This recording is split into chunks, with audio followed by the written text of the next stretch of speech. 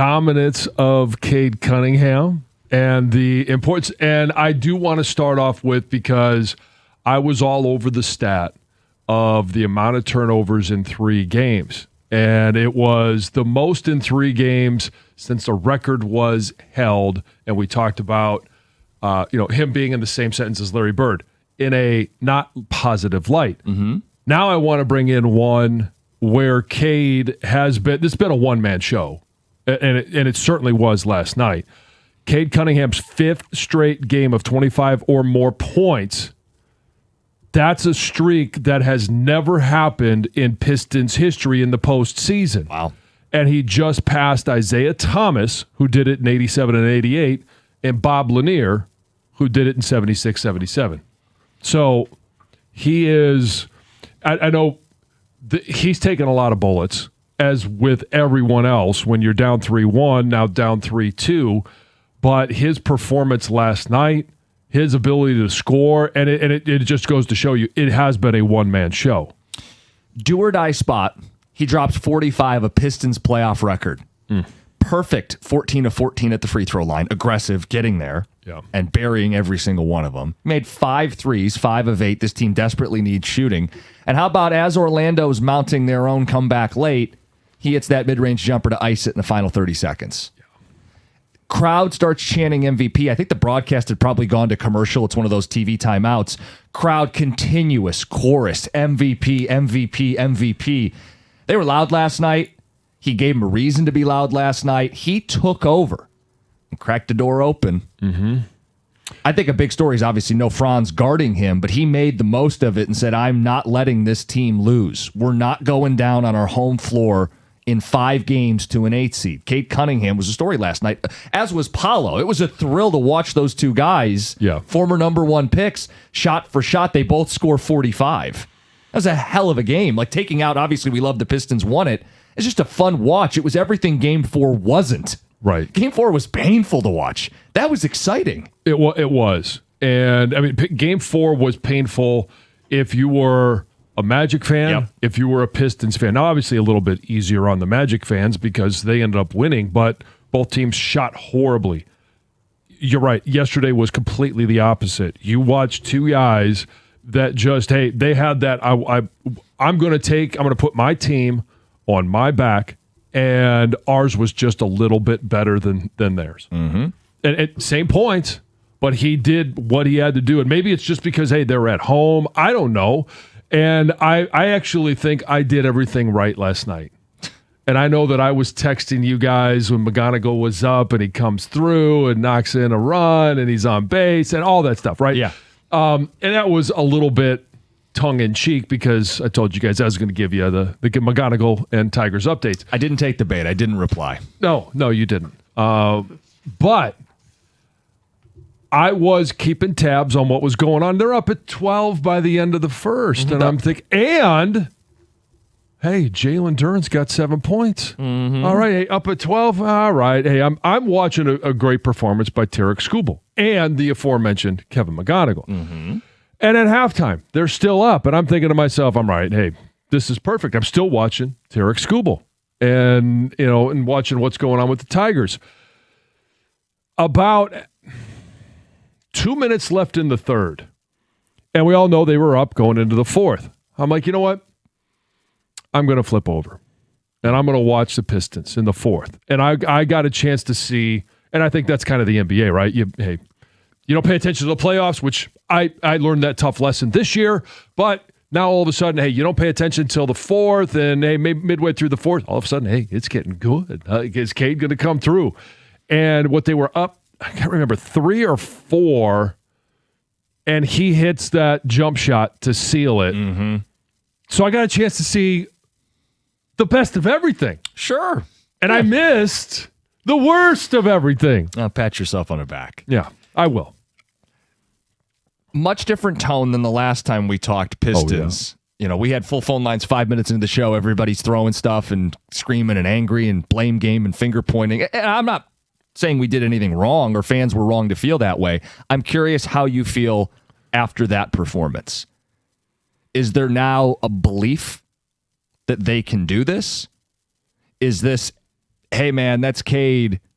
We're not getting that every game. We're not getting a Piston franchise record every game he plays. Are the Magic going to miss half their free throws? Still got to go to Orlando. I don't know if Vagner plays, but in theory, he still could. Are you bought all the way back in, or is that just, man, that's a hell of a game last night, and you still don't think they're winning the series? Which camp are you in? 248-539-9797. Driving into the game was hilarious because Rieger was on, and he was doing like schizophrenia. He's like, they're going to win. They're going to lose. He's like, I'm conflicted. I have dueling monologues. I'm not sure. I'm glad to know there's someone else on the show that has voices in their head on the channel. And he was battling his for sure. I'm not going to sit here and say that they win 3 straight because I still have it's etched, it's burned into my brain what happened in the first 4 games. Mm-hmm. And the reason I say that is like for Paolo Banchero to put together a 45-point performance. Okay, that's a one-off, but they don't need that recipe to win. And I'll have to admit too that I was wrong. Like if he scores more, I think he would have had 37 in the first game. Mm-hmm. I think 39 he finished with. Right, and I'm like, if this is the way it goes, there's they can't win like that. That may be the only way they can win. And if that's the only way that the Pistons can win is if he puts together a 45-point performance, and you look at your assists and you say, okay, well, the assists, the turnovers, hey, the turnovers were down, right? It was 6 turnovers versus, 9, and it's been 8. 6 is still a lot. It is, but 5 assists, you're like, oh, wow, it's still, that ratio is not where it's going to be, but he's scoring. Yeah. Well, the answer is, look, if people can't shoot, the assist opportunities just weren't there. Yeah, you're not going to end up with 9 or 10 assists. You're just not. He's got it in him to score 40+. Yeah. But the fact that they have to have him do this 2 more times. Whew, yeah, I mean, the door's open, but that's as far as I'm willing to go this morning. The door's open, but I can't tell you I'm counting on him dropping 100 points in the next 2 games, flirting with 50 each of the next 2 games. That was the most a Piston had ever scored in the playoffs. The idea that I'm just going to copy, paste. Right, and again, if that's the formula that they have to win, I don't know if it's repeatable 3 times in a row. Is it possible? Sure, they're going to play the game. Cade's going to go out there, and he's going to try to have that performance, but they don't need a 45-point performance from Banchero to win. Correct. They win Game 6. Different story. You're coming back home. 1 game, you got the best player.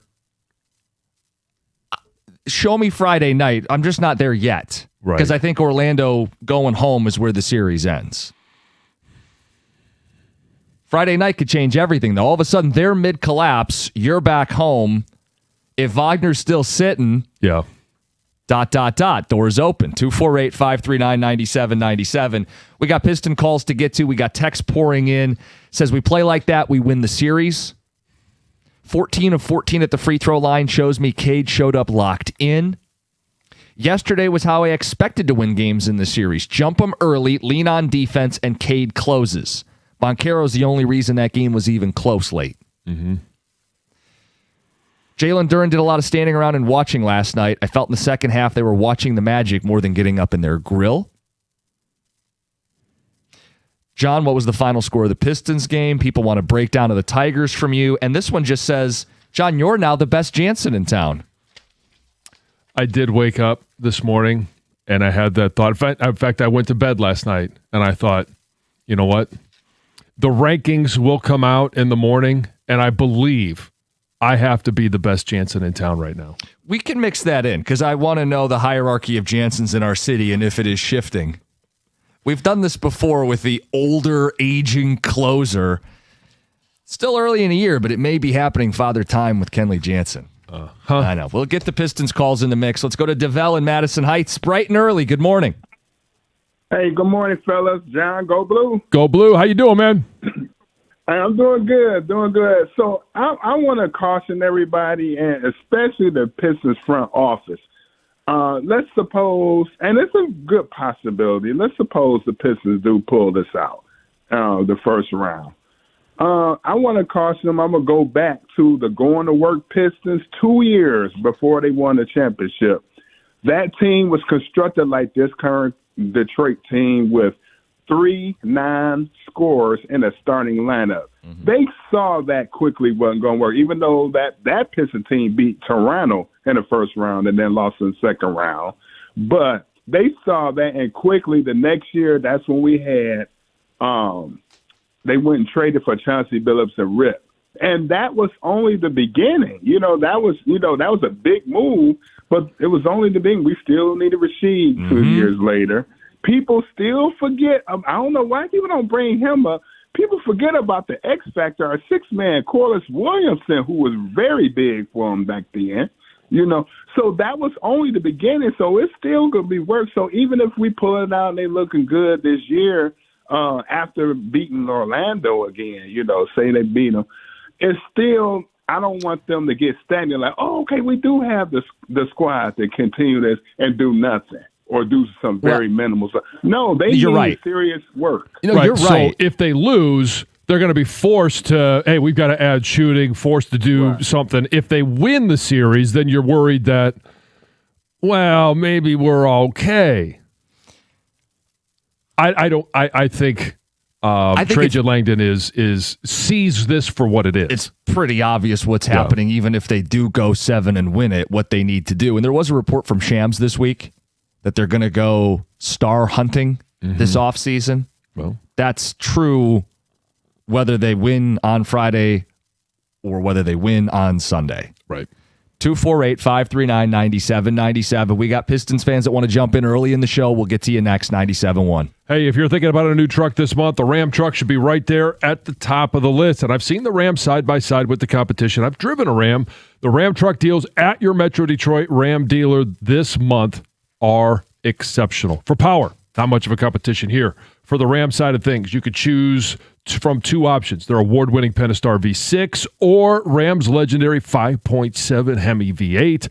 And for the competition, why would you trust any full-size pickup at any price with a 4-cylinder engine? And again, that is a question because in a statement, you can't say full-size pickup and 4-cylinder does anything. The full-size Ram 1500 is built right here in Sterling Heights. And for comfort and easy-to-use technology, nothing beats a Ram. Ram has a 5-link coil suspension. All it's going to take is one test drive, and you're going to feel how much smoother a Ram is. Right now, lease payments on a new Ram truck are phenomenal. So are there financing offers for well-qualified buyers. All you got to do is pull into your Ram dealer today. It's just that simple, and tell them I sent you.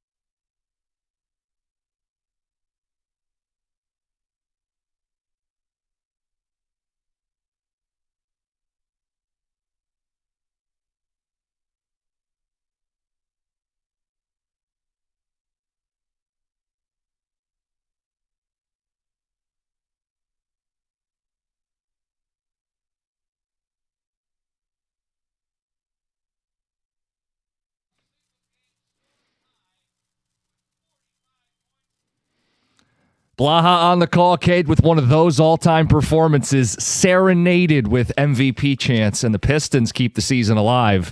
Let's go to the phones. Jeremy and Howell, good morning. Morning, guys. Thanks for taking my call. Of course. Listen every day. So I'll admit, like everybody else, I was on the ropes. It's the reason why we were all so disappointed is because we've been watching a team for the past 3 games that no one recognized. They weren't playing like themselves. We weren't seeing the defense, the hard work. Last night, I think, was exactly what we needed at the exact time we needed it. That performance from Cade was, incredible.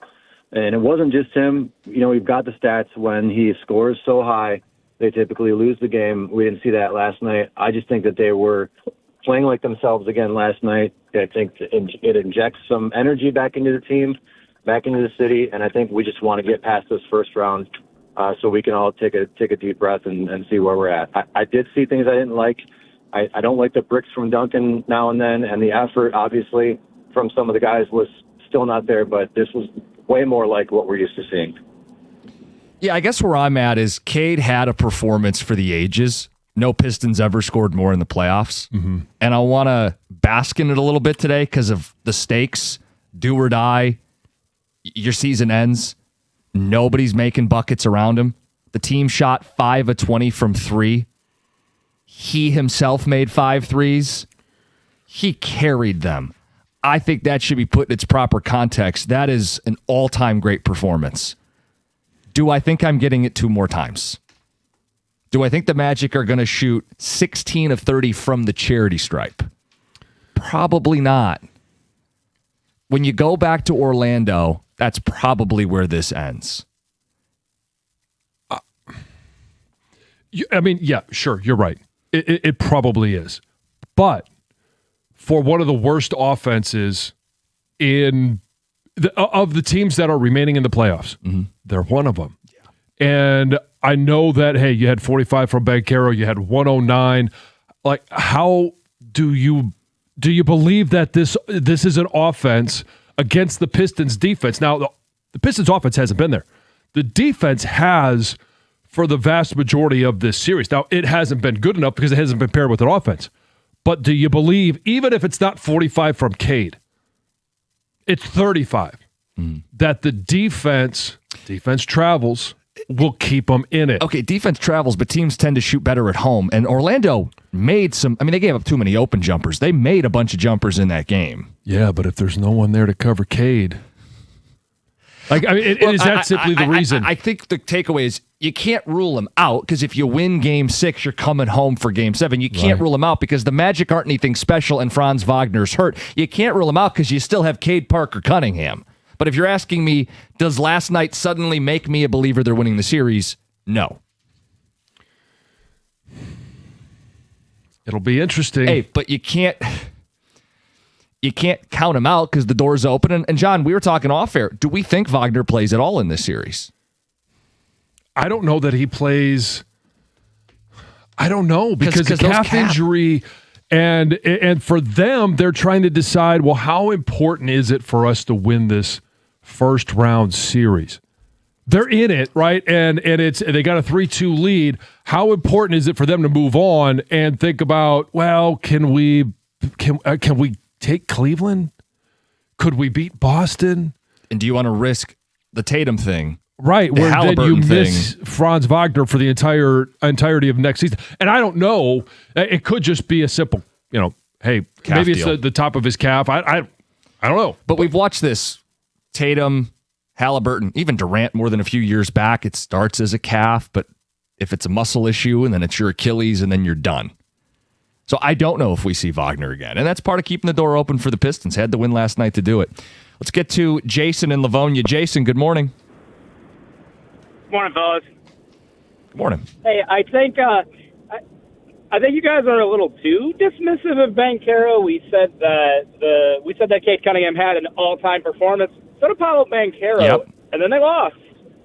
And if Vagner comes back, I think it's a different story because I think he is a great defender on Cade Cunningham. He doesn't play.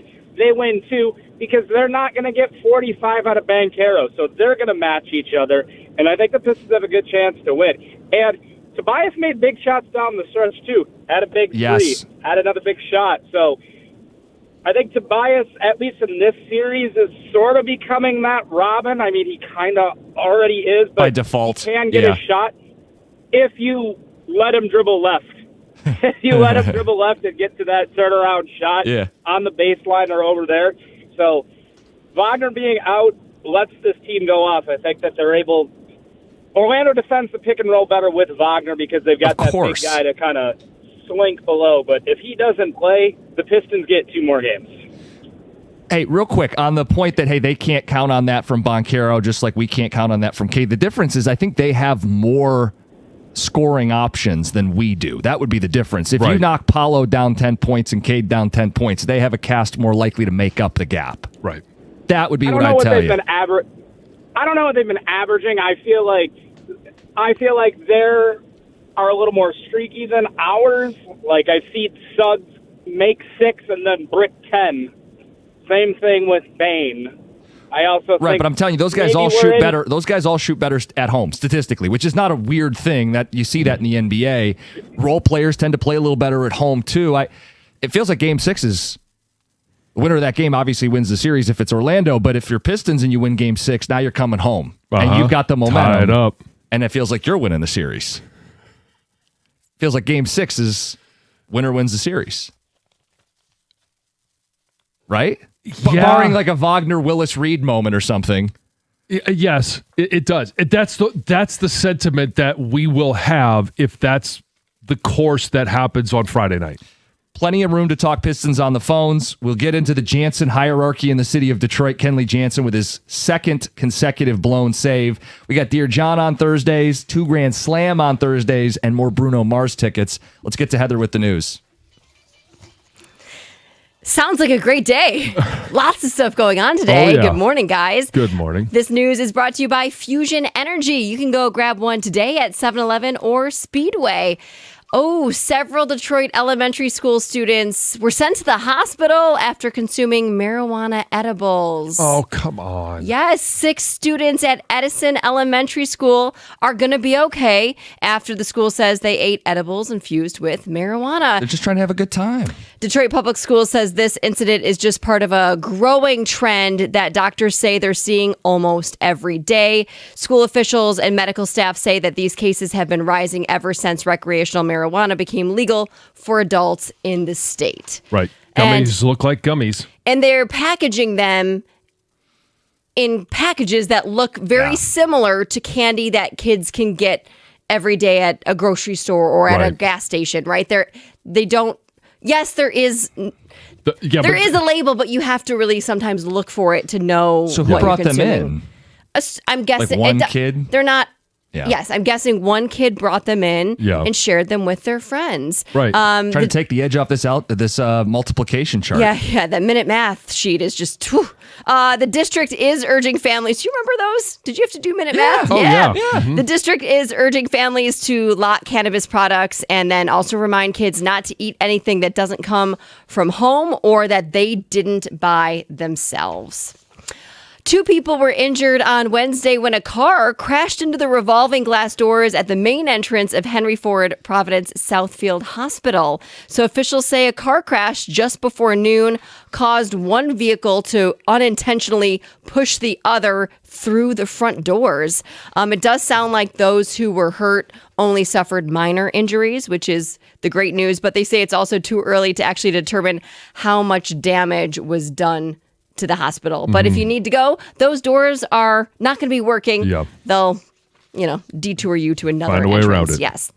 A Detroit woman who drunkenly crashed through a home last October, throwing that little 9-year-old girl who was asleep in her bed about 20 feet from her room, is headed to jail. So during the sentencing, the parents of the little girl spoke, as did the 20-year-old woman, Karis Wade, before she learned her fate. I didn't realize this part of the story. Obviously, we know she crashed in the house. The girl went flying from her room. Karis Wade, the woman responsible, returned to the scene and pretended she was a concerned neighbor because she wanted to see the condition of the little girl and then ran away. Wow. So the father spoke about that, or the mother saying, like, you came back not to see really how she was and Just apologize. see what kind of trouble you were going to be in. Yes, and then run away. So she was sentenced to 290 days in Macomb County Jail with credit for 65 days served and 3 years probation. She must also complete multiple aftercare programs and community service. Hey, a second new convention center hotel is in the works to open in 2029 in downtown Detroit. So it was just announced that the 600-room hotel is expected to begin construction next year, and it's going to be located at the corner of Congress Street, Fort Street, Cass Avenue, and Washington Boulevard. And developers say that this site will add much needed hotel space downtown. It will attract new conventions and it will strengthen the region's economy.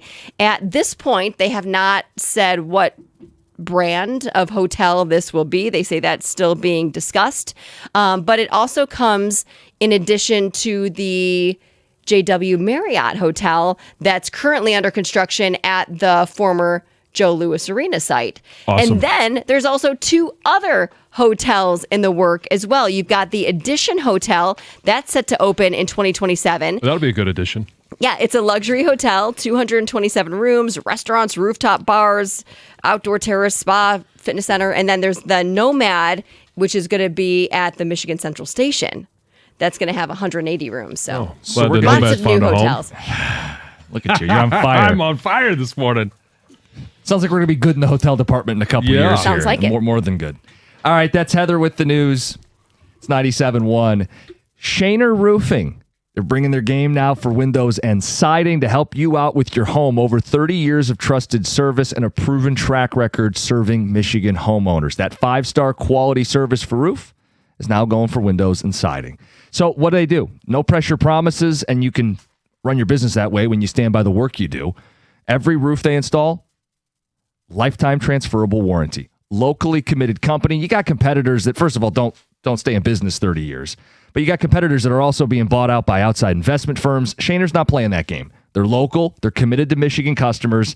And again, the track record speaks for itself. 4.9-star Google rating, thousands of satisfied homeowners, a reputation earned through decades of doing the job right. Local, family-owned business. If you're ready to get started, get your quote today, mymichiganroof.com. Couple quick clicks, mymichiganroof.com. That's Shaner Roofing.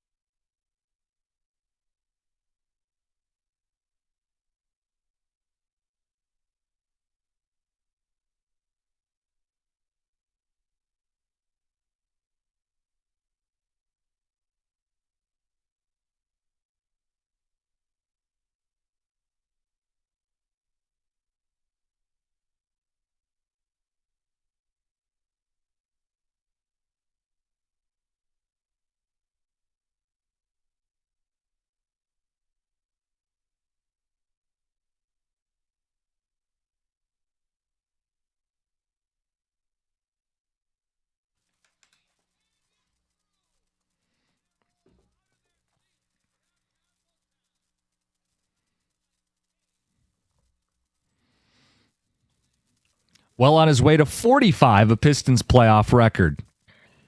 Assar with the assist. How about his stat line last night? Yeah. I mean, the rebounds jump out at you for sure. 15 boards, 6 assists. He had 5 steals, 2 blocks, a very Dennis Rodman-like performance. And by the way, multiple people in my life have made that comparison in the last week, that he's this generation's Dennis Rodman for the Pistons. Not really an offensive piece, but does everything else. Yeah, I mean, well, you don't always get double-digit rebounds from him. No. Like, I mean, you used to get, that was one thing you could count on from Rodman. Mm-hmm. But the comparison I see is the defense, obviously. Yes. We got open phone lines, got a couple calls to get to, and pages worth of text talking about this team as they keep the season alive last night. Staved off elimination. John, are they going to win this series because of an injury? So that's going to be the big question, is how important is Franz Wagner to the Orlando Magic? Well, he's the primary Cade defender, and you just saw what Cade did. And he was dropping damn near 20 a night. Right. And we know how important that is given how these teams have struggled at times in the series. So you also asked the question, like, okay, the top 4 players, top 5 players in this series. Certainly, we think Cade is number 1. Yes. What is it? Paulo Banchero, Franz Wagner, and Bain. And then is it Assar Thompson? It depends. I mean, you value defense, but you know. Right. So, I mean, the top 5 players, if 3 of them or even 4 of them are playing for the opponent, but then all of a sudden you take one away and it changes them offensively. I think more importantly, it changes them defensively. They're not able to put a cap on or bracket Cade. They're not able to turn or switch off with as many guys that can defend Cade. I am not going to say no that they win this series simply because of an injury, but how can you deny it? It's a huge factor. I can deny it because I don't think they win last night if Franz Wagner plays. And I'm not going to feel sorry for Orlando. I'm going to relish in the opportunity that's in front of the Pistons to keep their season alive. And they had to still go out and deliver last night, Cade specifically. Yeah, I don't know. I mean, I guess the competitor in me doesn't want to believe it, but my brain says you're probably right. Do you not enjoy the win as much because Franz? Oh, no. I enjoy every minute of the win, even though I only watched the fourth quarter. I still enjoy the time before that. Do you wish he was playing? Do I want to beat him at full strength? Sure. I don't think they would, though. In me. I don't think they would beat him at full strength. So never rooting for an injury. But yes, this is the gift. It absolutely is a gift. And if it leads to a Pistons series win, again, it goes to what does that do to the front office if you do get past the first round? Well, I don't think it does anything. Yeah, you have to have some faith that the people have a brain. That they would see what happened and go, our problems are still our problems. Right. And if it just delays their elimination one more round, it still means the offseason has to have some real changes. Right. I don't think this is the 24 Tigers going into the 25 season saying, we're just going to roll it back, see what happens. I do think that I give Trajan a little bit more credit than that.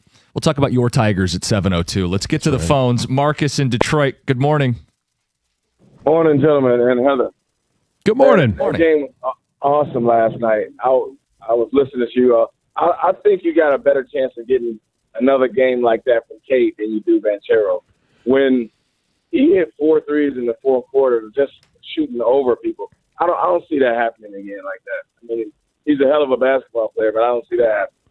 Is that only because Franz Wagner is out that you think it's more repeatable by Cade?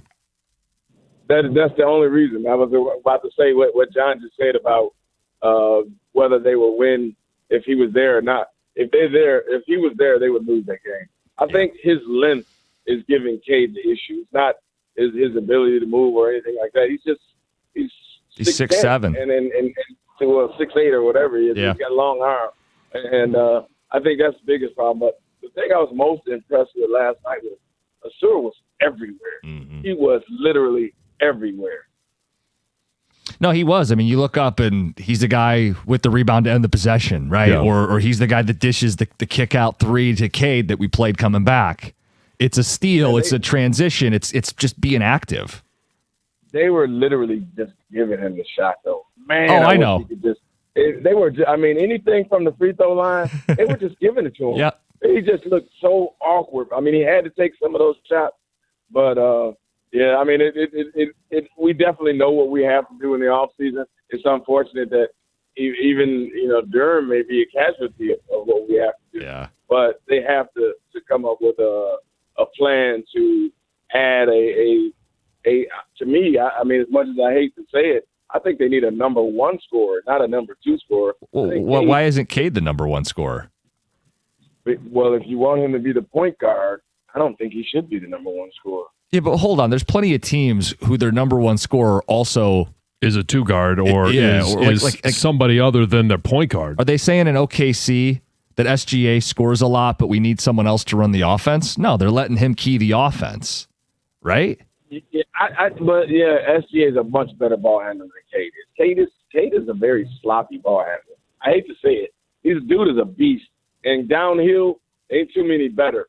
But as far as handling the ball, play in and play out, he needs help. Well, he really does need help. Marcus, you call it a bunch. I know you watch and you pay attention, and I'll give you the ball knower status. But I can't imagine making a phone call the day after Cade drops 45 saying they need a number one on offense. Right. I mean, they need somebody who can take the pressure off. I agree with that. I agree with that. I think that if you want him to have the ball in his hand as much as they do, then they shouldn't think or rely on him to score 25, 30 points a game. They need some. I mean, we have the same read. They need someone else. Everybody uses the Batman and Robin deal. I really think that there's guys available, but like I said, I think Duran's going to be the casualty of some of those guys, like possibly Austin Reeves or Kyrie Irving. And I think anybody who we go after like that wants Duran in return. And unfortunately, as much as I like Duran, he's shown me that I don't particularly mind. He's expendable. Taking that trade-off. Yeah, no, he's expendable. I love him. I love the dude. I mean, just watching him play this year and how hard he played, and now watching him play in this series, he looks like a shell of himself. I mean, he literally looks like a deer in headlights sometimes. We're still waiting for his first double-digit rebound game of the series. Yeah. He had 7 early, finished with 12 points. I know. I told you I was watching things and keeping tabs on things and watching Cade and everything he was doing. But at the end of the first quarter, right, Duran's got 7 points, and I'm thinking to myself, all right, here we go. This is going to be an opportunity for him to have that game where he finally gets the monkey off his back. And it's just underwhelming. A compliment to Cade would be helpful. Number one scorer, number two scorer. Let's just get another scorer, and we'll worry about who's number one and who's number two later. Right. Yeah. You can ride a hot hand, assuming that player is like close to his caliber, and figure it out from there. He made a point in a phone call, and I did look this up. He said Paolo's not going to make threes like that, and Paolo's not a good, outstanding 3-point shooter. Right. He only had one game all year where he made 5 threes prior to last night. And it wasn't even good enough. Sure. I think he felt hey, we don't have Franz. Let me close it out tonight. Yeah. I'm going to put it on my shoulders. I'm going to close it out tonight. And he damn near did. He said after the game, Cade and I have been doing this since AAU. This isn't new. Him and I going back and forth. I think he knew, hey, I got to rise to the moment because Cade's not going to go down without a fight. Right. The difference is back home, I don't think he's going to have to score 45. I think you get more from more of the role players shooting at home. He does have a Desmond Bane, which Cade doesn't have. Right. They have a Suggs, which Cade doesn't have. Well, I don't want to be the wet blanket. I loved last night, but tell me they're going to go into Orlando and win. I'm not there. No, I mean, the odds aren't in their favor, but can they do it? Sure. Yeah. 248-539-9797. Phone calls, text 702. We'll update the top Jansens in the city after what happened with the Tigers. Yes. Came in chest puffed out this morning. Look at you. It's 97.1. Hey, Detroit, it's finally time for baseball and getting back outside, and I've got your drink for the season. Surfside iced tea and vodka made with real brewed tea with summer in mind, and they're a proud partner of the Detroit Tigers. Surfside is only 100 calories, 2 grams of sugar with 0 bubbles. Their iced tea and lemonade variety packs are so good, and with no carbonation, they're super easy to drink. Just look for Surfside Sunset Stripes. Surfside iced tea and vodka. It's not a seltzer. It's a Surfside. Must be 21. Please drink responsibly.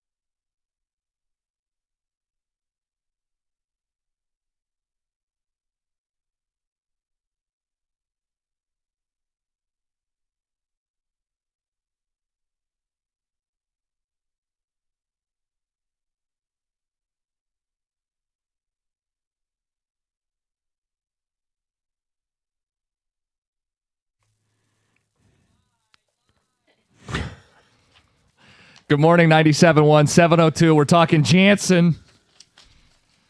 A new hierarchy in town. Would that be your home run call? Bye-bye, baseball? Yeah, I guess so. That's in my repertoire. Uh-huh. Yeah, let's hear that again. Baseball.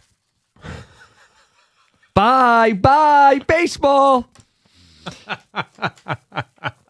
Okay, let's get some phone calls and feedback on the Pistons. Season is still alive right now. That performance last night's an all-timer from Cade. Does it give you belief that they can pull this off? Let's get to Casey in Detroit. Hey, how we doing, guys? I'm doing all right, Casey. How are you this morning? Fantastic. I appreciate you guys getting me through my hour commute every day to Detroit, so thank you for what you do. Hey, I just wanted to say, Cade, man, the guy's got all the talent in the world. Last night shows that he does. He just doesn't have that dog in him, though. That guy that'll going to step up in those clutch moments, game after game after game, and the series kind of proves it. Last year, the playoffs kind of showed us that. He's just I know we've talked about his cadence, and he's just that smooth operator, but, man, we need somebody like a Rasheed Wallace to help him fire up when we need him to fire up. And that's kind of my comment for the day. Wait. So you think coming off a 45-point performance in a game that was a gotta-have-it elimination game, your takeaway is he doesn't have that dog in him? He doesn't, but last night proves he can do it. He just inconsistently doesn't do it. Last year against the Knicks, I was at the game that we lost there at the end, and I'm just like, I've never seen a guy that's more frustrating because he's got all the ability and talent in the world, but Casey, doesn't have second gear all the time. He's 24 years old and just set a Pistons playoff record. He was an assassin last night. He's had more consecutive 25-point games plus than anyone else in Pistons history in the postseason. Like, do I think he's got to clean up his handle? Are there areas of his game, be a more reliable jump shooter? Yes. But even the leap from last postseason to this postseason is noticeable. Yeah. And when you talk about do or die at home, no one on your team can buy a bucket. You go to the rack, you go 14 of 14 at the free throw line. You make 5 threes, the rest of the team only made 5 threes. Yeah, I mean, are we disappointed he didn't go for 45 in all of the previous 4 games? Yeah, you can say, hey, I don't know if he can go for that game 6, game 7, if they advance. I don't think he can do that on a night. Fine. But the fact that he's capable of doing what he did last night tells me that's an alpha dog. That's a number 1. Yeah. People got to separate cadence with performance. Right. Because when they lose, he's lackadaisical. And when they win, he's smooth operator. Guys, the way he plays is good enough. Right. As long as you have, it's good enough. You just need somebody else so that he doesn't have to go for 45 to win. Exactly. And the Rasheed point, real quick. Rasheed was never a number 1. No. He was never a number 2. Here. Right. You had Rip and Chauncey, and there were days where Rasheed could be your number 2. Sure. He had some, 20-point playoff performances, but Cade just 45 points. Yeah. Didn't he put up 40 in the Garden last year in the playoffs in one of those games? I think he did. If not, it might have been a regular season game. People who... Has he done it consistently enough yet? No, he's played 11 playoff games. Right. Let him build a resume and identity. It's becoming so clear he needs a Robin. So Cade has now 33 was his high last year in the playoffs in the Garden. He has 3 games of 30-plus points, including last night's 45. I mean, 39 and 45 in 2 games in this series. Right. The takeaway can't be, the call can't be, we need a number 1 because Cade's more of a number 2. I'm like, what planet are we on? He is Batman, right? Yes. I agree. And I think it's just becoming so evident that he needs a sidekick in this series. His alleged sidekick has disappeared. Right. He needs a running mate, a legit running mate. Right. And that'll help the turnovers, I think. Agree. Where he needs to, I think, improve his 3-point percentage, probably at least 3 to 4%. That gets him above 35, gets him into 37 territory, which I think would make a huge difference. I know that sounds like a microscopic number, but I believe that's the final piece to his game. There's a robin that's been sitting on my mailbox every morning. Maybe I can grab that. There you go, Greg. Spring is here. Official bird. This series, Cade is shooting 35% from three. Noticeably up from last year. And again, doing it with no spacing. Mm-hmm. He has to operate with little. The problem going forward is that in this series, he was perfect at the line. Yeah. He puts up 45. He shot 62% from three. He's got to be near perfect. That's not going to happen again, probably. Well, and that's why, again, I want to make sure we highlight last night and how electric it was as he duels a former number one pick on the other side. They go shot for shot, 45 apiece. How electric it was to watch that and how big a performance it was from him, while also acknowledging, yeah, the door's open, but that's not a repeatable performance. I mean, he broke a franchise record. I'm not going to ask him to do that every game they play. Yeah, I mean, are you asking him to break his own record on Friday night just to simply win and force a Game 7? Yeah. I don't know how we get that call after he threw the team on his back and they won. There's a slight disconnect with this city and him as a superstar. And I don't know if it's how he handles himself or what it is. There's a Grant Hill element to it. Maybe shades of. I don't feel like, and again, I was much, a child at the time, but I don't feel like it's the same as Grant Hill. Well, back in the day, Grant whole Hill's thing, like the suburbs. People wanted Grant Hill to be Allen Iverson. That was the way it was back. Well, he's not your typical me guy. No. And I think that is where you get the comparison to a Grant Hill. He's never going to go into the media and talk about, look at my performance. Look, I'm the greatest Piston of all time. He's never going to say anything like that. It's style of play, obviously, the slower, methodical, in control. It's also his temperament in front of the microphone. He's not a loud person. It's more subdued, subtle.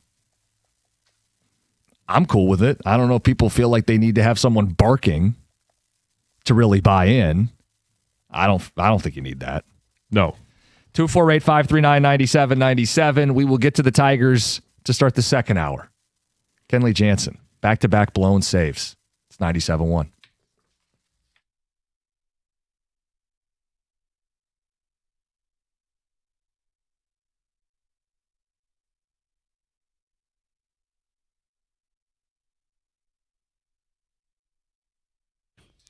Brought to you by Rapid Roofing. The Pistons are not dead yet after a 116-109 victory against the Magic last night to force a Game 6 tomorrow in Orlando.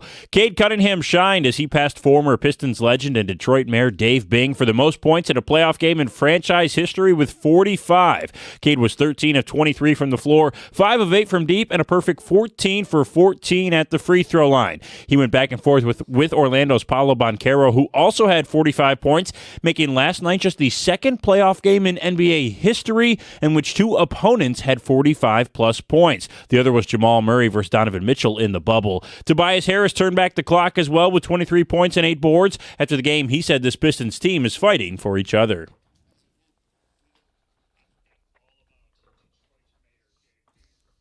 Do you remember what he said about Cade early in his career? You do.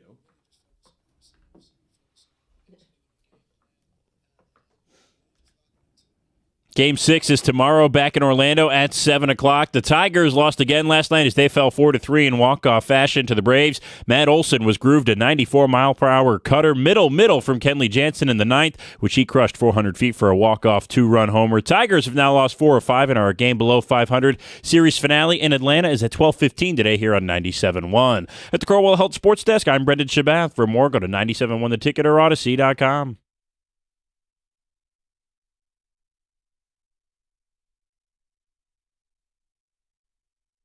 I do find a little irony in Cade passing Dave Bing for the most points in a Piston playoff game ever. 45 for Cade last night. Bing had 44 back in 1968. The irony, some may remember this, early in Cade's tenure with the Pistons, Dave Bing was quoted as saying, Cade doesn't have that dog in him. Essentially, he said, I don't think he's a guy you build your team around. We still have to get that guy. We don't have it yet, in my opinion.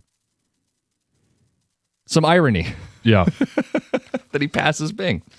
All right, last night's Tigers game. I know, John, that was your focal point. Sure. And I will say this now that I will be watching the Pistons on Friday night versus the Tigers. It'll be a flip back and forth, but I will be watching the Pistons. Personal growth.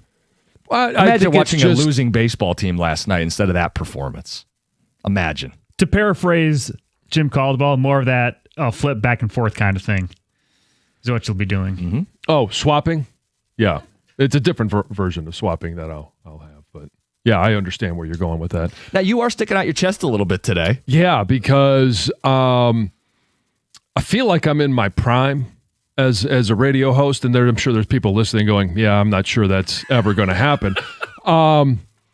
But as I wake up this morning, and as I went to bed and laid my head on the pillow last night, I was very confident that between the two Jansens, that one of them was on the airwaves last night in performance and one is on the airwaves this morning, I kind of feel like I got the edge now. You're the best Jansen in the city of Detroit? Okay. Yes, currently, yes. And the rankings did come out this morning, and Kenley Jansen's, no pun intended, took a hit last night. 2 straight blown saves. He's given up a base runner in 6 straight outings. He's blown 3 saves in 9 appearances this season. He only blew 1 save all of last year. I'm not going to lose my mind over a couple of blown saves. It's just disappointing when you're going up against one of the best teams in baseball and you're following with a performance that Tarek Skubal put together.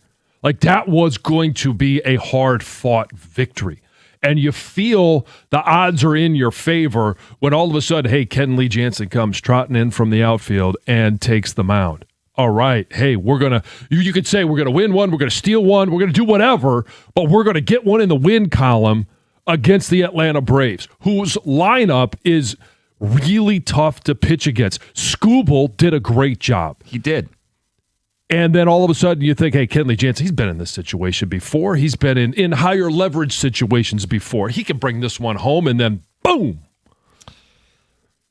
Let's go see what the Tigers or what the Pistons are doing. Yeah, pretty much. I don't want to fly off the handle.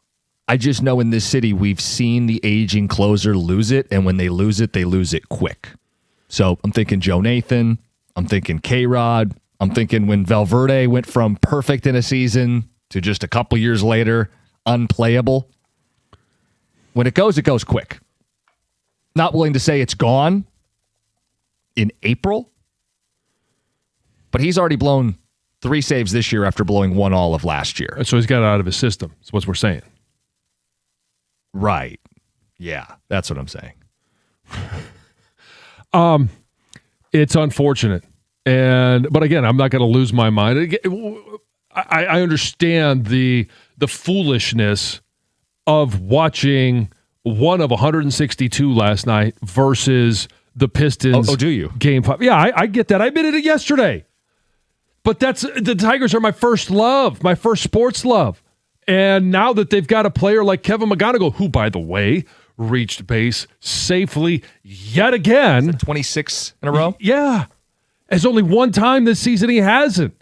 It's unbelievable. There's only 2 position players that are a 2-WAR player at this point in the season, and our rookie is one of them. You can't tell me that you can't be excited about watching that every single night. I'm enjoying watching McGonigal. It's just taking a backseat to a game with the season on the line for another one of our teams. Who's a bigger star? Oh, you want to do that deal?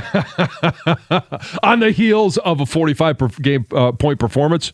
It's still Cade. But the fact we did that draft a couple weeks ago of like your Detroit stars, if we did it again, McGonigal's in the top 2. 248-539-9797. No, I'm not scolding you. You do whatever you want. But when those are the 2 options last night, I kind of felt like you got what you deserved. All right, so let's just hypothetically ask this one. If there's a Game 7 on Sunday night going against Tigers Sunday Night Baseball, what are you doing? Say that again? If there's a Game 7 on Sunday night going against Tigers Sunday Night Baseball against the Rangers, what are you watching? I'm watching Game 7. I know. Thank you. And I think part of what last night was for you is that you kind of had given up on the Pistons. You were fed up with their performance, and then you got Skubal pitching too. Right. I don't think John gave up. I think fed up is the better way to put it. And you still watch some of the Pistons. So I mean, I was disgusted. with the Pistons. And I don't know, I mean, even the most staunch Pistons fan, and maybe the most staunch Pistons fan was right along with me, just completely disgusted with the fact that you're a 1 seed, you won 60 games, you're down 3-1. How is that possible? And maybe those individuals were watching the Pistons last night. I just simply wasn't. We also don't know, first of all, if there will be a Game 7 for the Pistons or when it will be on Sunday if they play one. It could be any time. Because the Tigers are Sunday Night Baseball, Tom brings up. We could have as many as 6 different Game 7s in the NBA this weekend. Yeah, 3 each day, potentially. Could be 3 on Saturday, 3 on Sunday. Unlikely, but they're all still alive right now. Yeah, I mean, and they could start round 2 if some of these things get decided. So the Spurs and Thunder are just kicking their feet up waiting. Yeah, best 2 teams in the league, pretty obvious, right? Yeah. So with this Jansen thing, how long do they wait before they consider giving it to Finnegan? Well, that's the beauty of it. They have 2 other guys who were big-time saves dudes. I'm not giving it to Vest. I don't know that I have a lot of confidence in Will Vest right now either. My point is they have options. Finnegan's got a .61 ERA. Giving up 1 earned run all season. So are we back to Finnegan and friends in the bullpen? Yeah. That is a great point, though. They have options. And right now, the best option may not be Kenley Jansen. It may be Finnegan. We get to June or July, and maybe it's Vest. He finds his swagger and he gets it back. And maybe by the end of the season, it is Kenley Jansen. Or, and it doesn't have to be at a 1 month period at a time, but they do have those options. Yeah, look, when they brought Kenley Jansen in, it was to pitch impactful moments in September and October. Unless it really falls apart. Well, you can't. You're right. Yeah. But you also can't. Oh, I don't suggest whittle away opportunities like you had last night against good baseball teams. Right. This team should have a winning record right now, and they don't. And it's not just Kenley Jansen, but these things can't keep adding up as you get into May, June, and July. Fortunately, they're in a terrible division. Where are they at in that division right now? I think they're second because they played 1 less game. They've got 1 less win than Cleveland. Yeah, they're 15-16, Cleveland 16-16. The American League only has 3 teams above 500. Wow. I mean, this thing is for the taking, barring, the Yankees are playing great baseball right now. By the way, is this something or nothing? Tigers are 5-14 on the road. I think it's nothing. Really? Yeah, I mean, what's the implication? This team can't travel? I think something's happening on the team plane. I think it's a nothing, too. I think the something is that they have had a super heavy National League schedule. The National League is clearly better than the American League. And there might be some balancing out here when they play the American League more. Who are the teams they've played on the road? That's a good point. So the Braves, obviously, right now. San Diego early in the season. Arizona. Well, they got swept by Minnesota. Cincinnati. Yeah, and Cincinnati, you're right. So, yeah, I see what you're saying. The Braves have the best record in baseball, by the way. Yeah. So you think it balances out when they get to go play at the White Sox? Yeah. When you get more of those series later into summer? At the Mets. Unbelievable. It's so bizarre. $1 billion doesn't get buy you much. No, not what it used to. Let's get to Terry in Rochester. Terry, good morning. Terry, good morning. How you doing? Hey. Good morning, guys. How you guys doing? Love the show. Thank you. So first of all, Casey is insane. Absolutely insane for that take. That is the main reason why I called in today. He triggered me. He got me calling in. However, Jansen, that comment of McGonigal being better than Cade, absolutely insane, or being more popular. In 5 years' time, I don't think anybody's going to be wearing a signature McGonigal shoe, I disagree, but I was asking the question. I didn't make a statement that McGonigal is better than Cade. My apologies. That's all right. The second thing I want to bring up, I really think, I don't know what happened between Duncan Robinson and Bain in that first quarter, but Duncan Robinson said something that really got under his skin. And Bain is usually that player for the Magic that kind of stirs the pot. Yep. I think that's something that they got to do going forward, just getting guys in there like a Ron Holland, getting in there and just messing with Bane a little bit, getting him off his game. Because if that's the case, it comes down to a battle between Paolo and Cade. And as they said last night, they've been doing this in AAU for a while. And who came out on top most times? Cade Cunningham. So you got to get Bane off his game. I think you got to give Jenkins maybe some less minutes. Bring in Sasser. I want to see Sasser out there. He has a great three-point percentage, and I think he can really shake things up and cause some spacing. Yeah, I haven't seen him. Crossed my mind going into Game 5. He didn't play, obviously, last night. Texters. No more 40-plus-year-old players for the Tigers, please. Steve in Bloomfield Hills. This is Todd Jones Part 2. Stress every time Jansen's on the mound. That's Mike on his way to work. Kenley Jansen is absolute trash. It's not just that he's blown saves. Even when he's gotten saves, guys are tagging the ball all over the field. The outs are only because they're hit at someone. He has to go down to the 6th or 7th inning role. That's Vinny at work. His command needs to get back up before he's in the closing spot. He should apologize to everyone on the team profusely. Okay. Going one by one in the locker room. Right, yes. I'm sorry. Yes, I'm sorry. I'm sorry. But it's 2 walk-offs in 5 games on this road trip. Yeah. Oh, they're going to happen, okay? So right. And it just sucks that they happen in back-to-back performances. And to the Texas point, he mentioned Todd Jones. We have a history of seeing the closer who's here 1 year too long. It's in the back of your mind. You can't declare it on April 30th, but it's in your mind as a Tigers fan. No. Come on, once JV gets healthy and then you get Melton and Job. Job up here in August, JV can move to the closer role. There you go. I mean, it postseason, it probably will be, if he's even on the postseason roster, a bullpen role. So back in those crazy Leland era closing days, it was so bad, I proposed that Porcello be the closer.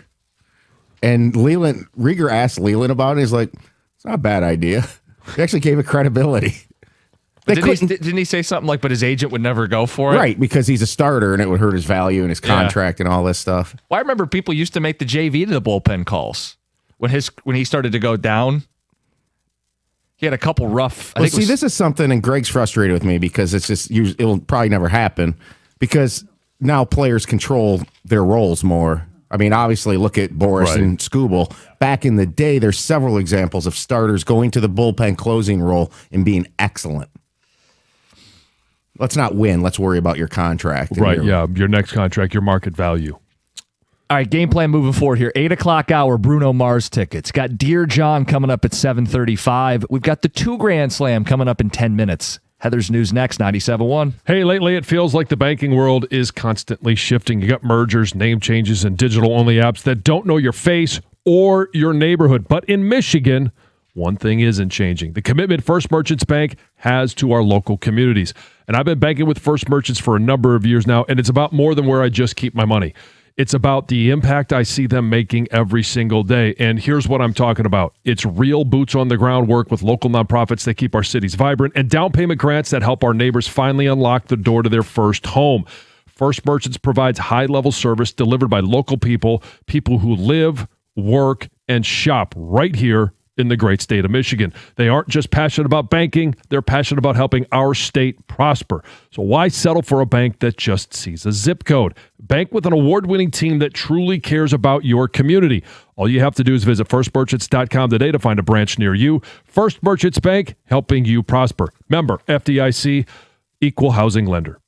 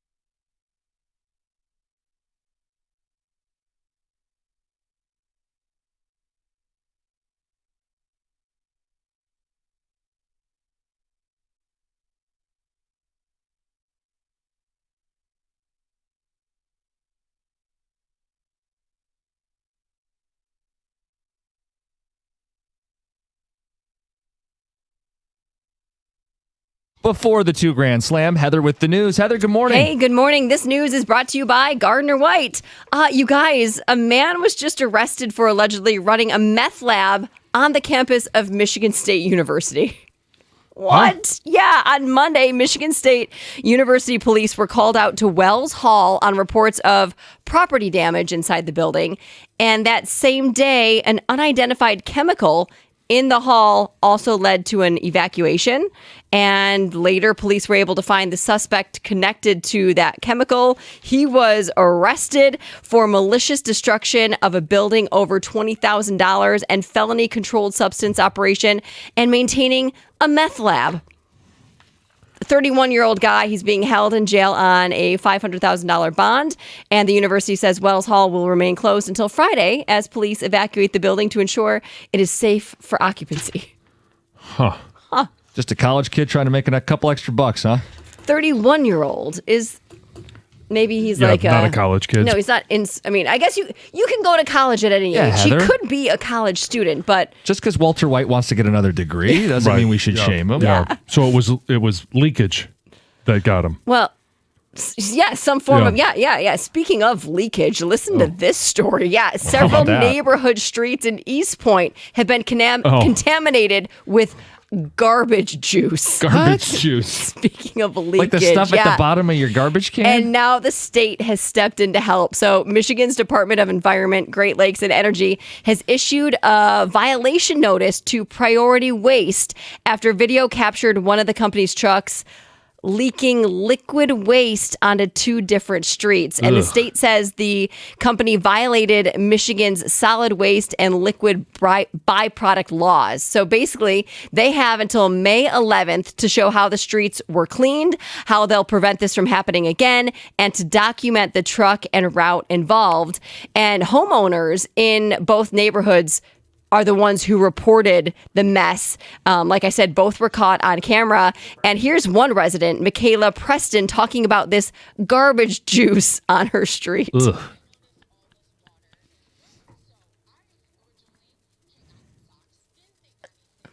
Ew. Oh.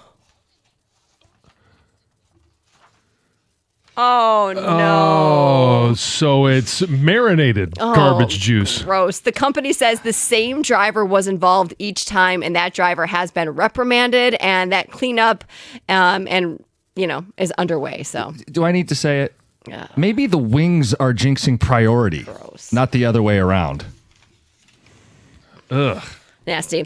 6 students at Edison Elementary School in Detroit were hospitalized this week after consuming marijuana edibles. So the school district says the kids are all okay, but that this is part of an ongoing issue that they've been seeing.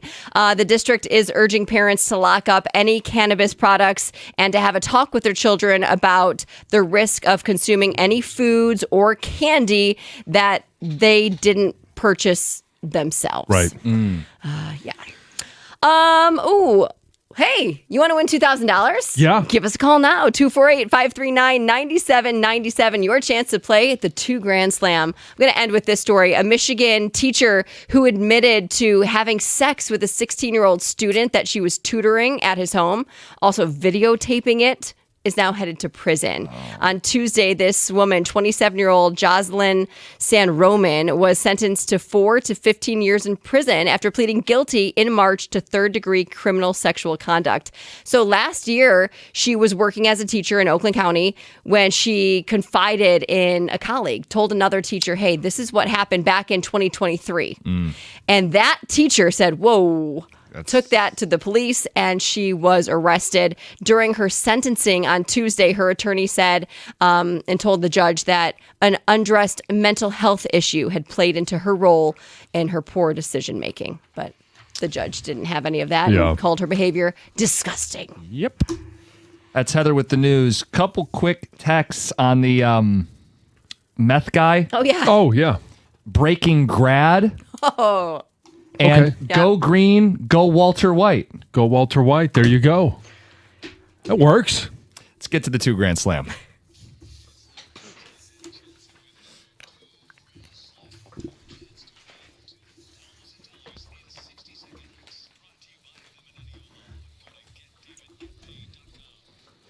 Well, let's give away some money. I wasn't here on Tuesday because of my travel issues.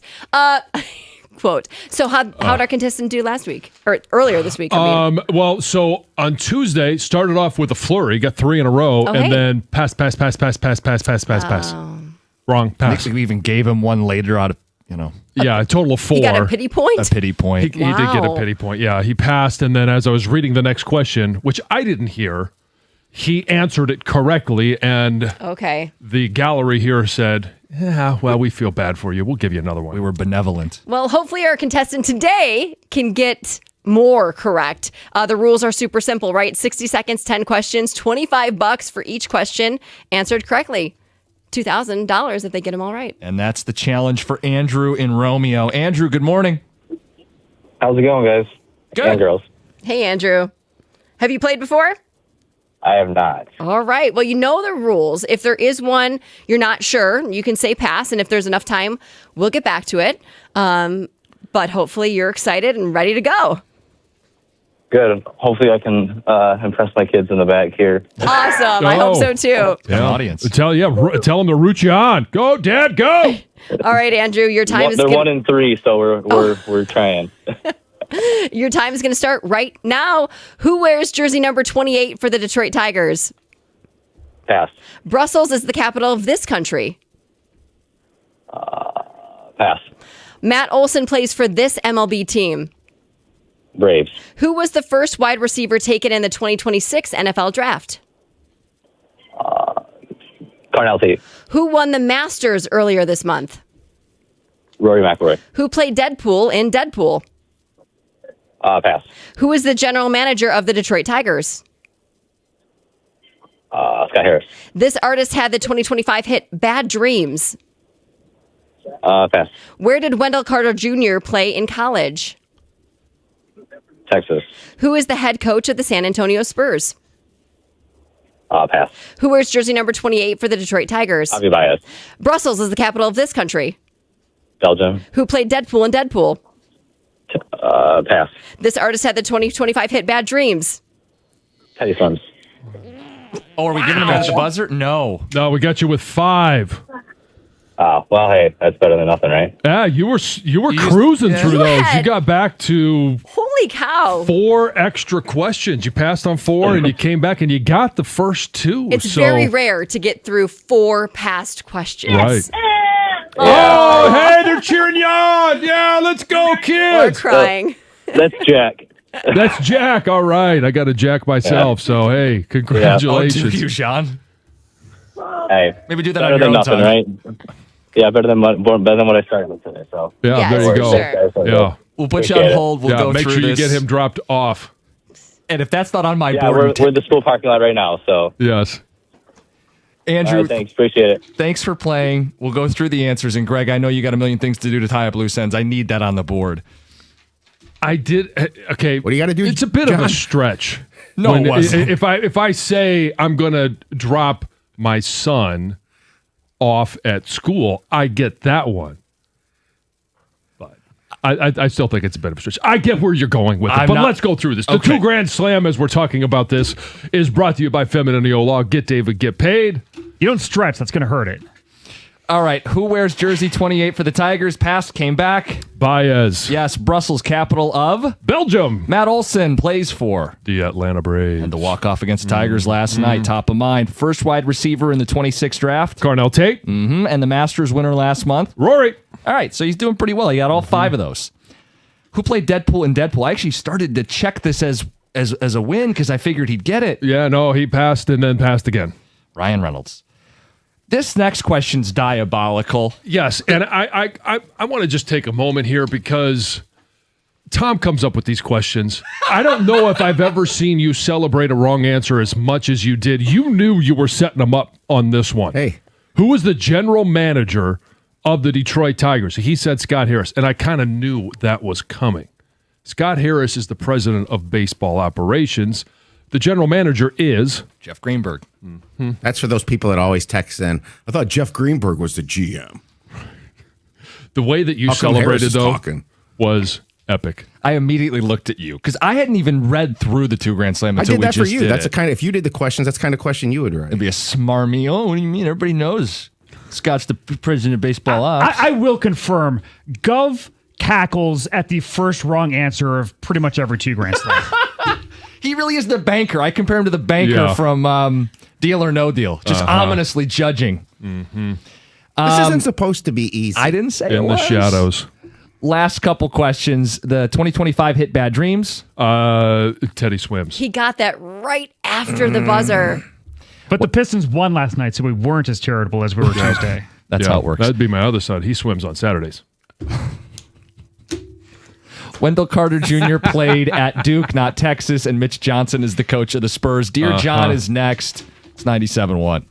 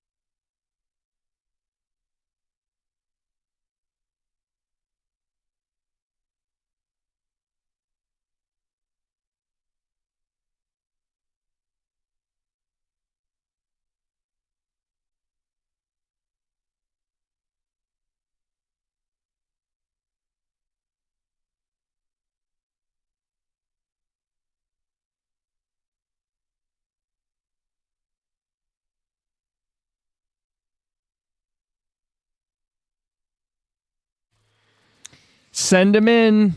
Dear John Jansen at gmail.com. Your questions, John's answers. Today, it's a question about long-distance dating. Okay. Kids TV and failed marriage. Oh, boy. Start with long distance. Dear John, I met a girl online and we both like each other a lot. We've had 2 dates and I'm meeting her family next week, which speaks volumes. Wait. Before we get too much further, you've met online and have never met in person? Well, it says 2 dates. I'm assuming they've met up in person 2 twice. dates and you're already meeting family? Wow. Yeah. The only challenge is we live over 2 hours apart, Metro Detroit and Northern Indiana. The potential relationship is new territory for me, and I want to make it work. My question is twofold. What advice do you have for long-distance relationships? And do I get creative or keep it simple if I ask her to be my girlfriend in the near future? P.S. She owns a Cheesehead hat, and even though she isn't a football fan, she knows I want to burn it. How do I get her to get rid of it? Well, let's tackle the long-distance relationship first. The 2 hours really isn't that big a deal. No. Okay, a lot of road time. I think the bigger question is, and this is for you just to think about, if this goes further and you want this eventually to be a relationship, maybe you propose to her, is she going to be willing to move 2 hours north, or are you going to have to move to Indiana? And nothing wrong with Indiana. It's certainly not Ohio. And so that's just something to think about as this relationship progresses. In terms of creativity, I depending on your job, can you work remotely at all? Are you able to work and maybe spend the weekend down there and have, like maybe a Friday and a Monday that you can work remotely? If you don't, maybe she can. Like that's become a better option. And I think in terms of creativity, maybe FaceTime is always there. Mm-hmm. Depends how creative you want to get. Oh, yeah? I would suggest not sending pictures. Okay, then. Didn't you reference that about 10 minutes ago? No, that was a solo performance. I apparently referenced. This is more a team activity. A team activity, yes. Heather? 2 hours to me is really not that big of a deal. I mean, especially if it's drivable. You're not obviously going to be with that person every single day. So I do think it's important to make sure you have plans for the weekend. If that's how you're going to see each other every weekend, you're going to drive down or she's going to drive up or you're going to meet somewhere in the middle. Make sure you have those plans so you have something to look forward to see them. Have meaningful conversations when you do have those conversations. I think make sure you are speaking on the phone or FaceTiming every single day. Yeah. Instead of just like little texts. I think that's important.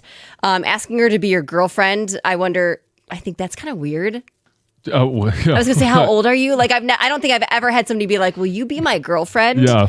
Check the box, yes or no, pass her a note. I think that just kind of happens organically, and you talk about maybe that we're not going to see other people. Yeah, that's the this conversation. Is moving forward. That's the conversation. So I wouldn't get creative about how you ask her to be your girlfriend, because I think that should just kind of happen organically with your conversations and there's got to be some give and take. It can't always be you traveling down there because that's going to wear you out. It has to be her being able to come up to where you live as well. And because Lisa and I did this at the beginning of our relationship. I was going to ask, have either of you done long distance? Yeah, she lived in, she wasn't drivable. She lived in Austin, Texas. And so it was a flight versus, that's why I say 2 hour drive. Like, hey, you can hop in the car anytime you want. Hey, I miss you. Okay, I'll see you in 2 hours. We would, because of the time change a little bit in her profession and mine, it was more texting in the morning, and we would, talk later in the day. I'd call her at lunch. I would call her after work at night, and you'd do something like that. And how often did you get to see her? Not every weekend, because that was just way too much travel. But like during football season, it became a little bit easier because we would meet wherever Michigan was playing. Oh, okay. Or she would come up for games. And maybe it was every other week or weekend. I wasn't able to travel at that time, but that's when she would come up. Then the offseason would happen. I would travel to her. Nice. All right, the next one, Kids TV. Dear John, I've got a 4-year-old at home and wanted to know, are there any kids shows that you can stand to have on in the background? I can only do so much Bluey and Paw Patrol.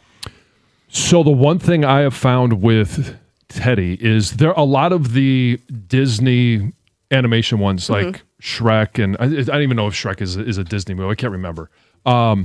But they have adult humor in them. Oh, sure. And the kids just don't get it. And so there are some of those that I watch, but you eventually need to transition to actual movies that you can watch, like Sandlot. That's a great one. I enjoy watching that one. It's a human movie, not an animated one. So is Teddy into the human movies yet? Oh yeah, Indiana Jones. He loves those. Oh really? Oh yeah, Last Crusade is one of his favorite ones. He'll watch Star Wars. Jurassic Park, where you have action and adventure, but you don't have the bad language. Because my kids, 4 and 2, aren't really into the human movies yet. Yeah. They still like the animated cartoons. We do more movie watching in our house than shows. Yeah. But when we do watch a show, I always kind of pick old school shows. Like I like the old school cartoons, like Scooby-Doo or like the really old Brooks Loves Trains and Cars. We watch the old Thomas and Friends, like with George Carlin as the narrator. Yeah. I like those old school ones. We do like Busy Town Mysteries, and the kids like them. And they're not this like flashy, bright colors that looks like computer generated. Annoying I like those sounds. better. Yeah. How about the Toy Story movies? I love the Toy Story movies. Yeah. Yes. That works for adults too. Yeah, Batman is a great one. If you're transitioning Spider-Man, We those are haven't gotten great. into those yet. Oh man. Well, I think it's So- because Emily chooses the movies. She's the older one. And she gets her choice. But here's the difference for me is having the older kids there as well, so they want to watch some of those movies. They're still some of their favorites from when they were kids, and now Teddy has gravitated to those, watching with them. Yep. Last one. Failed marriage. Dear John, for the past 6 to 8 months, my wife and I have been getting along about as well as 2 cats in a sack. We bicker about almost everything. We have an 18-month-old granddaughter, and our daughter is living with us. I've suggested we see a counselor or talk to our church pastor. She says, maybe you should talk to a counselor. There's no infidelity. We just don't get along anymore. I'm sorry. Maybe you should talk to a counselor, end quote. He adds, there's been no infidelity. We just don't get along anymore. Yes, my wife is smoking hot and the love of my life. Any advice is appreciated. Thank you. Well, I'm guessing this is a 20, 30, 40-year marriage because you have a kid and a grandkid.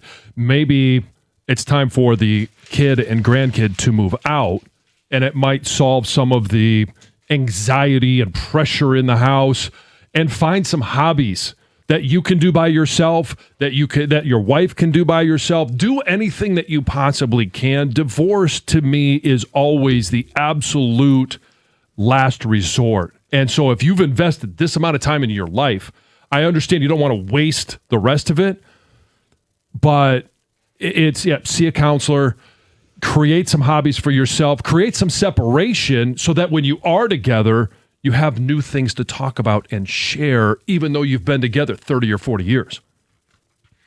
Maybe schedule a weekend getaway or a trip together. Try to reconnect. Yeah. Also, and Can you tie it into something that you guys used to do earlier in the relationship when you were at your best? Yeah. When the good times were happening. That's Dear John. Get a little freaky. Why not? Hey, if it saves the marriage, got to try it all. That is Dear John. With expert advice like that, send him in every Thursday. 97.1. Hey, if you're thinking about a new truck this month, a Ram truck should be at the top of your list. And they all come with beds. I've seen a Ram side by side with the competition. I've driven a Ram, and the Ram truck deals at your Metro Detroit Ram dealer this month are exceptional for power. There's really not much of a competition. You could choose from Ram's award-winning Pentastar V6 or Ram's legendary 5.7 Hemi V8 for the competition. And why would you trust any full-size pickup at any price with only a 4-cylinder engine? Try towing something or even just passing someone. Can't happen. The full-size Ram 1500 is built right here in Sterling Heights, Michigan. And for comfort and easy-to-use technology, nothing beats a Ram. Ram has a 5-link coil suspension, and all it's going to take is one test drive, and you're going to feel how much smoother a Ram is.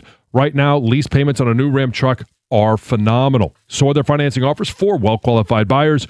Do me a favor. Pull into your Ram dealer today, any of them. Start one. And trust me, you're going to hear the difference.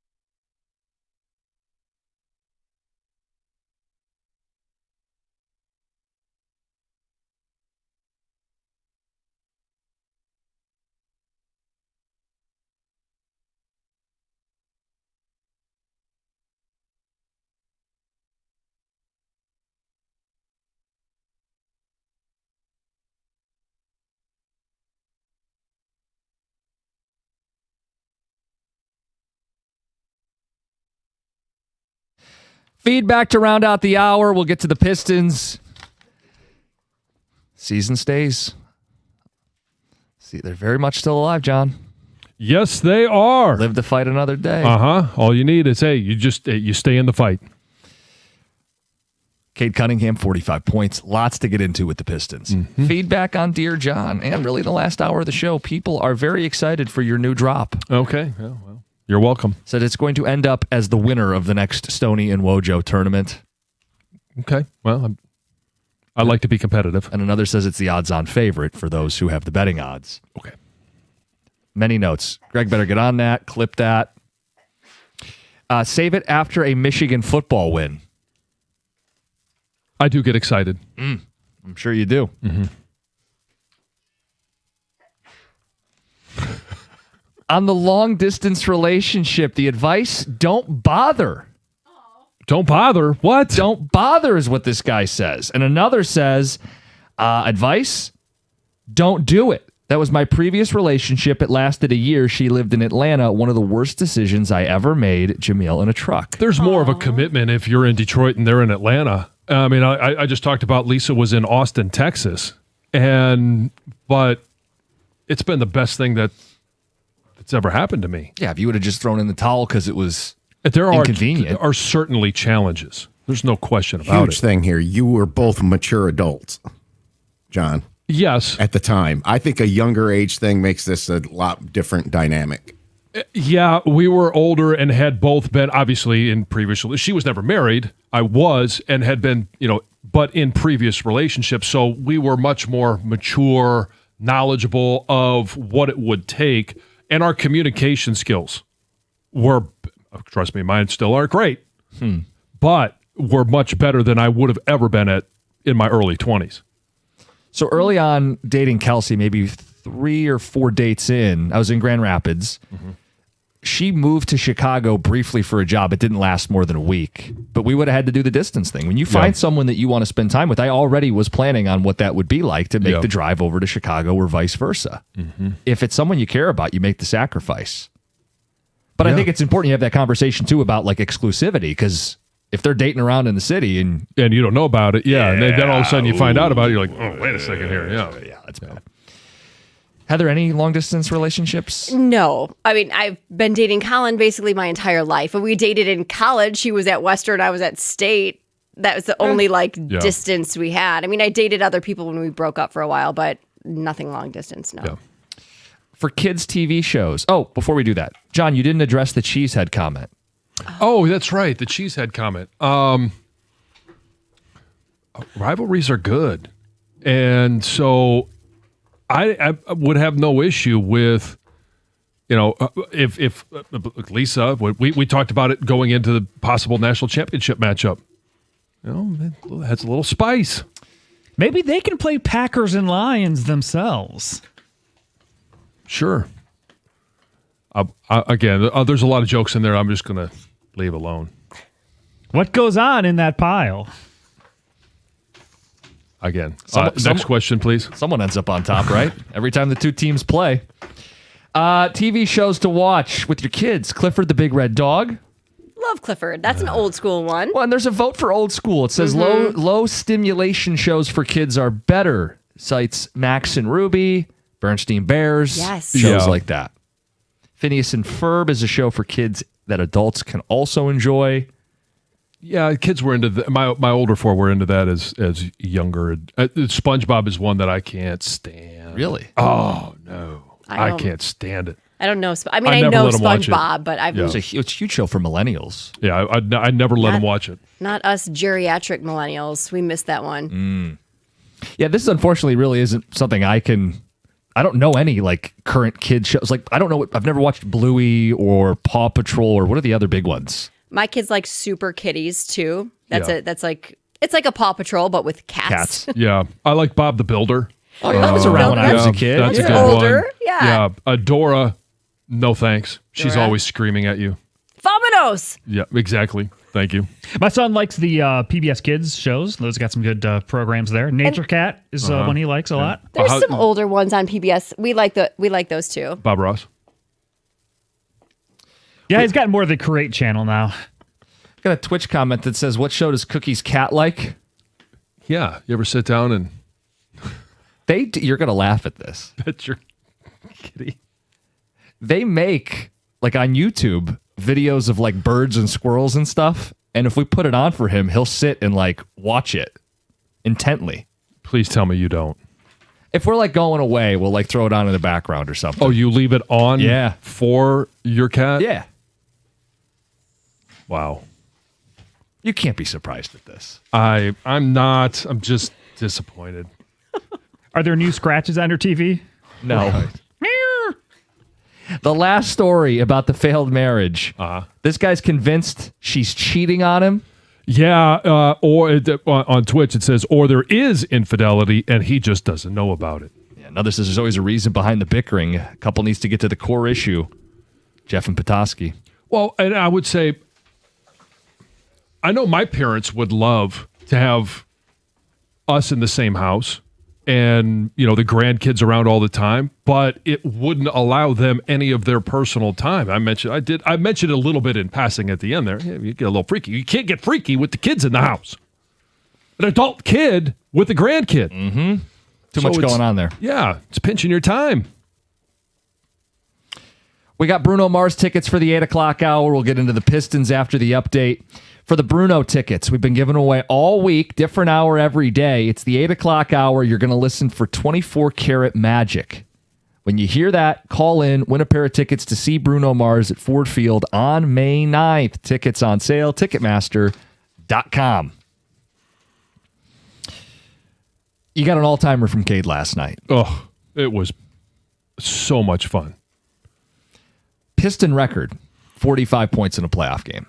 You know what made it so fun? Not just the fact that he, Pistons record, as you mentioned, and the fact that they won the game. It was in conjunction with a back and forth. It was a duel. Yeah, it was everything Game 4 wasn't. Game 4 was gross.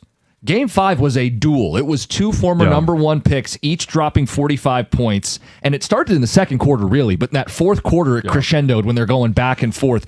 Paolo's making threes in a way that he doesn't even do at any point in the season. He rose to the moment, and Cade just rose a little higher. Hit that jumper with 31 seconds to go. Yeah. They go to a TV timeout. The crowd is MVP, a chorus.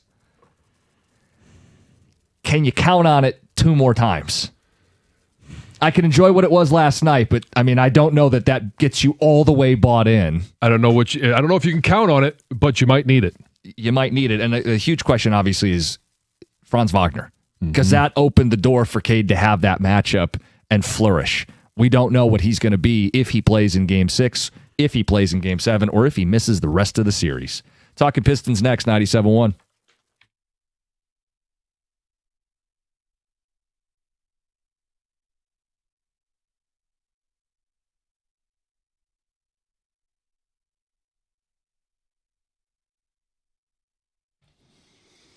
Brought to you by Michigan Lottery. Cade Cunningham did more than just break the franchise record for points in a playoff game with 45 last night. He became just the 6th player in NBA history with 45 points on 55% shooting from the floor, 60% from deep, and 100% at the free throw line in a playoff game. He joined the elite company of Devin Booker, Jamal Murray, Kobe Bryant, Steve Nash, and Vince Carter with his performance in the do-or-die game. After the game, Cade said that second word is not in their vocabulary.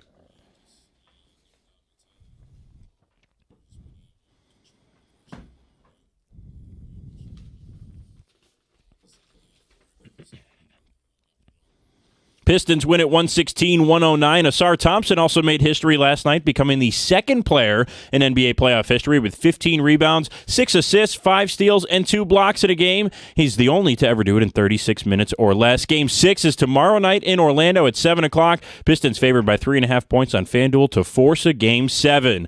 The Tigers lost their 4th game in the last 5 outings last night as the Braves hit a pair of 2-run homers, the last of which was a walk-off from Matt Olson. Framber Valdez will take the mound today for Detroit as the Tigers look to get back to 500 and end a streak of 12 wins in 14 games for the Braves. First pitch is at 12:15 here on 97.1. Pregame coverage starts at 11:50 this morning. At the Coralwell Health Sports Desk, I'm Brendan Shabath. For more, go to 97.1 The Ticket or Odyssey.com.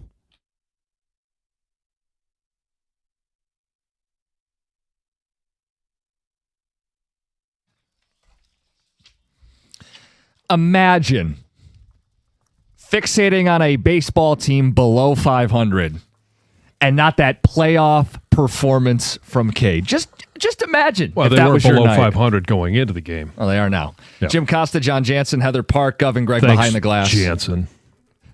Hey, chin up. You're now the best That's Jansen right. in town. Mm-hmm. Chest out, ready to rock and roll. We open the phone lines to talk Pistons. You bought back in? Are they going to do this?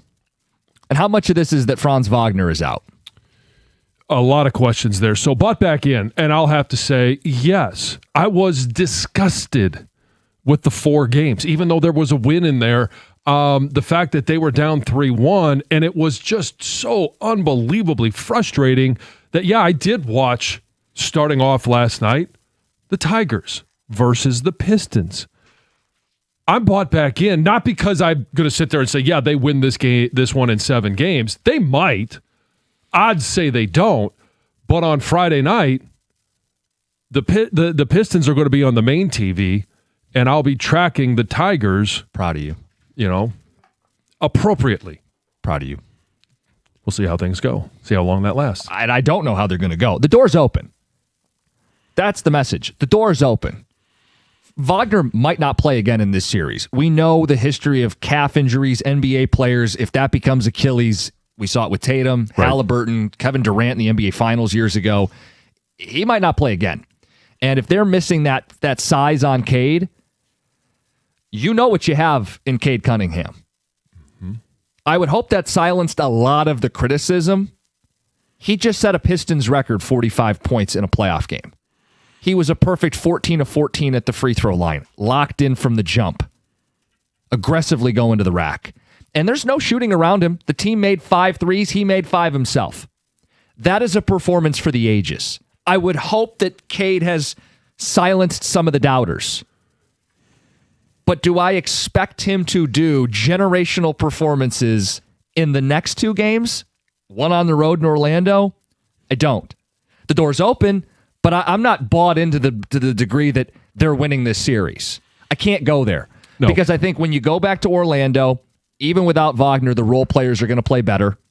They have more options, right? If Cade and Paolo fail to score 40, Orlando can pick it up with a Desmond Bane, who we don't have in Detroit, or a Jalen Suggs, who we don't have in Detroit. They have more options scoring the basketball to make up for the inevitable, hey, both those guys aren't flirting with 50. So Friday night's going to have to be one of those games where you don't know who it's going to be that steps up, and it could be somebody in the first half, somebody different in the second half, but someone else is going to have to be what we're missing from Jalen Duren, what we're not getting in totality from a Duncan Robinson. And Assar, you're getting all the intangibles, every single one of them, 15 boards, the defensive performance, the turnovers, all the steals, all those things. But you're not getting the scoring. I don't think you're getting 45 from Cade, and I don't think the Magic are going to shoot 50% at the free throw line. But I also don't know that Desmond Bane is going to shoot the way he did. Oh, I think it's entirely possible Desmond Bane shoots the way he did. If not better. Look at the way he shot in Orlando in this series. Yeah, but you're talking about, and you had the stat earlier, like, okay, he's only hit 5 threes in a game once before. No, that's Paolo. Who did I say? You said Bane. Oh, Bane, sorry. Banchero. That's what I meant. Yeah. My apologies. You're good. To roll it back 30 seconds. Banchero's not going to shoot the way that he shot last night. No, he probably won't, but they got others to take on that slack more than the Pistons do. I still need people to understand, the Magic were 16 of 30 at the free throw line. Right, that's uncharacteristic. There's no question. I mean, I think the Pistons defense gave them some open threes. I think they'll have some open threes. They'll bury some of those at home, and I don't think they're going to shoot 50% at the free throw line. And do you expect Cade to be 100% from the free throw line? It's more realistic if he gets 14 opportunities. It's 12 of 14. It's 13 or 11, whatever it is. That's more realistic. But I do like the fact that he forced 14 free throws. Him being aggressive and forcing the foul. He's not baiting. No. But he is finding a way to draw fouls to get to the line to where, hey, he can score without any time coming off the clock. I can both bask in the performance Cade had, but recognizing how special it is makes me realize That's not something you count on 2 more times to win this series. In terms of points scored, it's the most special the Pistons have ever seen. There's a little irony, too, in passing Dave Bing, who once upon a time said he's not a number one. Yeah. Let's get to Ken in Detroit. Ken, good morning. Good morning, guys. How are you this morning? We're doing all right. Much better today than we were yesterday. Yeah, I was very elated by the game last night, but we cannot expect Cade to have that kind of game day in and day out. You know, I'm really puzzled as to why JB is not playing his entire team like he did the whole season. We haven't seen Holland. We haven't seen Reed, and they were major contributors. There's the reason they were calling Holland Hustle Man, and that's exactly the kind of play that we need. And Cade was dead dog tired. I like the adjustment that he made and not having him bring the ball up the floor because they were really kicking his butt all up and down the floor to let somebody else bring the ball up. But when Cade was tired and we were up 10, and they took their big guard out. That was a prime time to set Cade down and give him some rest. He played damn near the whole game. Yeah, played 44 minutes, all but 4 minutes. He was out there. Yeah, that was a good time to spell him, get him some rest, because towards the end of the game he was dead dog tired, and that's when he started making bad decisions, bad passes, bad shots. Because he was tired. He couldn't drive anymore. Ken, I don't know about that. He forced the 5th foul on both, was it Bain and Suggs late in that 4th quarter, still pushing the issue. He made the big shot with 31 seconds to go. I agree with the decision that, hey, you're just going to...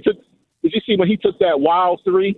Yeah, but look, what I'm saying, though, is your season's on the line. I'm going to let my star play 44 minutes, and if he's dog tired and dead tired, well, season's over if he doesn't make those shots. I understand that, but when you're up 10, that was a good time to rest him. Mm-hmm. I'm not saying leave him out for 10 minutes or anything like that, but he needs to get some rest. Give him an opportunity to refresh himself and get out there and continue doing what he was doing, especially when they took their big dog out the game. Yeah. All right, I got what you're saying, Ken.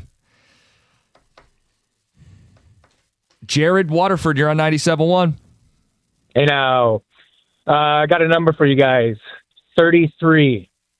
Okay. 33 turnovers by Cade this series so far. That is not clutch MVP play. That cannot continue to happen if they are going to progress throughout these playoffs. Yeah, so the answer last night was, I'm just not going to pass it all. I'm just going to score myself. Well, he still had 6 turnovers. Yeah. That doesn't happen from all-time clutch players in the playoffs. Yeah, the turnovers have increased more in the postseason than they were in the regular season. But it's also because he's trying to force things to guys that can't make anything happen. That's why the assists are down, the turnovers are up. I'm a little confused by a Cade criticism call today. Yeah. And it's not the only one we've had. Was it Casey earlier in the show? Yeah, Greg's going to who said he's not a number one? Yeah, we'll play it again for people. I'm just perplexed. I'm not telling you he's perfect. I'm not telling you there aren't areas that he needs to be better. But a Cade criticism call after he had the greatest scoring performance in the history of the Pistons playoffs is a bit of an oddly placed phone call. But it's not the first. This was the first we had today.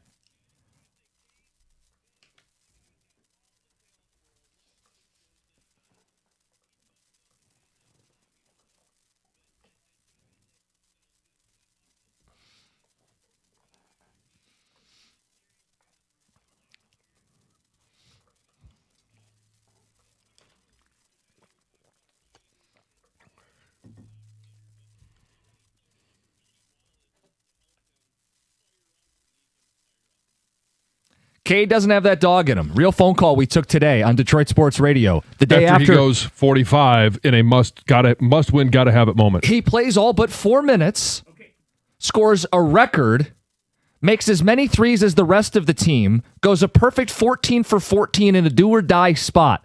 The guy had a collapsed lung like a month ago, and he doesn't have that dog in him. He did all that. They had no margin for error. Yeah, he's going possession for possession with the other team's best player in a do-or-die spot, and a real phone call is he doesn't have that dog in him.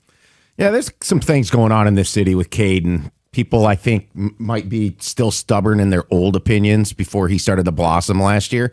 I also think this city has a serious problem sometimes of ripping some of its best players and kind of dogging them way too much. I'll use Riley Green as an example, and he's not nowhere near the player that Cade is in sport.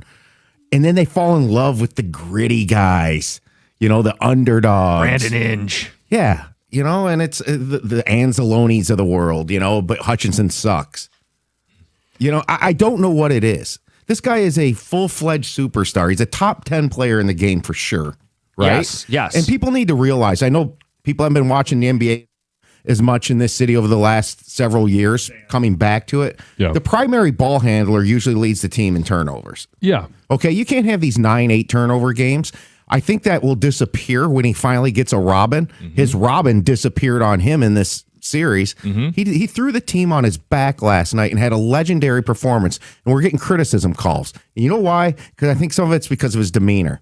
He's kind of a relaxed guy, laid back, has a steady barometer all the time on the court, rarely gets frustrated, isn't outspoken, doesn't call out a Duren, maybe something like that. We need our guys that were here in the regular season to step up. If he said something like that, people would rally to him.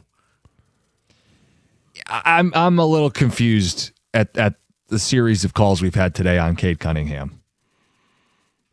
Yeah, I did not wake up this morning after that performance and think we would have a caller call in and say he just doesn't have that dog in him. Will you agree with me that if he gets a true Robin, that the turnovers will alone go away in some capacity? Yeah, he's asked to do too much. Yeah, chop 2 turnovers a game away. And what are we talking about? Right, because that devolved into somebody else saying, and maybe it was the same call, he's not a number one. He's a number one. He just needs a running mate that he can depend on, somebody that is there game in, game out. And his running mate, at least for this season, has disappeared. I wrote it down. I don't have the box score in front of me. They had 18 points off the bench as a team. They went 5 of 20 from 3 as a team. Where's it coming from? Duren, the fellow All-Star, finished with 12 points. Where's it coming from? Tobias was their number 2 last night and has actually had a pretty decent series here, just not from 3. But Cade's looking around like, fine, it's got to be me. It'll be me. That's number 1 player behavior. That's dog behavior. Oh, it's not coming from anybody else? Oh, Banchero is taking this as a personal chance to end the series without Franz Wagner. I felt that energy that from Paulo. Hey, I might not have Franz. Let's not let this thing go 6 or 7. Right. Let's put the nail in the coffin right now. He started making threes. He made 5 last night. He only had 1 game this year where he made 5. It felt like Paulo elevated, and he had a chance to kind of big brother Cade. Well, Cade didn't bat an eye. He didn't blink. And he went shot for shot, toe to toe. Hey, how about this little midi? Game over. MVP chance in my building. See you in Orlando. Like, that is a guy who is a number 1. People got feedback. We'll take those phone calls. It's 97.1.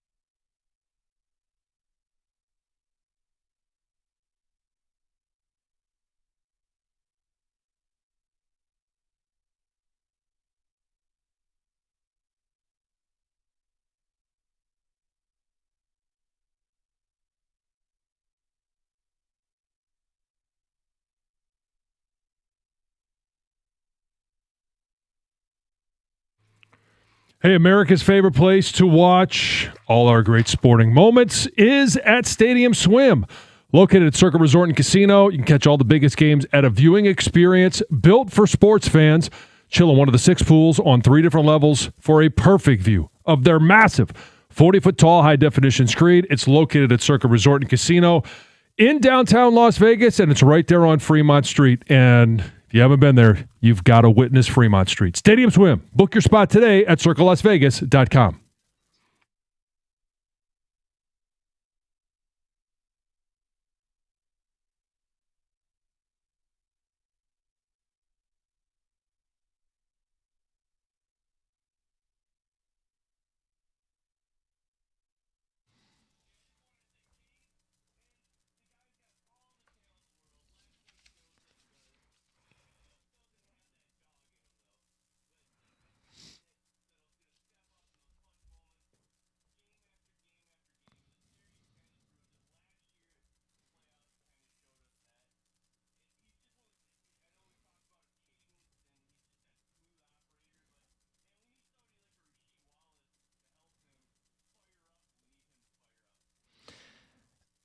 Now, that can't be a phone call from today. That has to be like a voicemail trapped in time from 2 days ago.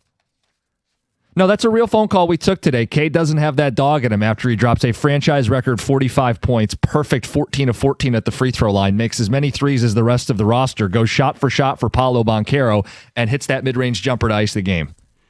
I don't know what more you need to see. And I'm not asking him to do it every night. I think that would be ridiculous. But it shows you what he's capable of. It shows you have a number one. Yeah.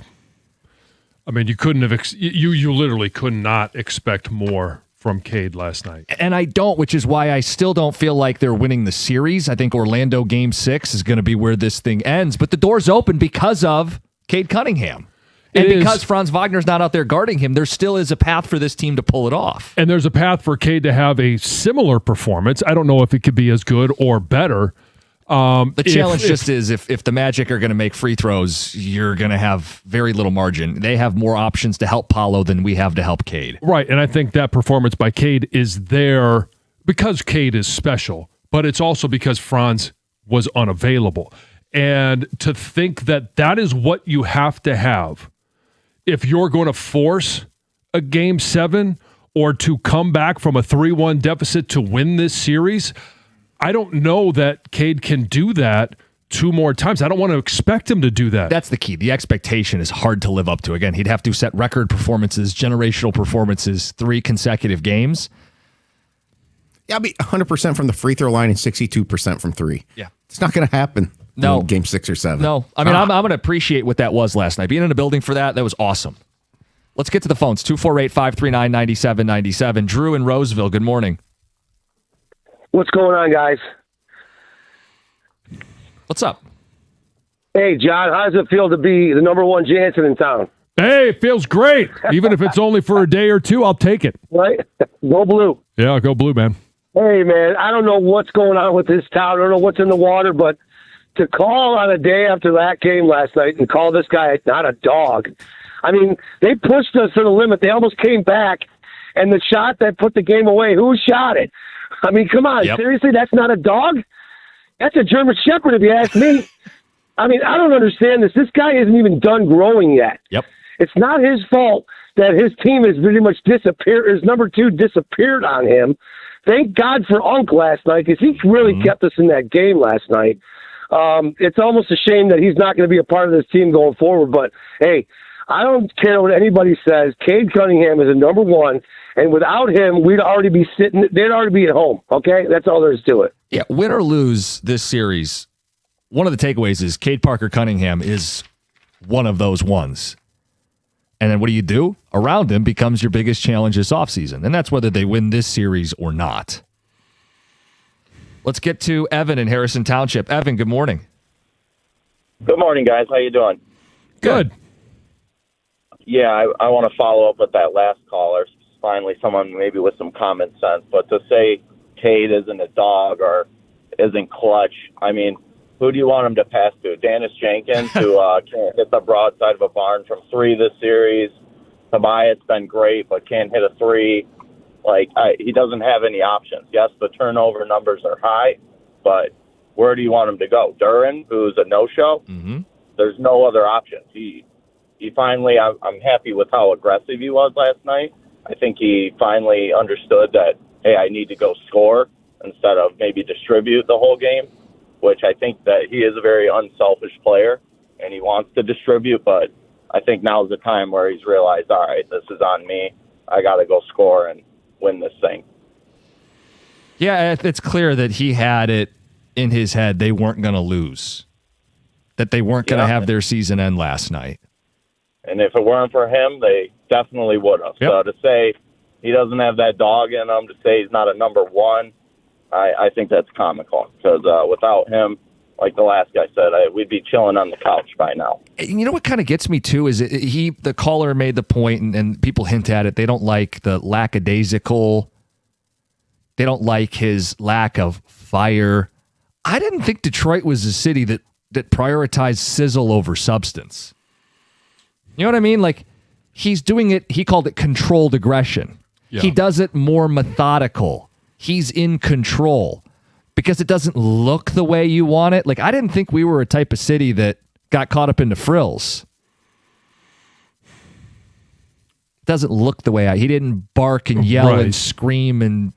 Yeah, we just love Barry always handed the official the touchdown. Right. The ball, boring. Just produce. Hard workers. Right. The guys that just show up and do their work and they don't bitch and moan either way. And it's not the me guys. Kyle in Flat Rock, you say not enough credit to Cade.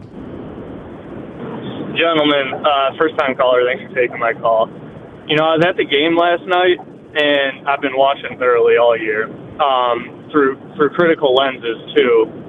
And obviously, this isn't the same team that we've seen in the regular season. We knew that the roster was going to get cut down a little bit short, but what Cade has done in this playoffs to really step up, especially last game, granted, he hasn't got the assists, and the turnovers have been, record-setting, but he's young. And he's gonna be able to develop that a little bit more, and I think it's been pretty unbelievable what he's been able to accomplish so far. And one more point, if I can make it, Duren, it might be a little bit of a blessing in disguise here. Obviously, I know the point's been made almost ad nausea at this point, but his underperformance in this series, it could lead to us being able to get him a little bit cheaper. If he develops a mid-range shot, guys, like he's been able to develop that free throw this year, the sky is the limit with him and Cade on that pick and roll. And I couldn't see a world where we give up on him yet. I just hope that we can get him a little bit cheaper. And if we can just get to this next series and see what he can do against Cleveland. Yeah. If a second Kyle, we're starting to lose you. Yeah, look, the longer they play, the better chance they have to figure things out. But I'll push back. I don't think we're seeing very much out of Duren in this series. And would I take him back at the right number? Yeah. Sure, but if somebody else on the open market forces your hand, I'm not making a bad financial decision and bringing him back. You try to trade him and get something for him at that point. Right.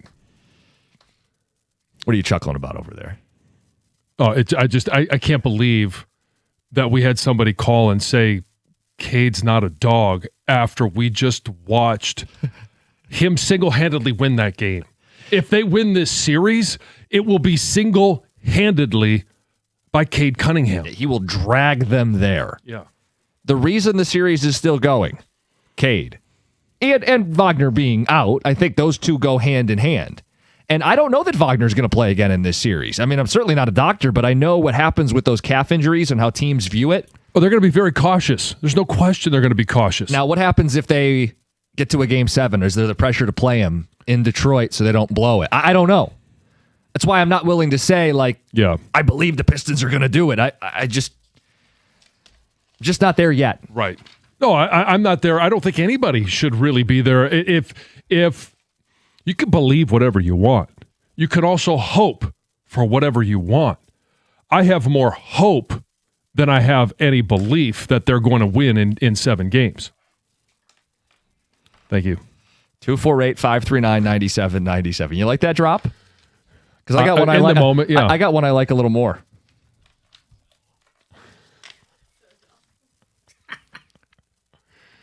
We'll take. Hey, if it's going to be there, it better win.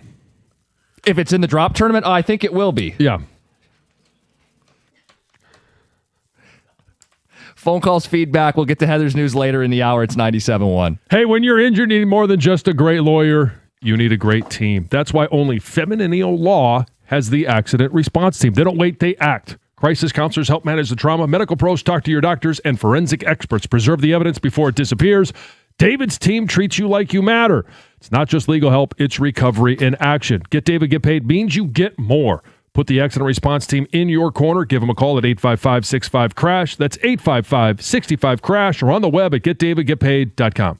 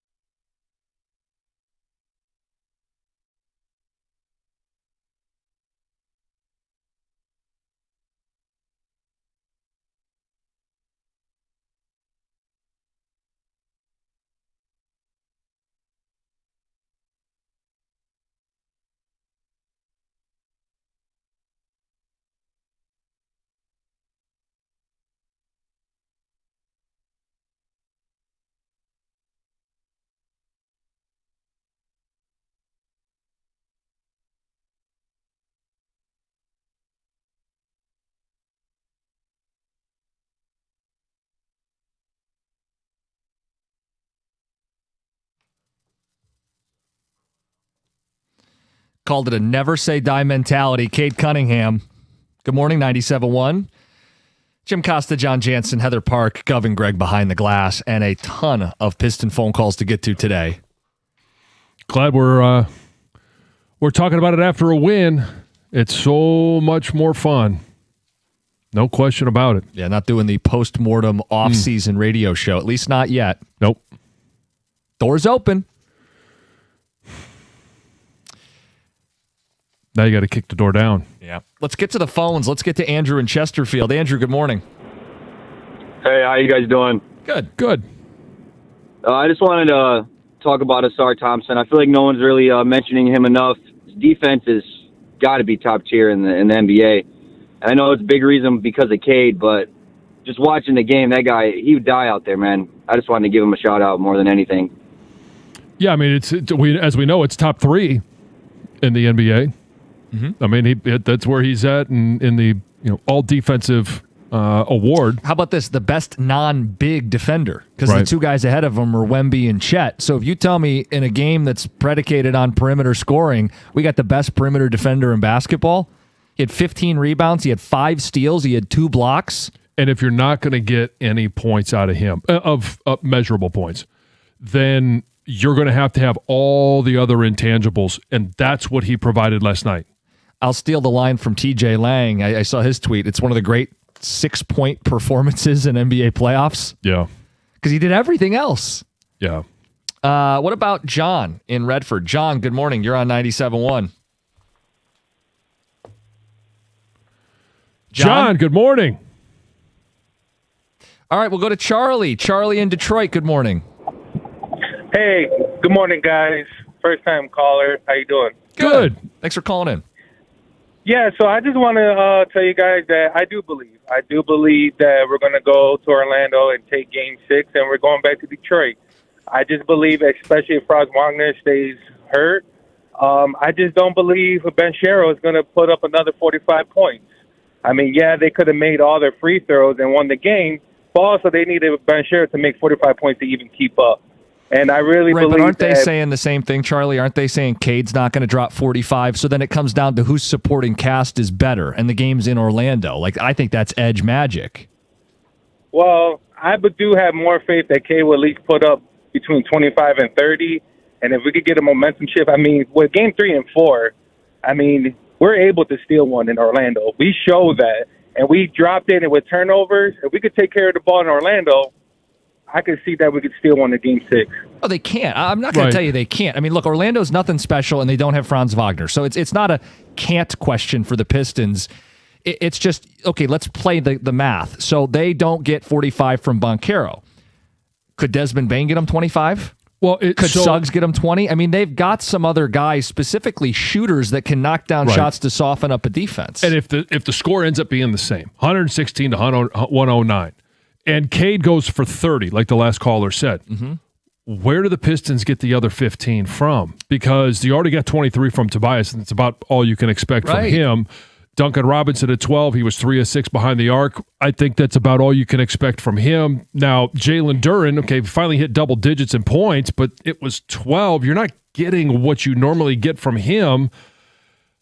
I just don't know where the difference comes from.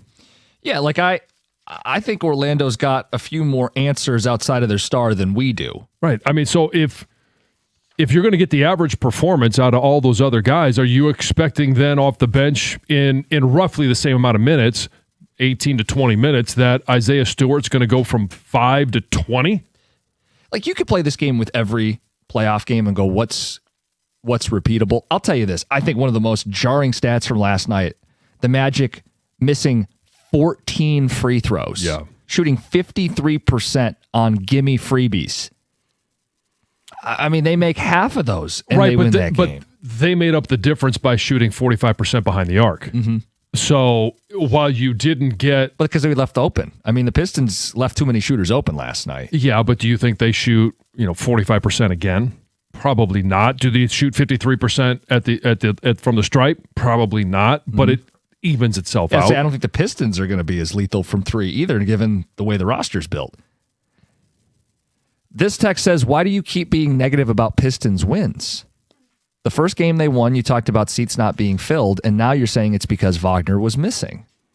Well, I think that's a huge component. Like, Cade goes for 45, and a large part of that, who was the guy that was guarding him? The primary defender who was forcing a lot of those turnovers, Franz Vagner. And he's no longer there, or at least wasn't last night. And I'm not asking for an apology. Good. I mean, take advantage of it.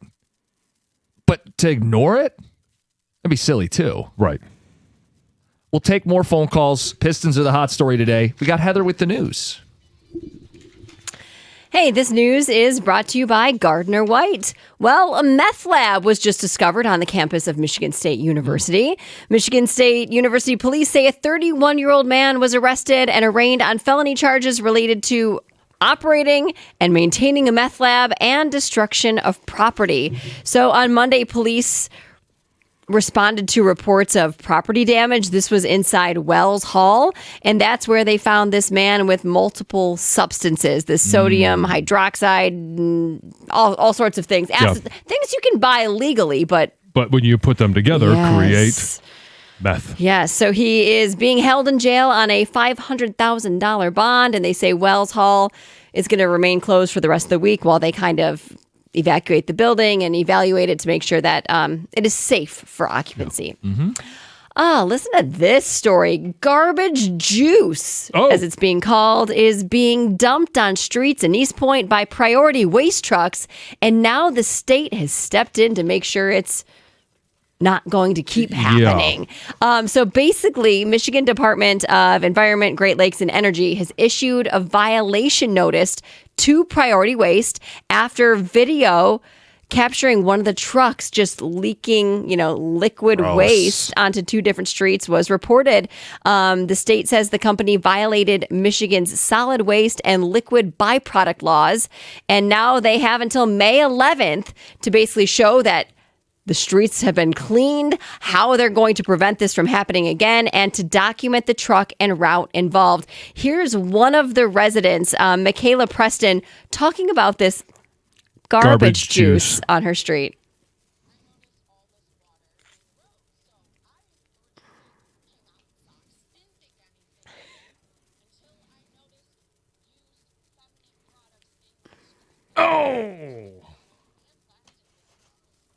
Yeah. You is right. So they have said, the company says that the same driver was involved in both cases. They say that instances. The driver was reprimanded and that cleanup is underway. It's so gross. A second Yeah, seriously.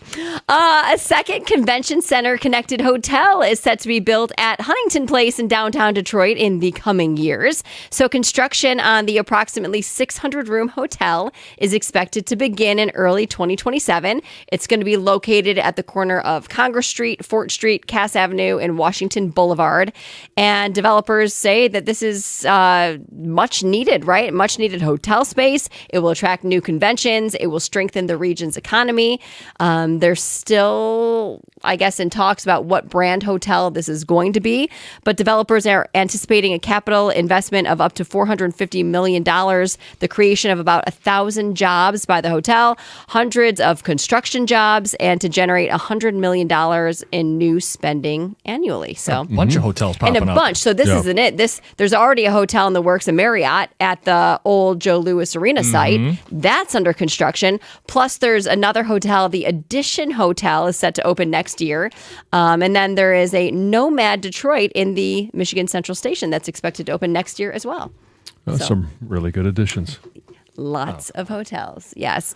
Had to do it again. I don't know if you saw this post, but there's a viral post that's making the rounds claiming that 2 great white sharks are headed for the Great Lakes, which is absolutely ridiculous. And apparently... Get your fishing poles out. But apparently people, I guess... Are falling for it. But scientists say not only is this wrong, it's laughably impossible. So for starters, the Great Lakes are fresh water, right? And great whites need salt water to survive. So they say that alone just shuts down the rumors. And they said even if a shark were somehow able to make the trip, the water here is far too cold for them. So that's it. And then they say the logistics themselves is never going to happen. Anyway, don't fall for it. They say this is basically sketchy AI generated garbage. Garbage. Juicy. What about the documentary I saw about a Sharknado?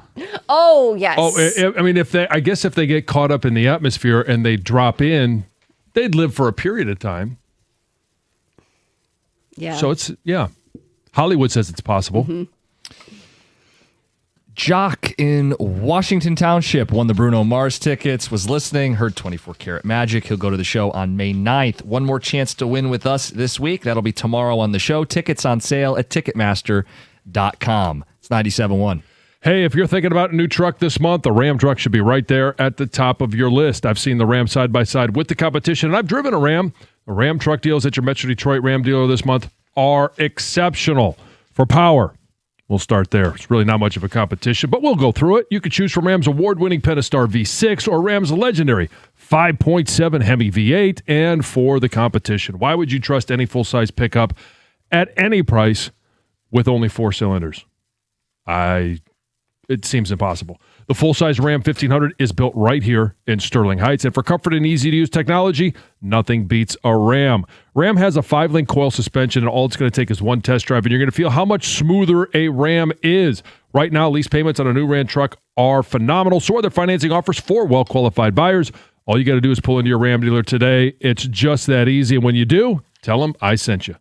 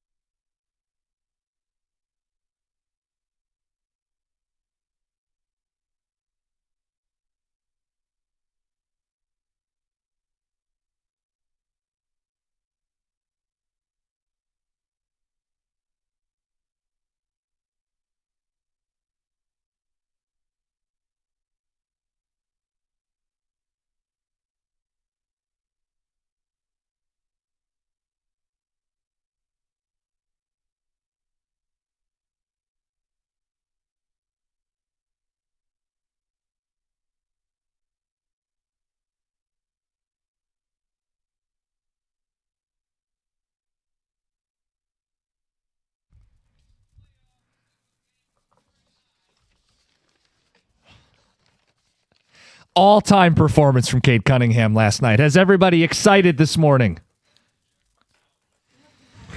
Get your feedback. Let's go to Kevin. You're on 97.1. Kevin, talk to us. Oh, no. Come on, Stoney. No. Please call back. That's on me.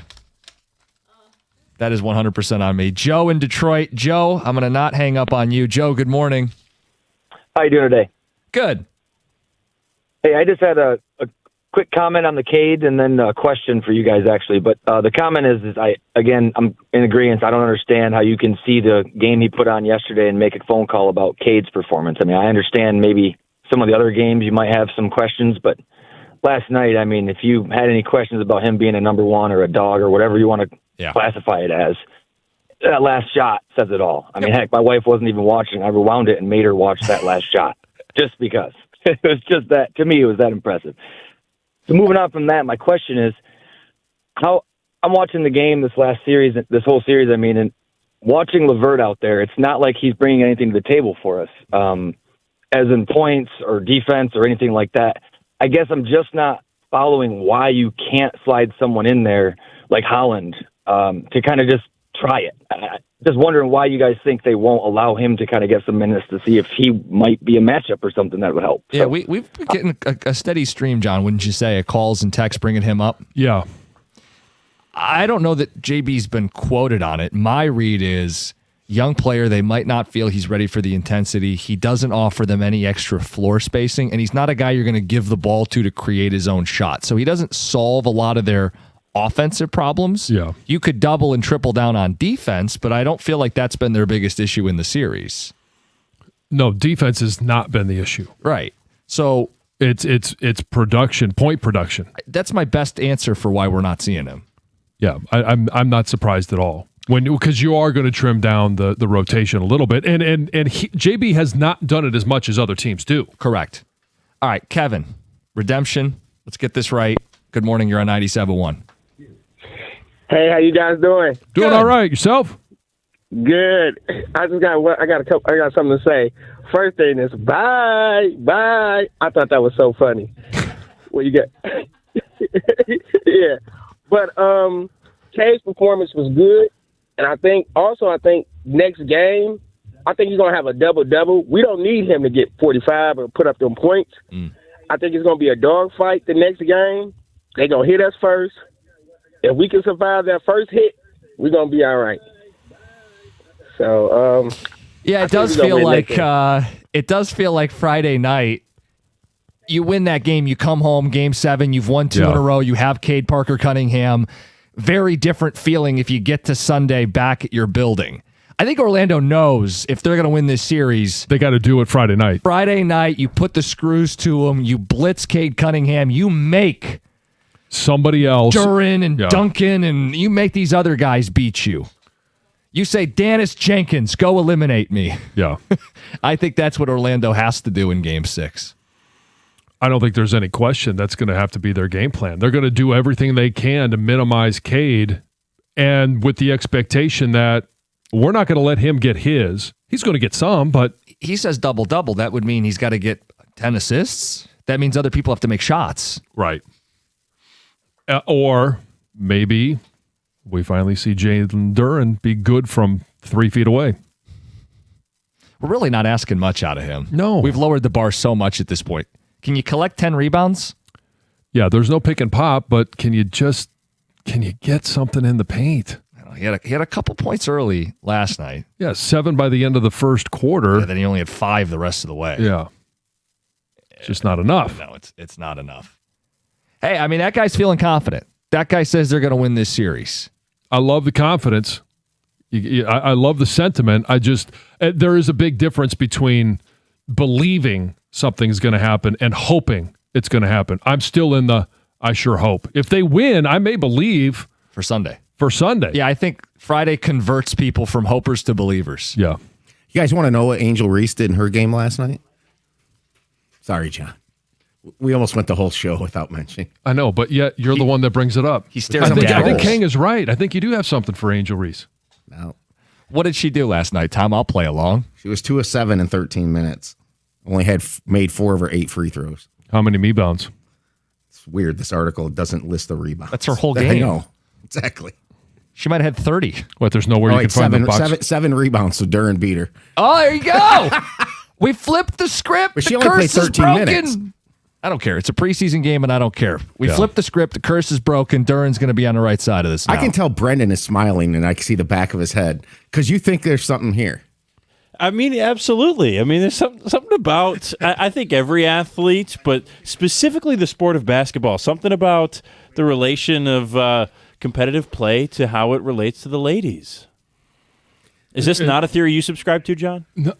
You never you never played a little bit better when you knew like your girl was in the crowd or something, or you were in I high never school, your cared. prom date was coming to the game? No. Nothing? No. Wow. How are you looking in the crowd to begin with? First time I ever dunked was in front of the cheerleaders at our sister school.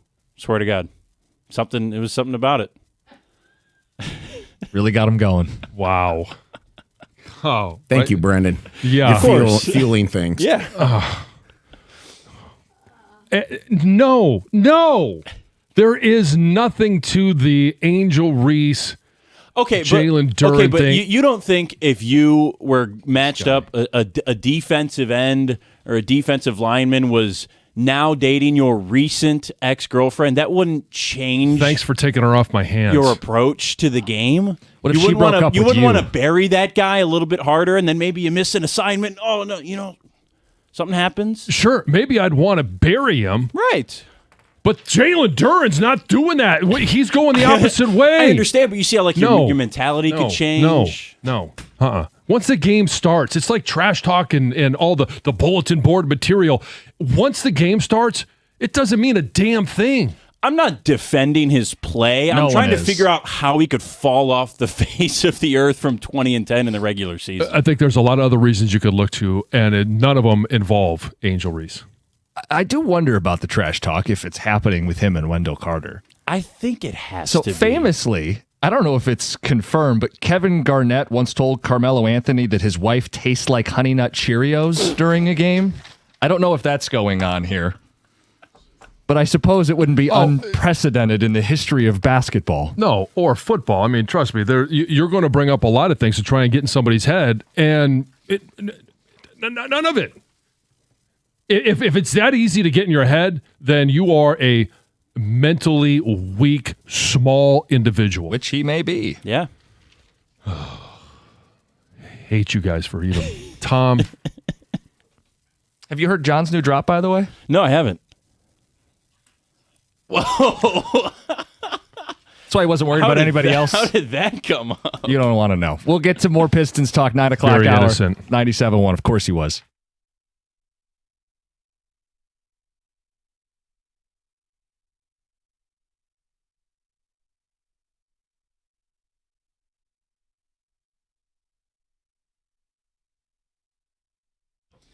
Brought to you by Mastercraft Heating and Cooling. The Pistons forced the Game 6 last night against the Magic with a 116-109 win behind some impressive historic performances. Cade Cunningham set a new franchise record scoring mark for a playoff game with 45 points. Tobias Harris added 23 points on 9 of 18 shooting to go along with 8 rebounds. And Assar Thompson had 15 rebounds, 6 assists, 5 steals, and 2 blocks in a major all-around performance. He's the first player in NBA playoff history to put up those numbers in less than 40 minutes in a game. JB Bickerstaff talked about the sacrifices Assar makes after the game.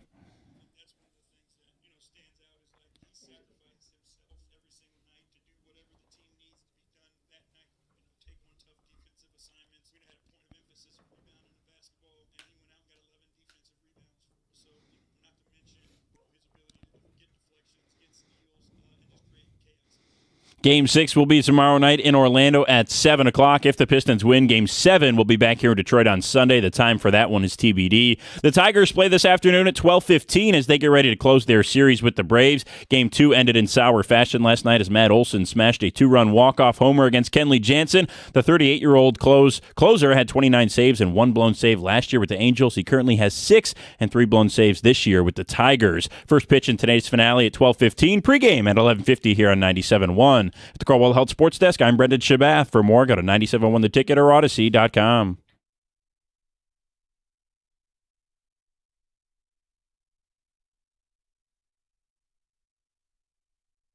All right, good morning. We got Dear John at 9:35. We're talking Pistons this morning because the season's not over.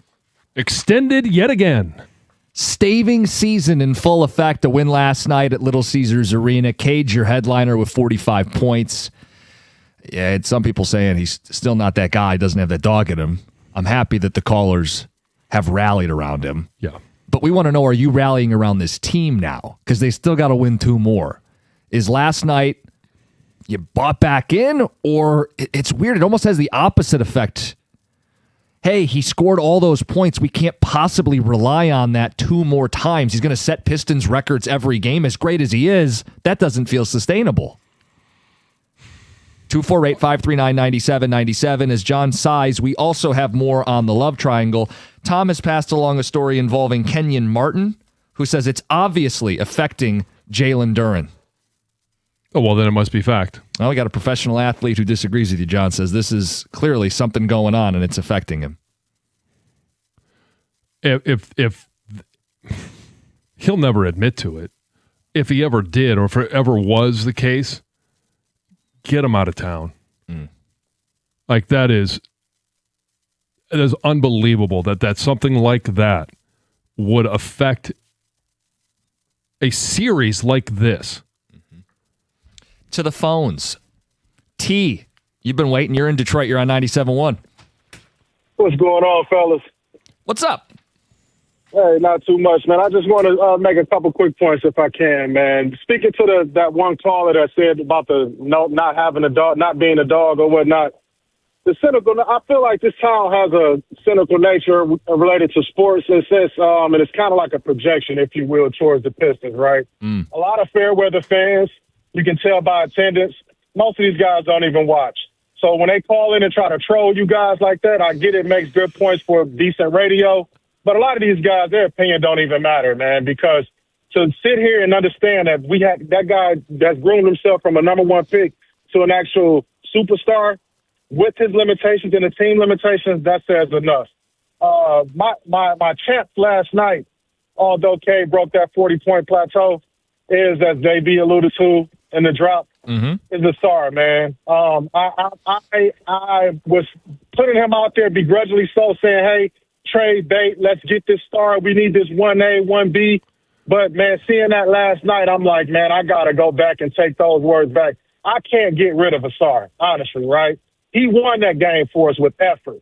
And that's what we all were saying, hey, what are you guys doing? You know, this JD stuff and all of this. And Assar came out with his limitations and helped us win that game. Well, he's showing you, T, Duren doesn't score, doesn't shoot. Assar's not a scorer, isn't a shooter. There are other ways you can impact a game, and Assar was all over fingerprints on that game last night. Absolutely, man. Absolutely, man. I just want to say those couple quick points, man, and say thank you guys, man, for always putting on a great show, man. Hey, T, before you hang up, people have made this comparison. Do you see some Dennis Rodman in Assar Thompson? Oh, absolutely. You know, what that's Mike had the joke, the number 9, the stop sign. He said stop sign is for the offense. But, yeah, Dennis Rodman didn't have an offense, if you will, but his ability to get K off the ball, that was one of the greatest adjustments, right? So we got moving forward, right? You guys are saying, you know, are we in or are we out? I'm all the way in. I've been all the way in, you know what I mean, with this team through thick and thin. So I don't want to come off as blind optimism. Sure. But there is a way, there's a path through, right? Of course. We have no fronts, and then we established that we can rely on Assar and spotty minutes to bring that ball up the court, right? Yeah, that's a great point. That's something that people aren't recognizing, is that this team doesn't have a lot of creators. He is someone that can bring the ball up and especially guide him in transition too. There's things you can do even if you don't shoot. You can't have too many non-shooters, but as far as non-shooters go, Assar's the best perimeter defender in the NBA. Yeah. And it's on ball, clamping guys, but it's also knowing when to leap into a passing lane. He had 5 steals. He had 2 blocks. He was getting all over the place. He had 15 rebounds. Yeah, if you're talking about a guy that, you know, it's not going to show up in points scored, but every other intangible, that's exactly what Assar Thompson is. Like I point to, if the Pistons are a defense-first team, Assar is an identity player. Assar lets them be a defense-first team. Yeah. And he brings others along with him, you know, and when you see him with that type of hustle as a teammate. You got to match it. Mm-hmm. Text coming in, 248-539-9797. This one says, John sure is cranky today.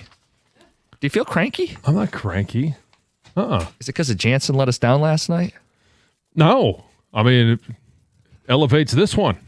You're in greater standing now? Yeah, I would think so. I mean, I'm now the best Jansen in town. John, Duren is a 22-year-old kid. We were all mentally weak at that age. Not that mentally weak.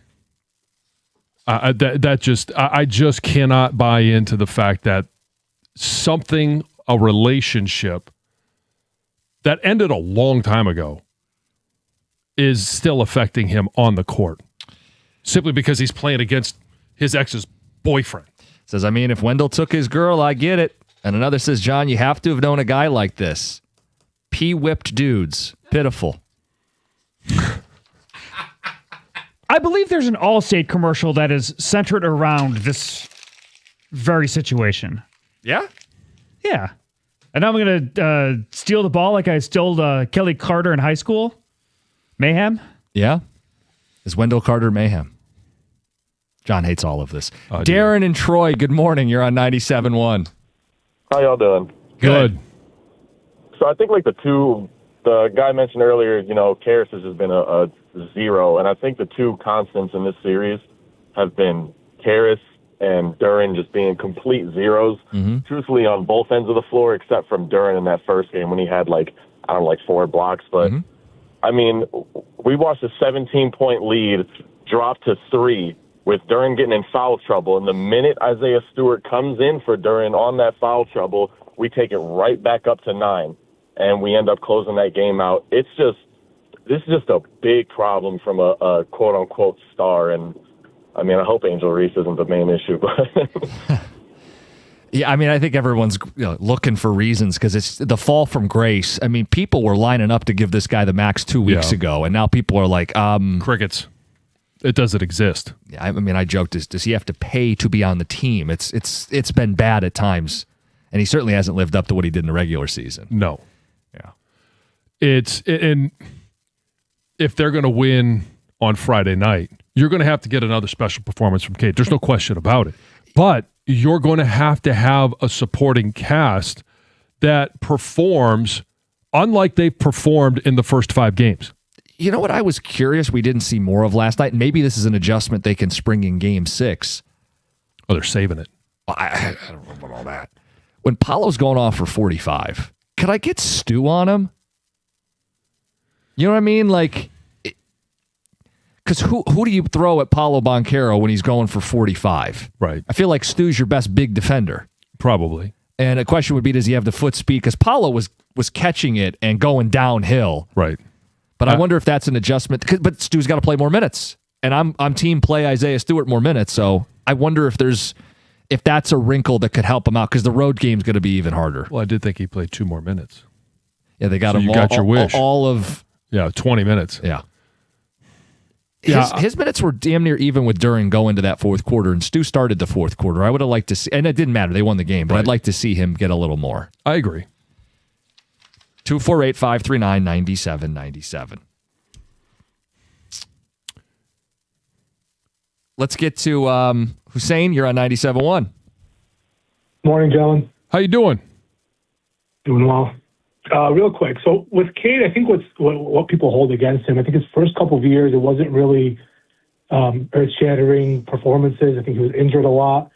There was some redress I think I saw where Scotty Barnes and Evan Mobley should have been picked ahead of him. And then come to now, you see the first couple of performances where he was just been very careless with the ball. I think just he doesn't really show you much emotion one way or the other. And I think people hold that against him. Is he the guy? Abso-freaking-lutely. He is the best of his class, and he's just ascending day by day. And you can kind of parallel it to Jordan in a sense of what was Jordan before Scottie Pippen. That's how I would look at it. Second point I want to touch on, Assar Thompson. If we trade him, that would be a crushing move to the organization. If we get a second scorer Assar Thompson's game is going to evolve that much more. You're going to see his points per game go up just because of second opportunities, just because you're going to have to pick your poison. Are you covering Cade? Are you covering the number 2? What's going to happen there? So his defense is only going to get better, and his points are going to go up. What you get rid of, or who you get rid of, is Jalen Duren. You sign him to the max, do a sign and trade. That's how you get your second big-time scorer, potentially. And that's how I would go. Do I think we win Game 6? I'm with Costa on this. I think we still lose. Yeah. But I think your assessment for the offseason is a pretty good one, and there are reports from Shams that says they will go star hunting. What's it take? Cade's your offensive engine. Assar's your defensive engine. Everybody else is on the table. You got a top 5 pick in Ron Holland that someone may see as, hey, we could use that. Right. You've got Duren as a financial collateral piece. You've got all the first-round picks that you haven't traded now at your disposal to use this summer. Tobias is also, you can get creative with the cap space sign and trades. Or my point is that they will have tools to attack and go for a star this summer. Yes. 248-539-9797. Wrap up some more Pistons talk next. Hit Heather's News and Dear John at 9:35. It's 97.1.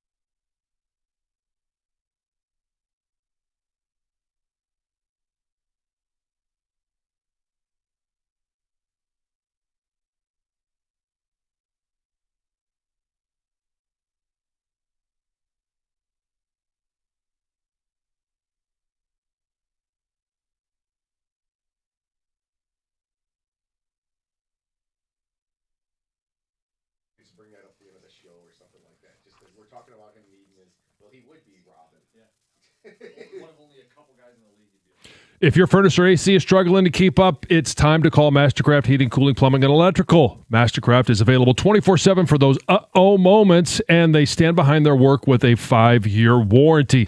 They made a huge difference in my home, and they'll do the same for yours. Right now, they're running some amazing specials. AC tune-up for only $79, and if it's time to upgrade, get half off installation when you buy a new AC or furnace. They also offer easy financing options. Schedule your free in-home estimate at mastercraftheating.com.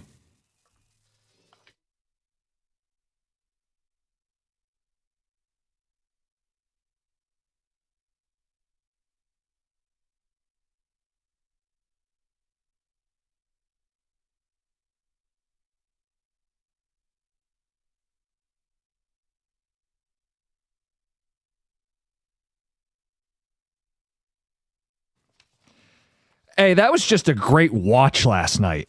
For as painful as Game 4 was to lay a set of eyes on. Yeah. Starting in that second quarter, Cade and Paolo started really heating up. It was beautiful to start with because of what Cade was doing and ended up with 45. Pistons win. But it was even more fun because of the back and forth that, as you mentioned, Paolo Banchero and Cade Cunningham, and for Paolo saying, "Hey, this has been going on since AAU. We've been doing this for years," and we had a chance to watch the latest iteration of that. And if you're looking at Orlando as a team that's not going anywhere, this could be a head-to-head we see for years to come. Yeah, maybe not even the best back and forth that we see between these two. Which is wild. They both flirted with 50. Yeah. They both hit 45 points, including big shot after big shot in the fourth quarter. Way more fun because the Pistons won. But I'll just tell you, sitting there, watching that, it was a joy. That's a great game to watch. Let's get to Clarence in Detroit. Clarence, got a lot to discuss here on 97.1. Hey, how's it going, guys? How you doing this morning? Good. Excellent. Watching this series has been obviously stressful for the entire city, but one thing I don't feel like anybody's discussed is how, after watching our entire season of winning 60-plus games or whatnot, nobody's realized that J.D. Bickerstaff put on a Tom Thibodeau mask, and that's how he's been coaching, and this is why we were going through what we're going through. He's running our starters into the ground. Our bench minutes has been cut in half, and our primary tools off the bench literally haven't been used.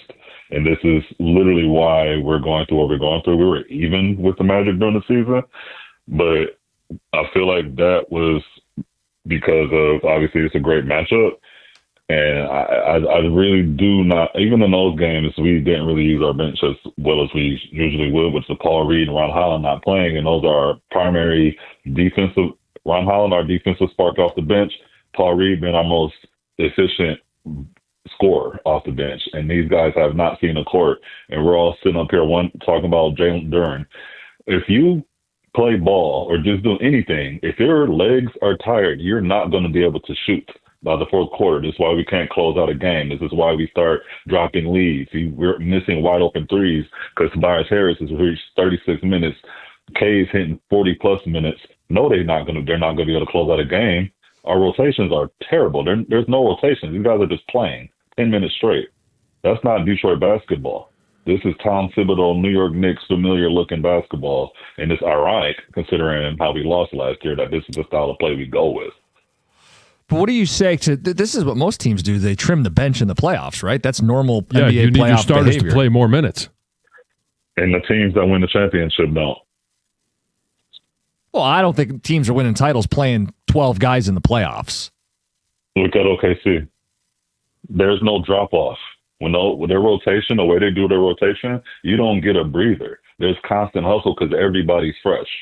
You don't even know when, you damn near don't even know when there's a starter in the game because the hustle doesn't stop. This is why teams like that are on your neck the entire game. Like, albeit we don't have a two, straight up stars like a Jaylen Brown or a Jason Tatum or whatnot. But even then, you look at that Celtics rotation when they won, there was zero drop off because the rotation was constant. It was deep.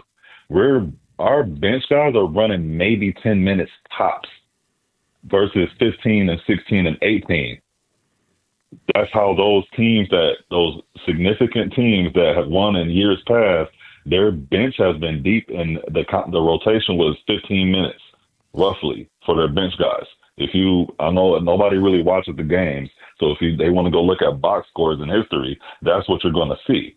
Not run my starters 38 minutes and hope for the best. I guess I get what you're saying. Cade played 44 last night, and they needed damn near every minute out of him. And while I think it would be admirable to be in a position where you could play comfortably 10 to 12 guys, do you feel like the Pistons are that deep? Like, I'm looking around saying Cade doesn't have enough help as it is. We've been that deep all year. That's how we got to this point. That's what I'm saying. Right, but I'm saying, like, the answer is more... Like they're looking at the bench going, Dennis Jenkins has been a flop in this series. Like, I mean, he was great in the regular season. Well, yeah, when he was a flop during the regular season, guess what we did? We had Ron Holland pushing the ball up. We had Paul Reed and all these different guys. Everybody was like, okay, next man up, next man up, next man up. He's struggling, put him. It was complete positionless ball. Who's going to be the guy for these next 2 minutes? Mm-hmm. Right now, it's like, okay, cool. If you're not, for instance, game 3, Duncan Robinson was practically useless on defense and offense. What did he do? Let them in, make it happen, figure it out. That's not smart coaching, bro. You have one of the most reliable guys. Paul Reed can go anywhere right now, damn near start. Look, I think Paul Reed's a guy that we get enough calls saying he needs to play more minutes. I'm not going to fight you on it. The Duncan thing's weird. Like, everybody knows you pick on him, but at the same time, we watch games where this team can't space the floor or buy a bucket, so there's a bit of a trade-off there. Right. I'm not sure who you want to rotate in that's going to give you and Herter's been hurt. The breather. And yesterday you had to get 44 minutes from Cade. Mm-hmm. Tobias was your next closest. I think he was on the floor for 31, and he brought up OKC. They had 3 guys in an elimination game, not them being eliminated, but to sweep Phoenix. Close out, yeah. That were over 30 minutes. Tex says, I wish I could have watched last night. Game was on Prime, so was Game 6. What a joke. Not going to sucker me into buying another streaming service. I mean, see if you can get a 7-day free trial. Or go to a bar. Yeah. I mean, there's ways you can get around it. Bootleg from a buddy. Get their login. Yeah. Jailbreak it. Yes. It's always the go-to. Just jailbreak your TV.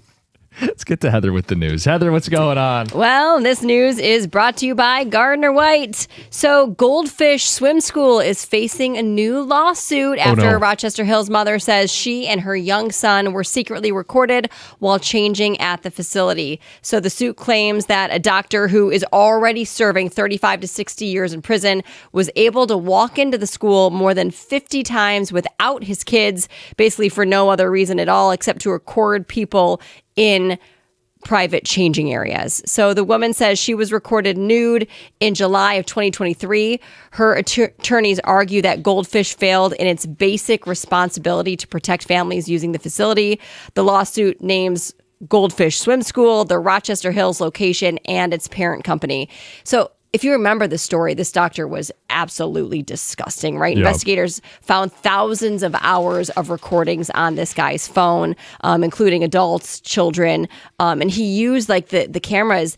They were transmitted to like a handheld device, and he could turn the cameras and angle them in certain ways, so he could watch. The lawsuit argues Goldfish created the environment that allowed this to happen, pointing to gaps underneath the changing room doors or the walls, lack of monitoring.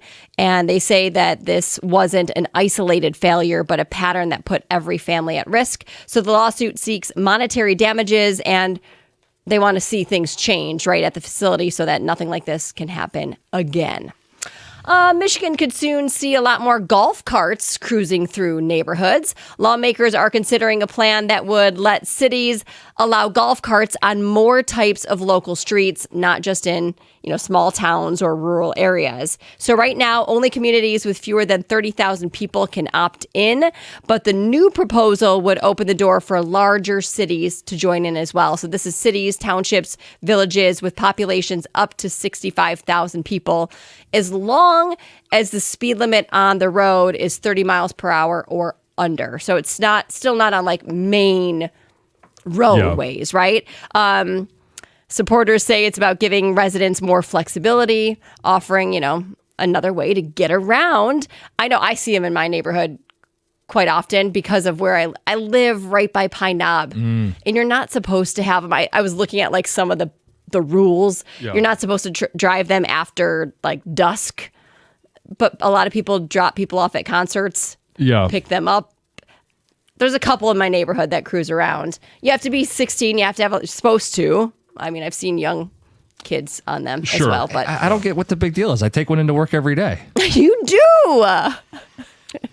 Yeah, but when you start trimming down on the roadways, and because you want to create lanes and things for these, like there are some complications. We already have enough traffic. It does, and not enough parking in some of our cities. It gets. The only places I really see them is in my neighborhood, and I don't mind them at all if you're following proper roadway rules, They put a lot of them in Ann Arbor. It took away a lot of parking, and I hardly ever see anybody utilizing them. Yeah. And there's more people that could utilize the parking. Sure. There's a big change coming to Costco hot dogs. The $1.50 hot dog combo is changing for the first time in over 40 years. Is the combo changing or is the price changing? The combo's changing. But not the price? Not the price. Still going to be $1.50. It's actually a great change, giving you another drink option. So instead of getting the 20-ounce pop, you're also going to have the option of getting bottled water. There you with go. Your hot dog. I'm all for it. So you could always go and take that pop cup and get a water. Right. But it's not a bottled water. Some people want the bottled water. So now you can get the bottled water, and people are loving it. So it's a great change. Yeah, it's still the same an addition, price. not necessarily there's no subtraction. Exactly. And they're not changing that price. No. Nope. A former Chick-fil-A employee was arrested after stealing $80,000 with this big mac and cheese scheme at a Texas restaurant. So this guy, Keyshawn Jones, was fired from the restaurant last November, but authorities say he would slip back in, enter food orders on the register, and then refund them to his personal credit card. And he did this by ordering mac and cheese. And the mac and cheese, as small as $5, a large is $10. So he was doing this over and over. He allegedly rang up 800 orders of mac and cheese.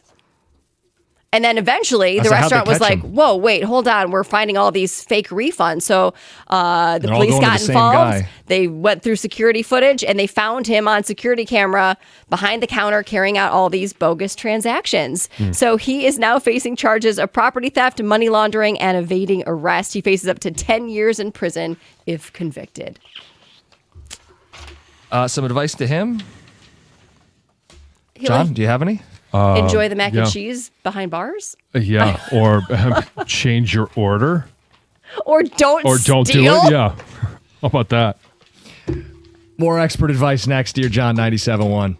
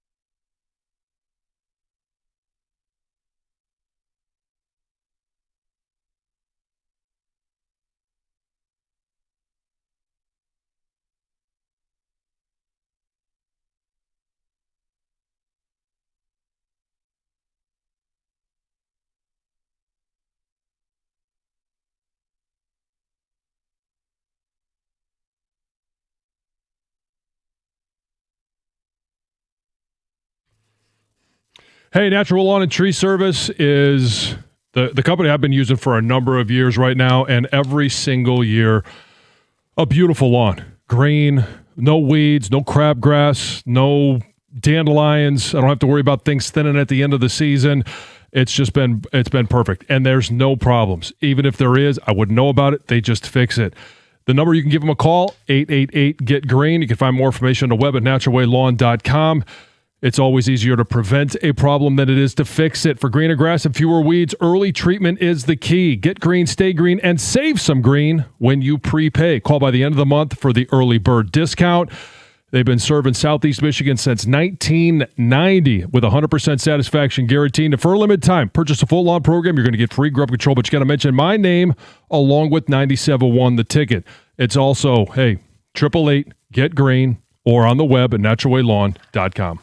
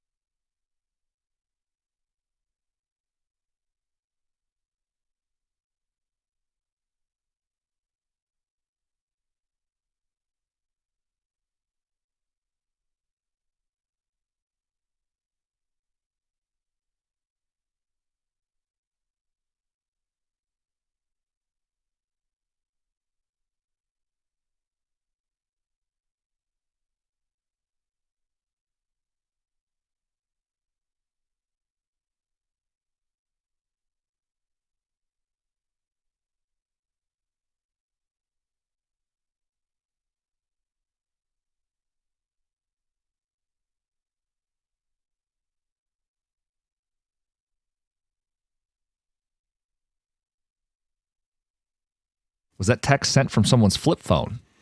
Well, there's a lot of people that have Prime because they have Amazon delivery and all that stuff. Lives.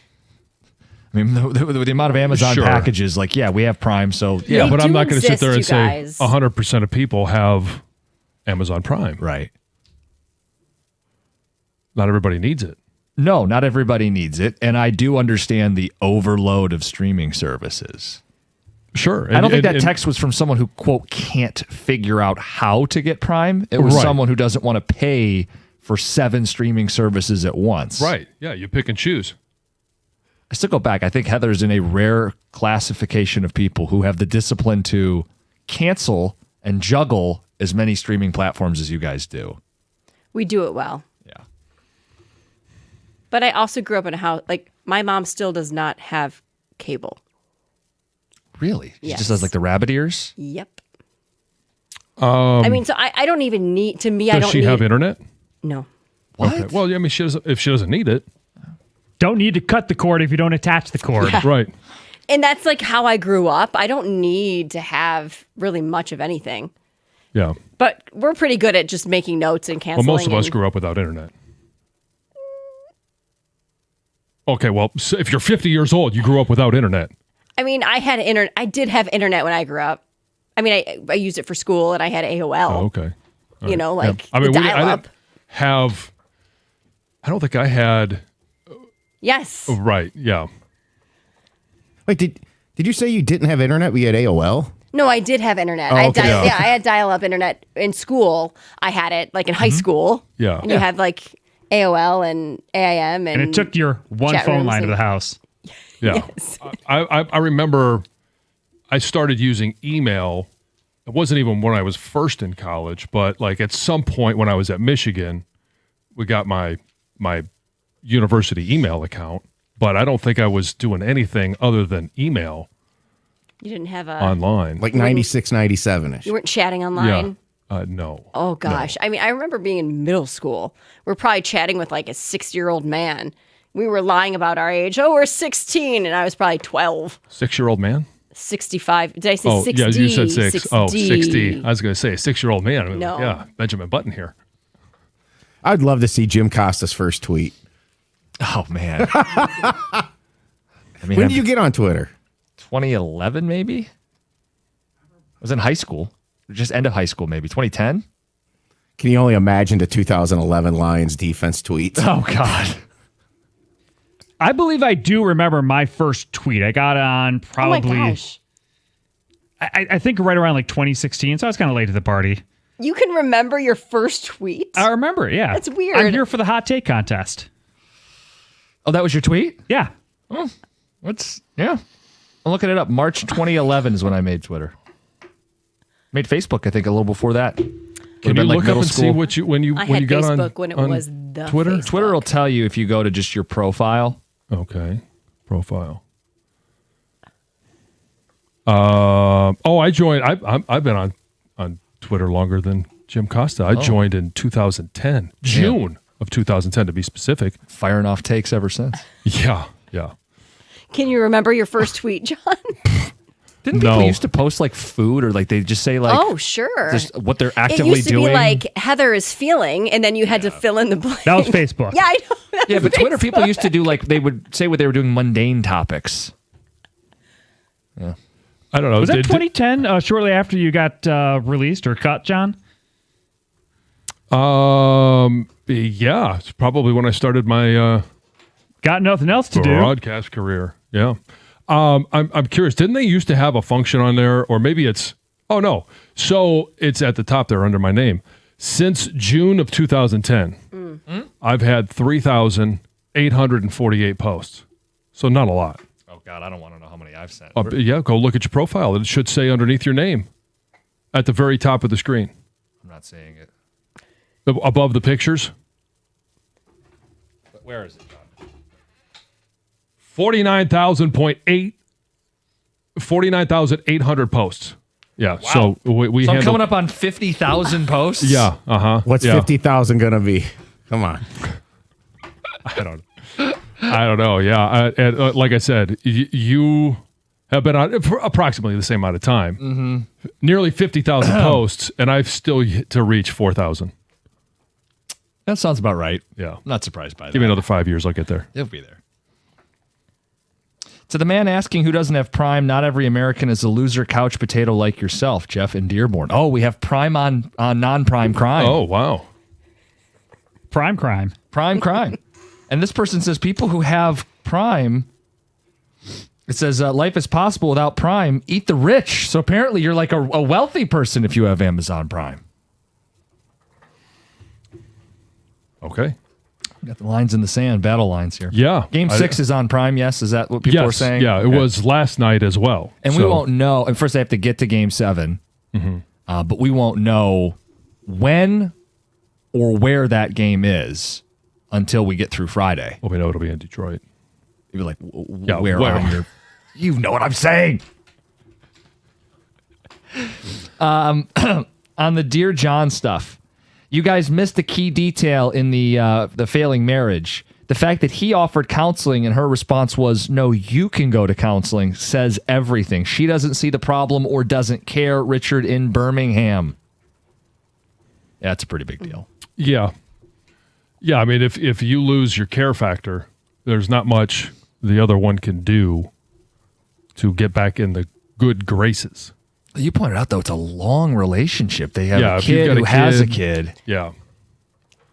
It could be, or they could, I mean, it could have been a later marriage and she had the, it could have been maybe, one. yeah. I I mean, we suppose. don't know all the details. Yeah, sure, it could there's have some been variables. Yeah. But a you said, newer like, marriage with kids involved. you don't want to just jump to the quick, easy button divorce unless it's just there's nothing you For can do. anyone. It doesn't matter if you've been married a year or you've been married 25 years. Yeah. Like, I'm sure that, I mean, I don't need to pick a wound. I'm sure that wasn't an easy process for you. It's not something you want to go through. Oh, no, it's miserable.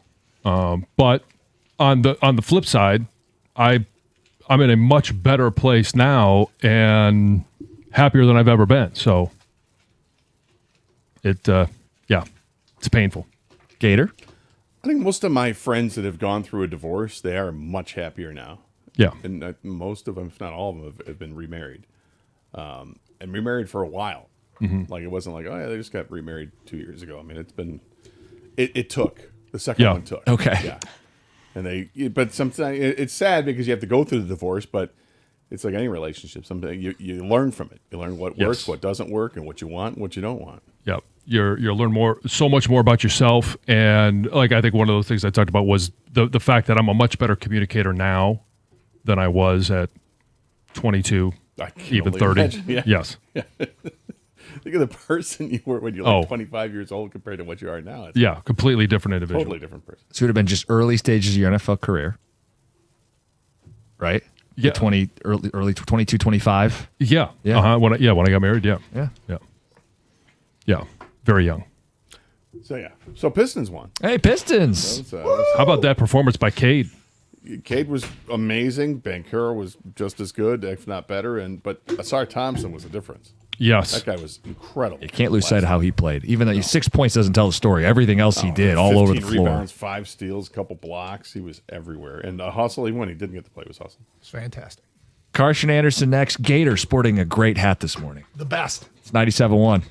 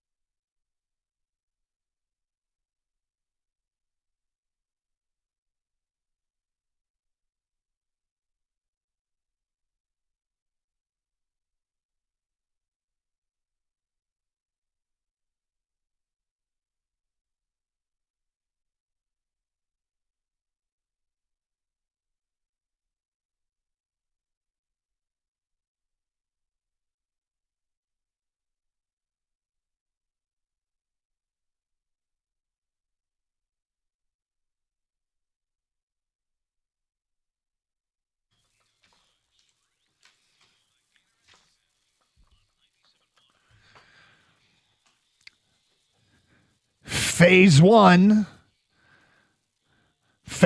of the staving process complete. On to phase two. And because the Pistons staved successfully, we could see Gator's 30-year-old hat. That's right. Staving season. If you missed yesterday's show, I had a Pistons hat on with the old Horse's Head logo. It's a teal hat. But it's Horse's a new hat, right? It's a brand new hat, yeah. It's in the last year. Gator was given a Horse's Head logo hat 30 years ago, and he promptly put it on a shelf and left it for 30 years. He mentioned yesterday that he had a Piston Horse's Head logo hat. And I said, if the Pistons win, you have to wear it to work. So Gator found it in the house, dusted it off, and today is wearing a 30-year-old Piston Horse's Head logo hat. And I will tell you, it is as glorious as it could possibly be. It is a fantastic, fantastic hat. If you want to see it, go on to Twitch or YouTube. And the video stream, you can check it out. There is a part of the story that I did not reveal to you yesterday, or you don't know about yet. Oh, yeah? With this hat. Can't wait to hear it. As I said, it was dropped off, like the Pistons had dropped off all this stuff. So just so people didn't hear it, it was when they were switching from the traditional red, white, and blue to the Horse's Head jerseys. Yes, I believe it was 1996, if I'm not mistaken, going into the 96-97 season. And... well, it was the Pistons in a way, by proxy. Grant Hill came into the studio and did an interview with us. Did he stay for? He stayed for damn near 2 hours. What? Yeah. When I was producing the Mega Man Ike Griffin show. So you had Grant Hill in studio for 2 hours? Yeah. There's a whole backstory to it. I'll cut to the chase with it because Grant had canceled. And then Ike had gotten a hold, I don't know if he had gotten a hold of Grant himself or was his representative, but really laid it on thick how pissed he was. He's like, come on, man, what the hell? He was supposed to come in. So long story short, Grant came in and he came in bearing gifts. This hat. That hat is so sweet. Handed to me by Grant Hill. Really? Yeah. So the handoff literally came from Grant Hill? From Grant Hill. How'd you leave this out the other day? You buried the lead. Well, once we determined I was going to bring this in, I thought let's hang on to some stuff here. Look at you. I just loaded up Twitch and YouTube, and the cameras. Harsh. You don't know about the tees? No, you pick up sometimes, right? It's well done, yeah. The video stream is not started because Costa's talking to Evan, and Evan's ignoring us. Hey, Costa, shut up. Oh goodness. Let Evan turn the cameras on. People want to see the hat. There we go. Thank you. Costa's such a distraction. Anyway. Was he talking about his catio or something Probably, out there? Yeah, it probably is. So Gator's got the 30-year-old Piston hat on today, Twitch and YouTube to see it. Yeah. And for those who will not do that, it is a white snapback hat, bent turquoise brim with the Piston Horse's Head logo. I just rolled the brim. It was reasonably flat.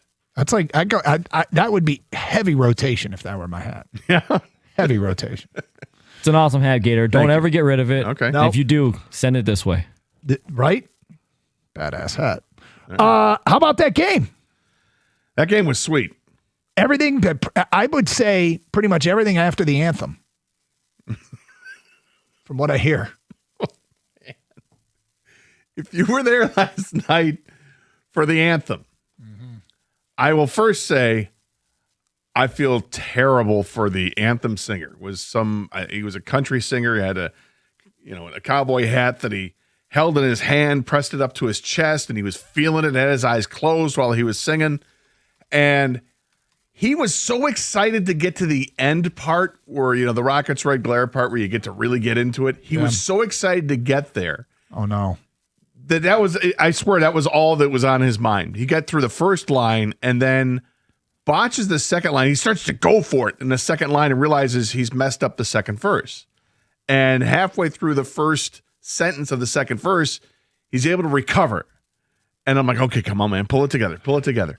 And he gets through the second verse and then gets to the third and just kind of stops for a second and then launches into the end of the song with Rockets Red Glare. Really? And I'm like, oh no. He just skipped a whole bunch? He skipped a whole bunch. No ramparts, none of that, No. Just right to it. The abridged version of our anthem. But what saved it for him was his enthusiasm for getting to that part. Like he went all Chris Stapleton at the end there. Is that right? Yeah. Rockets Rickler! Come on! It was amazing to see him jump that much of the song just to get to the end. It was like, I don't know if something, he was either fixated on getting to that part to show his chops, or if he was like, I screwed this up so bad, let's just end it. You know? Let me get out of here. And he finishes up, and the crowd at the end starts to get behind him, you know, because he is showing emotion and passion for the song. Right. Albeit it was, you know, a 42-second version of the song. But he got through it. Well, by getting through it, skipped over most of it. And then finished it off, and then the crowd gave him a nice ovation for it. But I felt bad for him initially. And then I realized, I think my man just wanted to show off that he could sing the end part, and he's feeling okay about himself. That's pretty funny. Yeah. But that's how things started. And then, of course, the game happens, and the Pistons got off to a great start. So on a couple of occasions, when I've done the show from various road venues, like with Michigan, there will be, Gator's got notes. Like 4 or 5 times a year, Gator takes notes during games. That's not true. Every Lions game. Some of us do it every night. But anyway, the fact of the matter is, I'll be in stadiums so early that I will hear plenty of run-throughs of anthems, because they'll practice pregame stuff. They'll practice the anthem. We did. I remember from the national championship game in Houston, we were in the middle of the show, and the anthem singer broke, and I'm sitting there talking, yapping away, and the anthem starts, and you're like, aren't you going to stand up? And because you guys could hear it back here, because the anthem singer was practicing the anthem at like noon in Houston. Right. And then there was when Michigan was at the bowl game this year, and they had some country artist, I can't remember who it was. It wasn't Chris Stapleton. But was it Riley Green? No, it wasn't Riley Green. That's it. That's all I got. But anyway, was practicing for their show in the middle of the interview we were trying to do with me, and then suddenly I couldn't hear anything. But there's a lot of dry runs that I've been privy to, including some mess ups of the anthem where them holding my breath when they do it live. Well, and while the guy was singing, I did notice that nowhere in the arena, at least I couldn't tell anywhere in the arena. Sometimes, you know, if you go to Lions games, they'll have the words written up on the screen. Everybody can sing along whenever. I'm like, well, please look up. Please look up. But none of that was there. That was not available to him. It was just him on the big screen. So if he'd looked up, he would have seen himself epically failing. It would have been terrible. I went to a hockey game in the mid-'90s with my dad. Yeah. Took him to see Red Wings were at the Joe against the Islanders. And the Islanders were wearing the old Gorton's Fisherman uniforms that year. Yeah. And the national anthem starts and the microphone's not working. Oh, no. Just totally cuts out. But then 20,000 people at the Joe sang the national anthem. It was awesome. And it made Sports Center. That's cool. And they had a camera shot. My dad and I were actually behind a few rows behind one of the nets. And we got on Sports Center with us singing. And it was this big story on there. And I started getting a bunch of phone calls from friends like, did I just see you on Sports Center? Yeah, you may have. Well, and then they played the game. They did. And the NBA playoffs, the 2025-2026 Detroit Pistons have joined the chat. That looked like our Pistons, did it not? Didn't that look like our regular season Pistons? Didn't that game resemble, in a lot of ways, what we got accustomed to seeing this year? Did something change last night? And did something change permanently last night as we head towards phase 2 of the staving process tomorrow night? 248-539-9797. It's Carson Anderson. We'll talk to you next here on 97.1. Hey, I've talked to you guys about getting a new roof or windows or siding for your house, and the only people you need to consider is Shaner Roofing. They've got over 30 years of experience. That's a proven track record serving Michigan homeowners, and now they're bringing that 5-star quality not only to roofs, but also to, as I mentioned, windows and siding. Shaner is a local family-owned business that treats you just like family, well, because they are one, and they answer to you and nobody else. Shaner wants to make you totally at ease with this whole process because they know it can be really expensive, and those things can be just filled with anxiety. So forget the high-pressure sales pitches. They don't do that.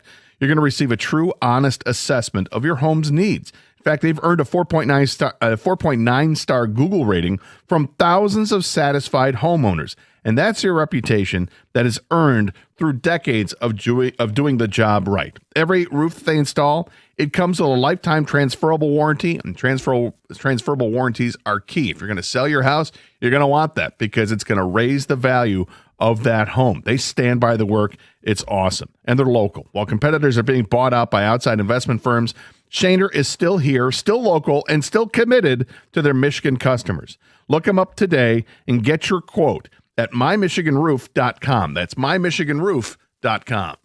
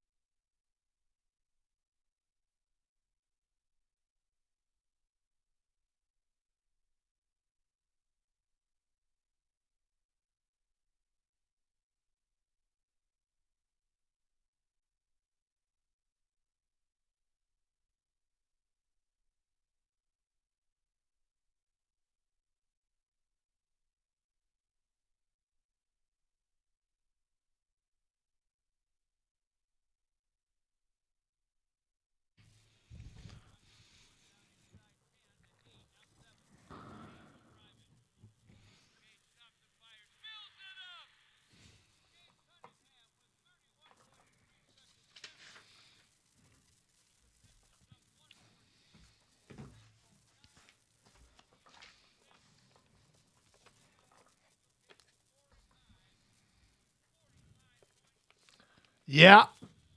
That was the best version of Cade last night, and that was a big shot, the kill shot in that game as the Pistons stay alive, beating Orlando last night at the Palace of LCA, and brought the series now to 3-2. Detroit goes to Orlando to take on the Magic tomorrow night. And Gator, what were your overriding observations? I think overall, it's just you saw a much better offensive performance from the Pistons. I mean, for them to shoot as well as they did, that's pretty big. because we haven't seen them shoot that well throughout the series. They've been shooting better than Orlando, but this was different. I mean, this is a team that shot 49% from the field, 36 from three, although that number was higher than that for most of the game, and then they missed some at the end. It caused the percentage to go down. But the big difference this is a strange game because the Pistons did to Orlando what Orlando had been doing to the Pistons. Roles reversed. Yeah, they got out to leads, and then Orlando would chip away at it. You're like, oh, come on, don't. It got to 2 points. You're like, please, don't let this happen. And then they just, all right, here we go, dagger. And it had to be frustrating as hell for Orlando because they couldn't make a free throw to save their lives. They shot 53% from the line, 16 out of 30. 16 out of 30. They missed 14 free throws, and they lost the game by 7. That's got to eat at them, again, and I hope it eats at them. The way it ate at us after Monday's exactly. game. But I come away with this that, okay, Orlando's been a bad shooting team, and they are a bad shooting team. But last night they were on fire, and it didn't matter. They stayed in that game. All right. I think it was an example of the regular season Pistons showed up last night. The Piston team that we watched for most of the 82 games, that's what it looked like. And that's kind of what I expected this series to look like. And, they still may not win it. Did something permanently change last night? Like, did you see something that is repeatable and that they will be able to do on the road? Because that Piston team controlled that game, and Orlando's lights out 3-point shooting got him back in it. And at one point in the game, in the third quarter, they were, where was it? 16 of, I'm sorry, they were, I lost my note here. 10 of 18 from three in the third quarter. They were 10 of 18 from three. And then they missed like 8 of their next 10 3-pointers, and the Pistons pulled away, made it a 15-point lead. Then they got hot again. Orlando's 3-point shooting kept them in that game. Now, the free throws, that's probably an anomaly. And as their 3-point shooting, I mean, they were over 50% last night from beyond the arc, I believe, or close to it. They were 17 of 38, so they were close to it. They're going to make more free throws in Game 6. They're probably not going to shoot that well from three. And Cade and Banchero probably aren't going to go for 45 points. But at the end of the day, that resembled more of a Piston game that we're accustomed to. Yeah, I wouldn't be surprised if Cade or Banchero threw up over 40 again. I think those guys are absolutely capable of it. And, for Orlando, that was their offense. It was give it to Banchero. He's either going to drive and make the shot, or he's going to kick it out to Bain or to Black, and either one of those guys is going to launch a 3-pointer and knock it down. It was fun to see the other team get frustrated for a while. Yes, and they were frustrated. And I don't think Orlando can play that well offensively again in the series, but they can play better defensively because we've seen it. Probably. And we've seen it consistently where they're better defensively against the Pistons than what we saw from them last night. So Game 6 is going to be interesting, but Game 5 last night was pretty electric. The crowd was into it as they should have been, and they got into it for 2 reasons. Because Cade just kept making shots, which was great, and made every free throw. He was 14 of 14 from the line. But Assar Thompson owned the crowd last night. His hustle from beginning to end. He played 36 minutes in this game and grabbed 15 rebounds, had 6 assists as well in this game, 5 steals and a couple of blocks. And there were plays that... What was his shooting from the field? 3 for 5. Okay. He was basically just hanging around the rim and, some tip-ins and stuff like that. Yeah. But it was what he did defensively and the effort that was there, even in plays where he wouldn't come away with a steal or didn't get the rebound. It was his contesting of that. Yeah. That got the crowd into it. Like, they really fed off of that, and his teammates fed off of that. So if he wasn't going to get the rebound, but he was tipping it and keeping it alive, somebody else would. Somebody else would all of a sudden snag it. Or if he's hustling for a loose ball and you've got all these scrums, I mean, at the very least, it was just eating up more time. Yeah. And time was so precious to Orlando in the end because they were running out of it and they needed to launch shots quickly, and they just couldn't get it done. I'm gonna give you what I think is a critical statistic in this series. A critical statistic in this series, and this is each game from game 1 to game 5. Orlando's offensive rebounds, which I've been harping on, and second chance points. They've gone 11, 13, 14, 16, 8. Yeah. Okay? It was getting worse every game. And then last night, the Pistons locked them down. Now, part of that is, to be fair, and you made a very valid point, that three-point shots lead to longer rebounds.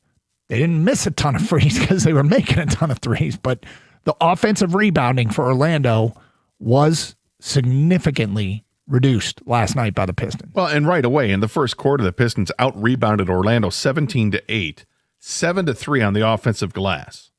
That's why they had this 12-point lead, 38-26, and they were just all over the place, smothering them. And then, of course, Orlando comes storming back in the second quarter. That's when Cade really got off. Cade had 20 points in the second quarter. Banchero had 12. But look, the Pistons still missed opportunities. They missed, I think, 2 or 3 layups that they probably shouldn't have missed, but they did. They still turned the ball over too many times. It was a little bit better, but not much. Not much. And in the first quarter, they got away with it because they were so good offensively. But they had 3 awful turnovers in the first quarter, 2 by Cade and 1 by Jalen Duren. They were just horrible turnovers. Cade cross-court pass. Yeah, I mean, no need for that. Yep. But they were able to persevere and get through that, and now they've got this game 6 right in front of them. Kang, you brought up something I paid special attention to see if they could correct it, and you tell me if you saw the same thing. Did their spacing not look way better last night? So when the double teams got ran at Cade, there were options?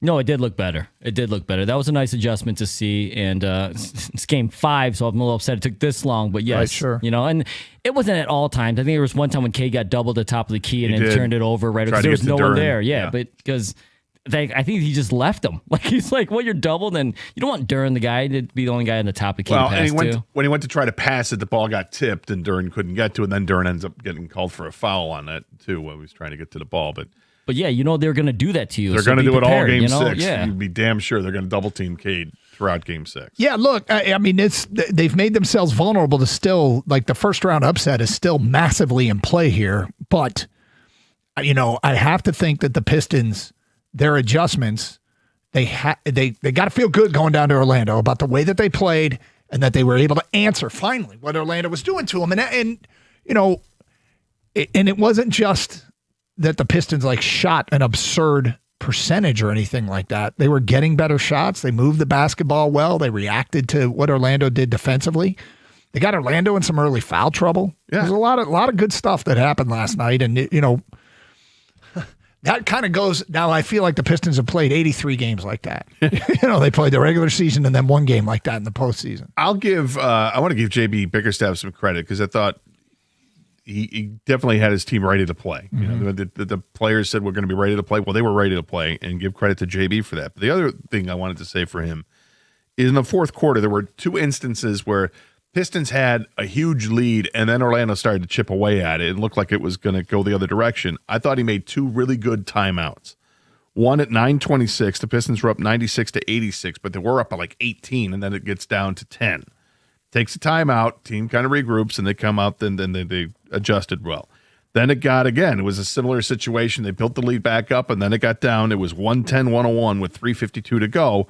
Calls a timeout and kind of calms the guys down and just kind of re-emphasizes what they had to do here in the last 4 minutes of the game, and they were able to get it done. 248-539-9797. All right, fans, what'd you see? What stood out to you, and is it repeatable? Did something permanently change last night? It's Carson Anderson. We got open lines. Want to hear from you as Pistons stave off elimination against the Magic. We will get to your phone calls and feedback coming up here on Carson Anderson on 97.1. Hey, sports fans, I'd like to talk to you for a minute about the best restaurant in the state to catch a game. It's Twin Peaks, with restaurant experiences really taking a nosedive and service missing the mark. Twin Peaks, they've upped their game. Starts with their culture, begins early with the cooks coming in at 7 a.m. every day to prep those dynamite dishes you crave, and I love them. Gator loves them. Food's really good there. Then, of course, the beautiful Twin Peaks girls. And what brings it all together is sports. They boast wall-to-wall TVs, video walls, 98 inches that brings you all the action that you crave. They do something that's key at a sports bar. They pump in the volume for big games. It's a perfect weekend to spend at the Lodge with Detroit basketball and baseball going on all weekend long. Huge game on Friday night. Their Cinco de Mayo party kicks off Saturday with pay-per-view boxing that night. And don't be afraid to stop in If you're not all about sports, the Scratch Kitchen boasts awesome items like the house-smoked chicken wings, thighs, ribs, and even hand-cut New York strips. And don't get me started on the bar. They have the coldest draft beer you've ever had. Poured at a bone-chilling 29 degrees into a mug that's been freezing for 6 hours minimum. They boast exquisite craft cocktails featuring a variety of tequilas and bourbons. If you're tired of spending $20 on fast food or dining out with a server that just doesn't care, stop by your nearest lodge and see the difference today at Twin Peaks, Eats, Drinks, and Scenic Views.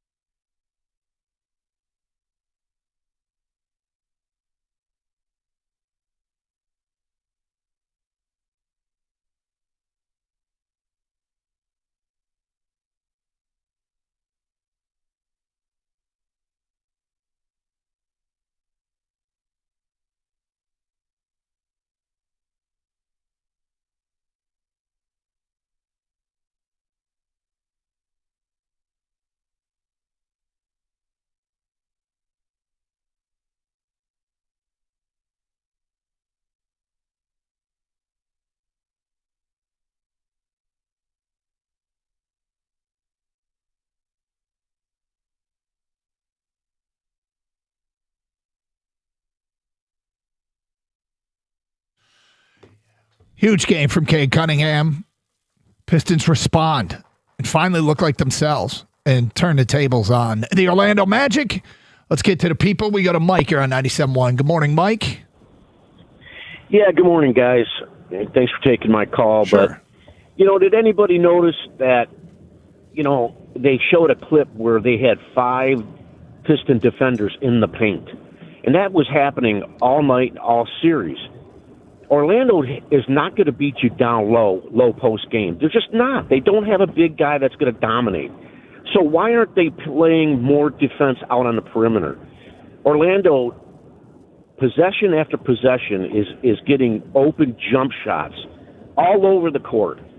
Extend the defense. That's coaching. I think Bickerstaff is doing a terrible job. No strategy. They got to drive the ball down low offensively. And defensively, guard the perimeter. What's this guy thinking?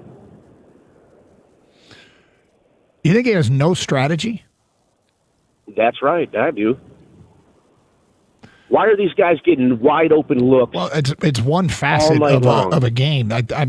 I think that they it's the first game that Orlando was able to shoot. Yeah, but prior to that, what was their shooting percentage? You had it yesterday. You kept 38%, saying 39%. Yeah, so this is they really burned them last night. But have they been in the series?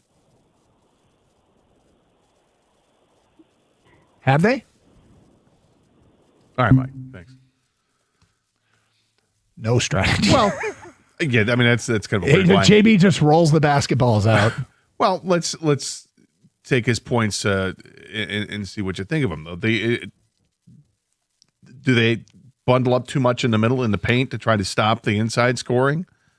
I don't know if I saw a ton of that. I mean, there was that, and there's no question that Orlando had wide open looks, but they're only looking for the three. So you can live by the three, you can die by the three. I mean, that's what Boston does. Orlando, they've got Bane who can absolutely shoot, and Banchero can shoot too. But it feels like they're concentrated on stopping. I don't know, stopping's the wrong word, but they want to limit, I guess, Banchero's outside ability. But Banchero was killing him inside, and he actually knocked down 6 3-pointers. If I don't know if last night's the game that I would use as an example of JB not doing anything. No, probably not when they win. The biggest problem, the biggest problem the Pistons have had in this series has been on the offensive end. The turnovers. And they had their best game offensively in this series. They did. And there's still lots of work to do because they still had too many turnovers. Would they have 16 turnovers in the game, whatever it was? 17 turnovers, which was more than Orlando turned the ball over. But what the Pistons were able to do last night was knock down the free throws. They shot 80% from the line. They got to the line early and often, 28 out of 35 free throw attempts. Now, some of those came at the end when Orlando's got a foul, but there weren't many of those. The Pistons did a really good job of, I mean, the previous caller wants him to attack the rim. Well, they did, and they got those calls. I don't think Cade was necessarily hunting for the fouls, but he was there for them. No, I wish, I'm glad he didn't. Because I hate that stuff. But he got Kang to the line. made the point that that he needs to do it more, but it didn't really look like he was doing that. For this series, Orlando, that was their best shooting game. But they're not exactly, they haven't been killing it. They've been around 31% from three. So letting them take those shots now, hey, they got hot. Banchero 6 of 11 from three. Desmond Bane 4 of 10. Desmond Bane's been over 50% the last 3 games. Anthony Black was 4 of 6 from three. If they can repeat that, good for them. But I think that you'll probably take your chances that they won't. Yeah, I mean, Anthony Black had 19 points last night. Previous to that, he had 2, 8, 5, and 7. Mm-hmm. But he was counted on because of Vagner's injury. So Black played 39 minutes and poured in 19 points. Is that going to be something they have to pay more attention to in Game 6? Yeah, perhaps. I mean, you don't want this team to be looking at 3-point shots that are that wide open. There was a point where they made like 4 in a row from the sideline. It was just easy, the shortest 3-point shot you're going to shoot, and they were draining them. They couldn't miss. Yeah, if Orlando is going to repeatedly shoot that way, then probably, they have to adjust their defense. If they start off, white hot, I think they kind of got to pick your poison a little bit. The good news was the Pistons had leads at one point. I think they were by 17, 18 points. And they kept it at double digits for most of the game. Yep. So that's the good news is that, the only way they're going to come back is by knocking down those shots. And they did. And they did it at a level that they're not accustomed to doing it. So do I expect Orlando to have that kind of an offensive output the rest of the series? No, I don't. But maybe they can get close to it. The Pistons just have to keep doing what they're doing. They can be better offensively, and we know that defensively they can be constrictive. Let's go to Robin next on 97.1. Hello, Robin. Hello. I saw the offensive rebounding as such a positive from last night's game, and I was wondering, do you guys feel like, did it seem like Orlando was taking their foot off the gas? Because at least in the first quarter, it just seemed like maybe they were coasting a bit. And is that something that we can take to Florida, and especially if Jalen Duren is going to keep struggling a bit, like that seems where he could be such a huge asset, is just grabbing those offensive boards. Well, I thought they made a concerted effort when they got their hands on the ball, that they kept their hands on the ball. They weren't, the ball was not getting knocked out of their hands, and they fought for the rebounds, and they won those both battles for the most part. Orlando still was able to get some rebounds. But the Pistons made a concerted effort, I thought, to own that part of the game, and they did. They out-rebounded them 49-33 in the game. That's a huge advantage in rebounding. But it's also not that many rebounds because both teams are shooting so well from the field. But it felt like a lot of those rebounds came off of missed free throws. If Orlando was coasting in any way, that is a grave mistake in a playoff series. I would, I wasn't my observation. If they were, no, you'd think professionals would be. Well, yeah, I mean, look, was there the Pistons jump out to an early lead and maybe suck some of the life out of Orlando? I don't know, but yeah, I think that would be a massive, massive mistake. I don't think that's the case. I didn't see any coasting. In fact, I saw a lot of fight out of Orlando that would not go away. Yeah. They just would not die. There's many times when the Pistons could have and tried to blow that thing wide open and couldn't. Like, even if it got double digits, Orlando would hit a 3 or another 3, and then somehow they just found their way around just enough where at the end of the game, that thing got tight. And the rebound thing was huge. It was led by Assar Thompson. His energy, he had 15 rebounds last night. You're talking about being stronger with the ball. He went after rebounds, like with authority. You know what I mean? Grabbed the ball, 2 hands, and wanted it. Like, there's times during this whole series, and I thought last night too, where they just so careless with the ball. But as far as rebounding last night, they were going after the boards. Yeah, they did. They went after the boards, and in particular, it was at the free throw line because Orlando was missing so many. And when they grabbed that rebound, it's a killer. They can't get another point. They can't get another possession, and they just ended it and turned it over there to the Pistons. And they got up. Thank God they got up to the big start in the first quarter because Orlando came storming back in the second. But the Magic have got to be kicking themselves today, because they couldn't make free throws. No, those the Pistons aren't defending those. We know exactly how it feels. Same thing. Pistons did the same thing on Monday where they went 7 of 14 from the line in the fourth quarter with the game on the line. To the previous caller, I got the numbers in front of me now, who is mad that they left so many shooters wide open and said that JB has no strategy. Going into that game, Orlando from 3 was shooting 31%. 31%. And defensively, if you pick your poison, probably not the worst gamble. Last night, Orlando shot 45% from 3. They had a very good shooting night. And they were shooting pretty consistently throughout the night. Justin in Madison Heights. So that might explain at least a little bit what was going on, that they hadn't burned him from distance. Bane's been hot the last 3 games, though. He has been very hot. Well, he gets that way. Yep. He's doing some other things that we need to talk about, and we will get to that today at 10:50. In the meantime, Justin in Madison Heights. Hi, Justin. Hey, guys. Hey. The thing I'm hoping that changed permanently is that Franz Vagner is going to be out for this rest of the series. Yeah, I hear you. It clearly unlocked Cade. He is him, man. What a game. That was ridiculous. Yep. And it obviously allowed Cade to just flow, body up, get the shots, make the separation. Right, and if Assar can keep up that defense, oh my goodness, he was everywhere, like you guys said. I'm a little nervous.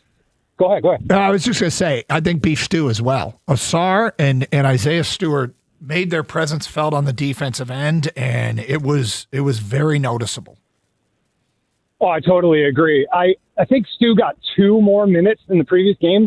JD had a little bit better game. Like, there were flashes of that old JD. It was good, but also still kind of some mistakes, kind of some, I don't know what's going on with him, man. Yeah. But I mean, can we get Stu 2 more minutes this game? Maybe. You know what I mean? Like, maybe. I mean, I like the rotations worked pretty well last night. All right, 248-539-9797. Phone calls, ticket text. What did you see? Is it permanent? Is there anything that is carrying over? Anything that the Pistons unlocked last night that gives you confidence that they can pull this off? In the meantime, I do want to talk about Bane a little bit, because he wasn't just making threes a lot last night. He was doing something else, and we will get to that in 8 minutes here on Carson Anderson on 97.1. April is here, and while the flowers are starting to bloom, the spring rains are moving in. You know this, but is your home ready to handle it? Before the heavy showers hit, check your basement and make sure that your sump pump is ready to work. And if you're worried about water or a pump that's not going to kick on, do what I did and call Birmingham Plumbing, Heating, and Cooling. And while you have them there, beat the summer rush by getting your air conditioning or your pool boiler tuned up. Don't wait for the humidity to hit. Get ahead of the heat today. From leaky basements to cooling prep, visit BirminghamPlumbingCO.com. Birmingham Plumbing, Heating, and Cooling, your Metro Detroit boiler experts.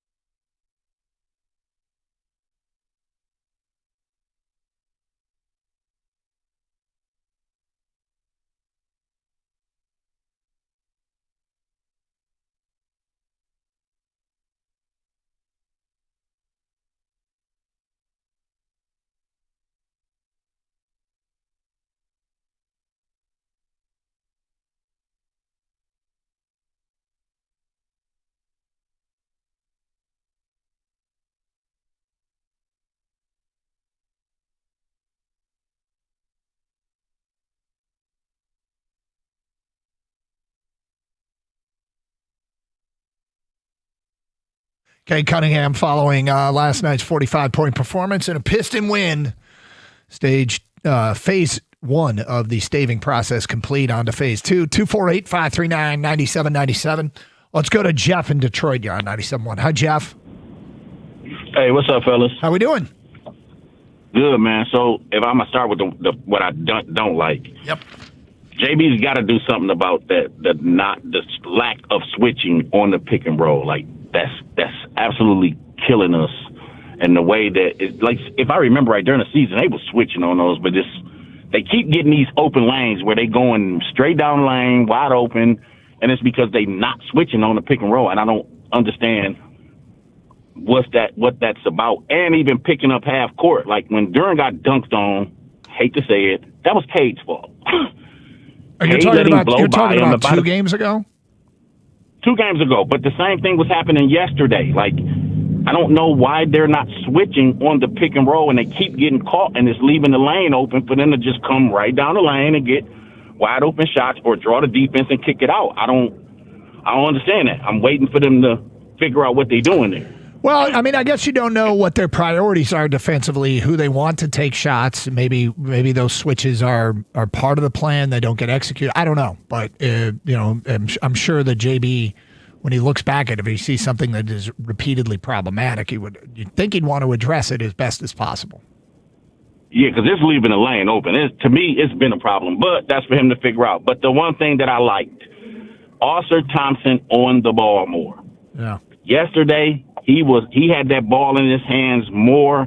That made him more a part of the game, and dude was all over the place. Yeah. I mean, he was everywhere, and I don't know why I never thought about that, but I really, really like him on the ball. Even though he can't score, he can't shoot, but, man, yesterday I really liked him on the ball.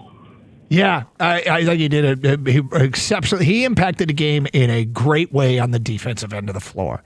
He was so active. Yeah. And that was given his skill set, that was like the best of what Assar Thompson can bring to the table. Fun to watch, man. Exactly. And I don't know why I feel like him having the ball just kind of made him feel like more in the game. Like, he was everywhere, dude. And when I looked at his stat line after the game, I was like, wow, he really did. You felt his impact when you watched it, but even though he didn't have a triple-double, he had a triple-double type of game. Like, I just liked him on the ball yesterday, man. I think that's something that the Pistons could grow. Well, there's a lot to like with what Assar did last night. One of the things I didn't like is he had 5 turnovers. That part. That's a lot. That part. I get you there. So, the more he handles the ball, the more he can turn the ball over. I'd love his energy, though. And he's all over the place. Help defense was tremendous. The whole team played great help defense. Jalen Duran was great with help defense. And it was just a game that, they chose that we're gonna defend the paint and we're gonna let you guys shoot from outside. Well, they shot from outside. They knocked down their shots, but fortunately the Pistons did so much offensively and made the free throws it didn't matter. Well, I don't want to take the turnovers, but I'll take them in this sense. I think the other part of him handling the ball helped Cade in the fourth quarter.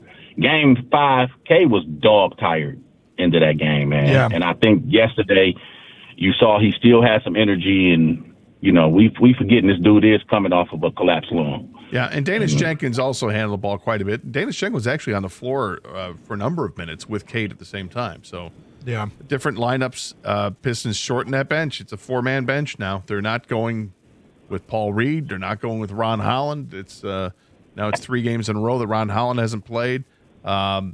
We've gone now. This is 5 games in the series, and Paul Reed's only played in 2 of them, and so is Ron Holland. As they should. Thank you, Jeff. All right, Bane. Here we go. There was early in the game where Bane just fell with the ball, threw his hands in the air, got a call. Bane tried to flop with Duncan Robinson and got whistled for a foul. It was glorious. It was. And he was on the ground looking at the refs like, did you see what he did to me? Well, there was a collision, but he embellished. And he initiated the collision, which is why he got called for the foul. Bane tried to deny Beef Stew and Cade giving a high five. He threw his hand in between them. And that BS he pulled when the ball there was a scramble, and Assar ended up standing over Bane, and Bane gave him like a millisecond and then stood straight up into his crotch and then fell to the ground and looked at the ref. Did you see what he did to me? After he flipped Assar, there was a point where Detroit tried to huddle, and Bane got in the middle of their huddle, and for some reason Van Gundy said, Bane has every right to be in that huddle. What? Huh? The flopping last night, look, this happens in a series where a guy on the other side gets under your skin. And I thought Bane was dreadful last night with the flopping and the begging and the whining for calls. And I'm fighting the hypocrisy of Kang's suggestion that Cade needs to flop more and thinking it's a good idea. But the end result, that's what it looks like, and it's so unattractive. It doesn't do the game justice. I can't stand it. And it didn't help. They lost. It didn't help. But I've had about the pain of your existence watching that team play. No, I didn't. But I'm done with Bane, man. And I was trying to figure out who he looked like last night, and it finally hit me. I'm not sure which one, but he looks like a member of New Edition. And I don't know, like a New Edition guy got into the gym and joined the NBA. It might be Biv, might be DeVoe. I don't know which one, but he looks like a member of New Edition. Am I wrong? Yes. Oh, okay. I love New Edition. Don't ever talk. You're talking bad about New Edition. I'm not talking bad about New Edition. I'm saying he looks like a member of New Edition. It's the greatest R&B band ever, right? Did you just combine two bands? What? Bell Biv and DeVoe? They were members of New Edition. Were they? Yeah, they broke off on their own. Yeah, that's why it's one of the greatest R&B groups of all time. Yeah. Bobby Brown? Yeah, Bobby Brown was he was part of it too. All right, I think I just got some cred back. All right. Yeah. I don't know, man. I think Bell Biv DeVoe. I don't think they were in New Edition. Oh yeah, my bad. Johnny Gill. Yeah, that's Johnny Gill. There you go. Yeah. Anyways, no, he looks more like the elf from Bad Santa, the dwarf that was in Billy Bob. Wow. He does. I got nothing. It's a movie reference. I got nothing. 100% done. Right? Yeah. It's not New Edition. It's the Bad Santa dwarf. I don't know. I didn't see Bad Santa, so now I got to Google search Bad Santa dwarf. Yeah. Dwarf. He looks like the dude at LA Fitness that's like lifting weights, and then you're like, hey, we need one. Well, you come play, and he comes, puts down all the weights, comes into the gym, and he just starts nailing threes from half court for some reason. I'm like, we didn't think you could play basketball. We thought you just lifted. We just needed one. Yeah, and dude, you're swole and can shoot. Yeah. 248-539-9797. Anyway, I'm over Bane. I'm completely over Bane. I don't even know if he looks like the dwarf, but it's a great call. Just to get people to Google search Bad Santa dwarf, and you see Joseph Anthony Cox. The image shows up, and I'll give it to you. I mean, I don't think they look alike, but I don't care. I like it. Enough of Bane. He's like a fire hydrant that can shoot. Right? A fire hydrant that falls over for no reason on occasion. You're strong. Why are you falling over so much? I know, much? right? The one that really got me going is when he stood up into Assar's crotch, flipped Assar, fell to the ground, and looked at the refs. Did you see what he did to me? Well, I mean, Assar was literally straddling his back. Yeah. So it was... but you got to get more than half a second to move out of the way, I think. Fair enough, but I mean, it wasn't called a foul, and it shouldn't have been. So yeah, that was a good no call. Yeah. Sheldon in Highland Park. Hello, Sheldon. Hey, this is kind of not a great call about a win, but I felt horrible about that win. I didn't see JB I didn't see him do any adjustments, and that scares me because, yeah, we're good enough to beat them at home. I don't think playing the exact same way we'll be good enough to beat them on the road or two more games without making adjustments with the way Jalen Duren is not playing. I know he had a little bit better game, but he's still getting totally, boxed out where he's not being able to be the old Jalen Duren and dominant Jalen Duren. I don't believe it's anything to do with the way Orlando is playing him. I think it's something mental in his head because I look at his face sometimes in the game, he be looking shell-shocked. And I think if we made it to the next series, you'll see that he'll play completely different. It's something about Orlando that has him shell-shocked. Sheldon, I think that the adjustment they made was the spacing offensively. Like they were able to move the basketball, they were able to beat the double teams, they moved the ball much better to open people. I thought they were more prepared for that than they were in the previous games. I think they executed better. They did execute better, but they didn't do anything to change. They just played smarter. They still did some stupid turnovers. They played smarter. And I think you really should play Stewart more than Duren because Stewart is more effective in the game, especially when we go to Orlando. If we play Duren more than Stewart and Stewart is more effective in blocks and defense. Okay, he had 1 block last night compared to the 8 that he had the other game, which set a record. And he doesn't score. Isaiah Stewart had 5 points in the game in 20 minutes. I think what we're discounting out of all this, because everybody's looking for the next guy to step up with Cade, is what Tobias Harris has done. He stepped up and scored 20 points a game over the last 3 games. There was a big knock on Tobias, playoff Tobias. That's from Philly a few years ago. It's Carson Anderson, 97.1.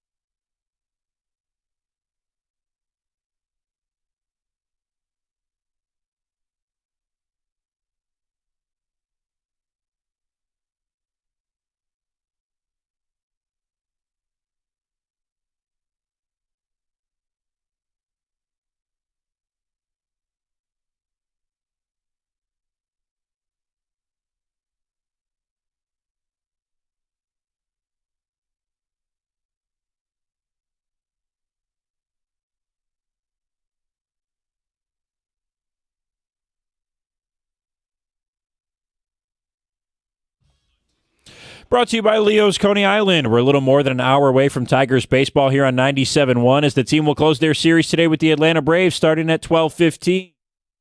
Framber Valdez will take the mound for Detroit, and the rest of the batting lineup was announced earlier this hour. Kevin McGonigal will lead off and start at shortstop. Gleyber Torres bats second and plays second. Colt Keith is the DH today, batting third. Riley Green is in left, batting cleanup, followed by Spencer Torkelson, batting fifth at first base. Batting sixth is Kerry Carpenter in right field. Matt Vierling is seventh in center field, while Hao Yu Lee bats eighth at third base defensively. Those two assignments due in part to the injury to Javi Baez from Tuesday night. And Jake Rogers has the duties behind the dish, batting ninth, which means Dylan Dingler does not get a start today. Bryce Elder will be on the mound for Atlanta. Opponents are slugging .303 on his fastball this season, which ranks 281st in the major leagues in average velocity. Elder has been stellar this year, though, with a 1.95 ERA in 37 innings thus far. First pitch coming up at 12:15. The pregame show starts here on 97.1 at 11:50. And the Daily Telegraph received a statement from Saudi Public Investment Fund confirming that it will cease funding the LIV Golf Tour after the 2026 season. Golf Digest said agents of LIV players have reached out about coming back to the PGA Tour, but the deals will likely not be as friendly as the one Brooks Koepka got. As of now, LIV is still scheduled to come to Michigan in August for the Michigan Team Championship. At the Carl Health Sports Desk, I'm Brendan Shabath. For more, go to 97.1theticket or Odyssey.com.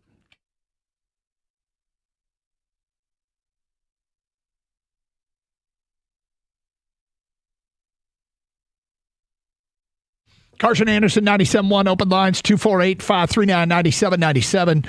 Look, Pistons is still in a precarious position here. They haven't had a great series. Their best game of the series was last night for the entirety of the four quarters. They had an elite third quarter in game two. Those have been the two wins, but they got to try and find a way to carry it over to Orlando. I thought JB did a good job with some of the changes he made between games, specifically with the offensive spacing to get out of problems when the double teams were run at him. And look, Cade was phenomenal. Cade was absolutely phenomenal. And on the defensive end, Assar and Beef Stew really impacted the game. I would say Durham was a little bit better, but not a ton better. And Orlando kind of looked rattled. They shot it extraordinarily well, which kept them in the game.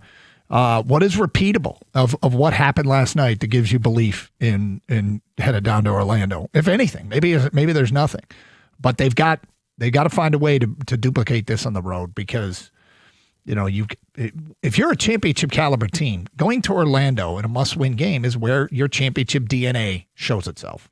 Yeah, and this is a team that we saw during regular season is quite capable of playing this level offensively and even better. So I don't think it's a stretch. Orlando is what they are. And last night was out of the ordinary for them to play that well offensively, to shoot as well as they did. Shoot that well, yeah. Yeah. So, and both teams are very capable of playing really well defensively. But there's momentum with the Pistons right now. And if Vagner stays out, that's going to be a real hard thing to overcome if you're the Orlando Magic. But it's not like they're not used to playing without him. I mean, they've had this whole season has been wrought with injuries for the Orlando Magic, and they finally got healthy towards the end of the season, and that's why they're a really tough out here as a quote-unquote 8 seed, and the Pistons have their backs against the wall. They're in that corner until they can come out, and they can't come out unless they win this game on tomorrow night. 248-539-9797. Anthony is next on 97.1. Hello, Anthony. Good morning, guys. Hey, I'm wondering if you could answer one quick question. Why is JB challenging calls in the first half again? He did it twice in Game 4. Even though he won them, you need to save those things for the second half. And then last night, after LeVert told him not to challenge, he challenged. I'm telling you, he's been doing this all year. I just don't get it. And it could come down to some play in the fourth quarter that he's going to need that challenge, and he doesn't have one. And he's consistently doing this. I don't get it. Can you answer that for me? No, I don't get it either. Because LeVert absolutely told him not to challenge last night. He challenged it anyway. Yeah, I mean, my guess is, and if you watch him, he turns and looks to his bench. I think there's another coach who's in charge of telling him what to challenge and what not to. But one quick point. Don't you think they should never challenge in the first half, ever? I mean, I don't believe in hard and fast rules, but you'd hate to lose a game because of something that happened late and you didn't have a challenge. That would suck. Yeah, you don't get the challenges I mean, even if you're successful, you don't keep it. You get Just 2 weird. challenges in a game, which is strange. Yeah. It's not like the ABS challenge they have in baseball. But I guess they do take a long time, and people would challenge like crazy. And sure, I understand that. But as far as challenging in the first half, I mean, I think everything is circumstantial. Depends what the circumstances are. Are you in desperate need to get some kind of momentum coming back? And here's your an way? example of when I might do it. If a critical player like Bain, who had 2 fouls early and stayed in the game, if he goes and does something that will give him his 3rd foul, if you challenge and win the challenge, and now he's got to sit on the bench for the rest of the half, that's why I would not have a hard and fast rule that you never challenge in the first half, because that could impact the game dramatically. I would agree with that. But yeah, there's sometimes where I'm like, what is he doing? And I think they have a coach. If you watch his behavior, he turns and looks to the sidelines. I think you have a coach that tells him whether it's worth challenging or not. And I mean, their job is to get it right more often than not. But Floyd in Detroit, you're next. Hi, Floyd. Hi, guys. I don't know if you all remember the period when they had when the Pistons had Green and Robinson in the game together. Green hits a 3-pointer. Robinson comes back and hits another 3-pointer. And then Bickerstaff changes the lineup. Do you remember that sequence last night? I don't, but I want to look it up. Do you know what quarter? Well, I remember Javonte Green finally hit the 3-point shot because he had missed like his previous 3 or 4. He was 1 for 5 in the game, and I remember him missing open looks and then finally getting one. So after he hit his first 3-pointer, is that when it was? And was that? Do you know what quarter it was, Floyd? I think it was in the 3rd quarter. Okay. But you know what I was thinking, I was really upset that Bickerstaff changed the lineup in because that's the way the Pistons have played. They got to get certain rhythm going. But Green can shoot. Green can hit 3-pointers. But, you know, as soon as these guys get a certain rhythm going on, he brought, I think, Cade back in. He got to give Cade more of a break and let these guys get their rhythm. Well, Floyd, there's a couple things here. Cade had a record-setting performance, so I'm not sure that he needed to give Cade more of a break last night, and they needed it. And secondly was there anybody at the scorers table already? What do you mean by anybody at the scorers table? Okay, so you were mad that they took Green out and put Cade in. Was Cade already at the scorers table getting ready to check in? I don't know. Do you remember if he was or he wasn't? Yeah, I'm not sure about that, but during the regular season, these guys have played themselves into a rhythm, utilizing the bench. And I think that's what you really who was in a rhythm last night? Have moving forward. Who was in a rhythm last night is their first team All NBA performer who was coming back in for Javonte Green, and I think I'm okay with that. But right, and Javonte Green is shooting 28% from 3. If he was 0 for 4 from 3 until that moment. They're not in the business of getting Javonte Green into a rhythm. They're in the business of winning the game. Am I wrong here? Yeah, he was 1 for 4 in the game from 3-point 1 for 4? But I think that was his last attempt from 3. He had missed, I think it was 2 or 3 in a row in that sequence. Yeah. Yeah, there was one that he hit that we thought was a 3. They took back and made it a 2. I guess his foot was on the line. You're right. So, yeah. He ended up making 2 shots, 2 for 5 overall, but 1 for 4 from 3. Feedback coming in. This series comes down to attacking the glass and energy. Assar played incredible. Duran started with great and lots of energy, then faded. Stu played good, needed him. Next text. If they don't do a better job bottling up Bain in Game 6 and he gets that crowd going with his 3-pointers, Pistons are in trouble. Somebody has to stick with him. I think it should be a priority, yes. It feels like when we get a lead, we put Jenkins and Duncan back in together and we lose the lead. Then we put Beef Stew back in and we get back on track. To me, it seems like a better option than Duncan and Jenkins is Holland and Reed. Well, they obviously don't. What's clear is they don't agree with you. Yeah, I mean, Dennis Jenkins was a team high +10. Cade put the team on his shoulders. Problem is, they're going to grind him into the ground. He can't carry the team every night. Front office let Cade down, let the team down, let the fans down. Get him some scoring help. That's from John and Fenton. Well, we should talk about the trade deadline and whether or not they should have done more. Should we bring that up? No, let's not do that. But I mean, look, Cade Cunningham. If you're a superstar, this is part of the burden of being a superstar, right? You're going to have to carry the team on your shoulders sometimes. And last night he did that offensively, and yet he was scoring a ton. But it to me, watching the game, it didn't feel like he was the only guy that was contributing. Obviously, he wasn't the only guy contributing. He did in the scoring column. But he had 1 assist through 3 quarters. 1. Yeah. Ended up with 5 in the game. But it was everybody else was stepping their game up. Thank God Tobias Harris is here and pouring in 20 points a game. And he had 23 last night. Assar Thompson all over the place. Jalen Duren did his part. Duncan Robinson knocked down a few 3-pointers. And, they were playing team basketball, even though one guy had 45. See, last night, I guess I'm not in the minority because we already took some calls on it, Doug, but I don't feel that they can win that way again. You know what I mean? Like, there was some stuff that's probably not repeatable. Yeah. Cade isn't going to score 45. Orlando's not going to miss that many free throws. Vagner may play again. But I don't know that Banchero's going to go off, and I don't think Orlando's going to shoot it the way they shot it. I mean, each game's a different animal. It is, but, I mean, last night, I still have Orlando winning this thing. I'm happy the Pistons won last night. I don't want the season to end, but you mentioned it. Cade had a historical, legendary night for them to win. There was still no Jalen Duren after the first quarter. I thought he was, all right, first quarter, Jalen Duren's back. No, Jalen Duren's not back. I don't know what's going on there, but they haven't gotten him going. No one can shoot a three-pointer besides Cade Cunningham and Duncan Robinson. Jenkins, I know he was a plus 10 you just mentioned, Gator. What was he, 0 for 5 from 3 last night? He's not shooting well. He cannot make a three-pointer. No. LeVert doesn't even want to take one. Tobias, thank God, hit one that was pretty important, but he was only 1 for 3, I think. And you mentioned no Vagner. That's huge. Magic missing half their free throws. They got to be kicking themselves big time today. They could have won that game and ended the series last night.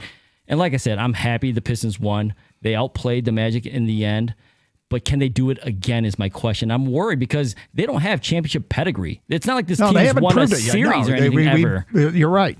I don't disagree with that. I think it's, like I said, you win championships, your DNA has to show at some point, and it's Friday night in Orlando, or it's over. You got to show that championship DNA. The one thing they still haven't done offensively is unlock Jalen Duren. Yep. And I don't know if they can still do it in this series. I mean, if it's just some sort of aha moment that they have. But because Cade scored 45, is that going to unlock some other things? Are they going to have to pay more attention to Cade, Orlando defensively? And does that open up? Okay, he's driving to the lane. 2 guys collapse on him, and then there's Duren open waiting for the lob. What J.B. Bickerstaff said about Cade and whether or not he feels like they have new life. He talked after the game. We'll bring you that at 11:20 here on Carson Anderson on 97.1. Hey, I've known the Bernstein family for a long time, and I've seen how they work firsthand. If you're injured, call Sam. They're a firm that demands respect, not just for you, but from insurance companies too. 50 years of winning earns that. 1-800-CALL-SAM.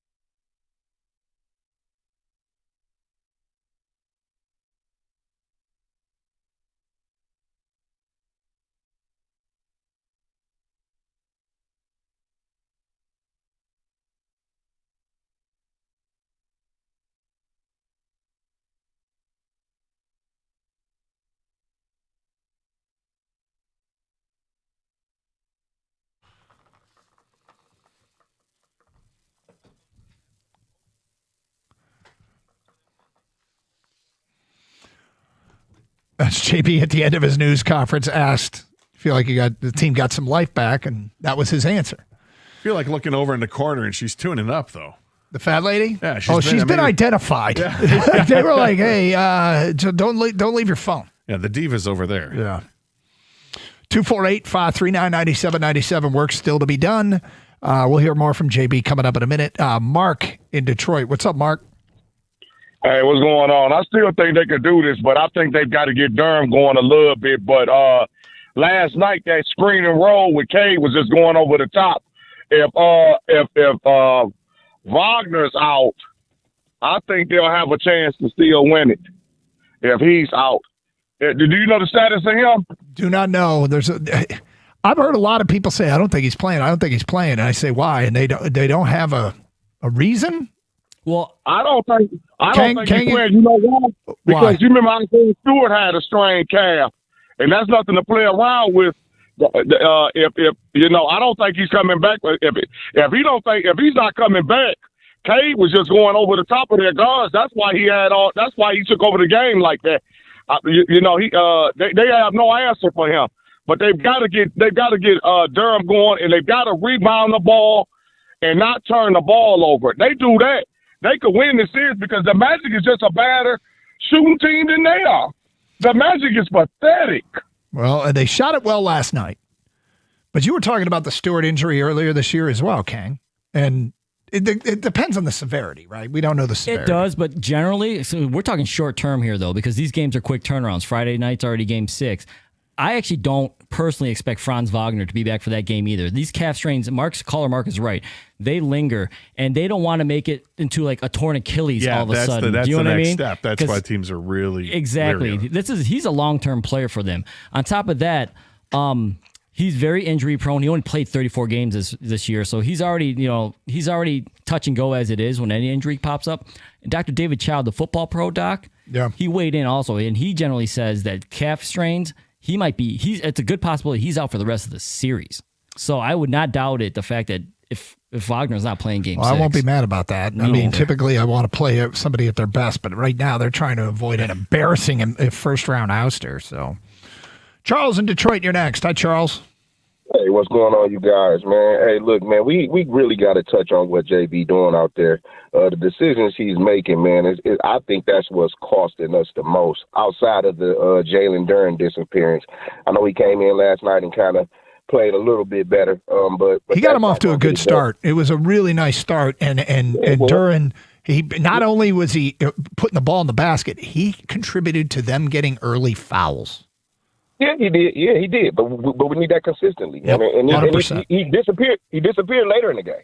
So he disappeared offensively. Disappeared offensively. Defensively, he's still there. He grabbed and it actually helped the offense with 5 offensive rebounds in the game. But he's not scoring like we're used to, and he also hasn't grabbed double-digit rebounds yet either. And that's our thing, though. You know, the Pistons' defense is what's got us here. All season, Cade is our offense. And for all those callers and people that's been calling in today and still bashing Cade Cunningham because he had a few turnovers. Listen, he's going to get turnovers. He got to carry this team. I don't know what anyone expects, but my man went out there and dropped a 40 ball, man, last night. Didn't miss a free throw. I mean, what more you want from the guy? You can't ask him for too much more, man. But I need JB to get in there and coach his butt off, man. That's what I need him to do. I need him to get in there and make better in-game decisions, especially when it's closeout time. Some of the decisions he made last night during closeout time is not going to get it done going into this next game.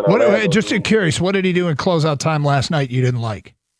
There's some certain players he shouldn't have had in at certain time. Timeouts he should have called. When he didn't call timeouts when I thought he should have called a timeout, especially when Banchero, I think it was like his third 3 he had in a row. I feel like we should have had a timeout then. We should have called a timeout, regroup, figure out who we should have guard him with and slow him down, throw a double at him, whatever. We let them get too close last night, and that's because JB didn't play him right. That's my opinion. But I'm looking forward to 2. I'm looking forward to the next game in Orlando.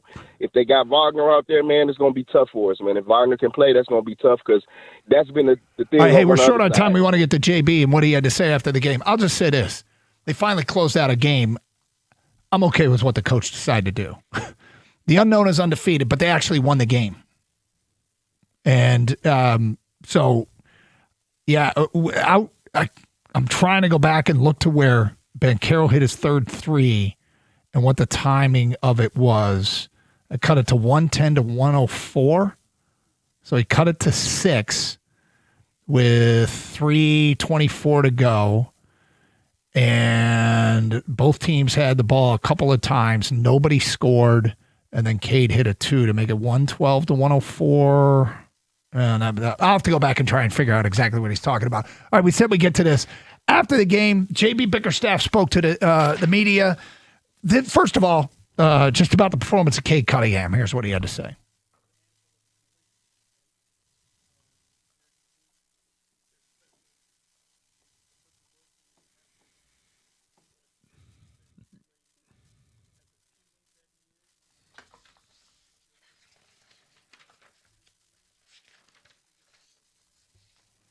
Love the way he played, and he was awesome. And that last possession when he hit that elbow jumper, it wasn't like they were down 1 and went up 1, but that was a kill shot in the game, and it was good to see our guy get a kill shot in a late game situation in the postseason. He was feeling it last night. I mean, that's a franchise high in the playoffs of the 45 points, and they needed all of them. In the end, they needed all of them, but this felt like a game that looked closer in the end than really what it was. It was typical of what we'd seen in this series, what Orlando had been doing to Detroit. Detroit would come storming back, make things close, maybe even take a lead for a half a second, and then Orlando would just, slap them back down the rungs of the ladder and stay on top.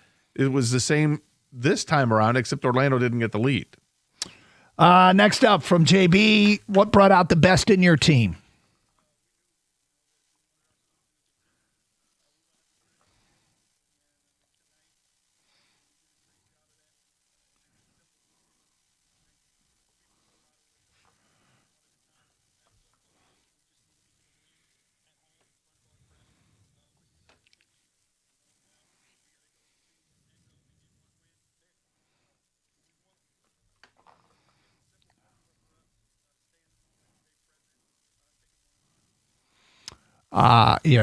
That's how teams approach almost everything in these situations. And I want to get to one more here because we're short on time.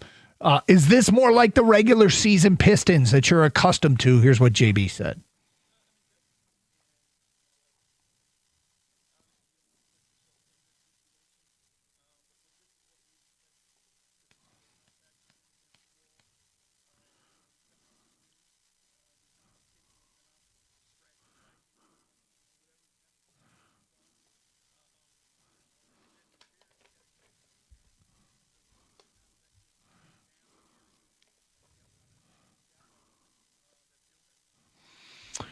It was the most important game of the season.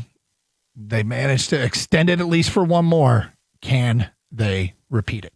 It's Carson Anderson. We got a little Tiger stuff we'll get into as we have a just afternoon Tiger start today. Tiger baseball coming your way at 11:50 here on Carson Anderson on 97.1. You want that beautiful green lush lawn this summer? Of course you do. You want your neighbors to walk by envious as they walk their dogs, and you're like, yeah. Oh, I got this green lawn. You know how I got it? I talked to Natural Way. Natural Way Lawn and Tree Services, where you get green and stay green with Natural Way. 888-GET-GREEN's the telephone number, and you can save green when you prepay. Call by the end of the month, you get the early bird discount. Natural Way has been serving Michigan since 1990. They offer the 100% satisfaction guarantee. Look, if you are tired of fighting weeds and watching your grass thin every single summer, I understand. You want a better-looking lawn. But the great lawns, they don't happen by accident. You need to have the right timing and the right program. And at Natural Way, they offer a full menu of services to accomplish your dream lawn. Fertilization, aeration, weed control, disease control, and so much more. Look, it's easier to prevent a problem than it is to fix one. And early treatments, they set the tone for the entire season. For limited time only, purchase a full lawn program, and you're going to get free grub control when you mention my name, Gator, in the station 97.1. Call now, 888-GET-GREEN, or go to naturalwaylawn.com.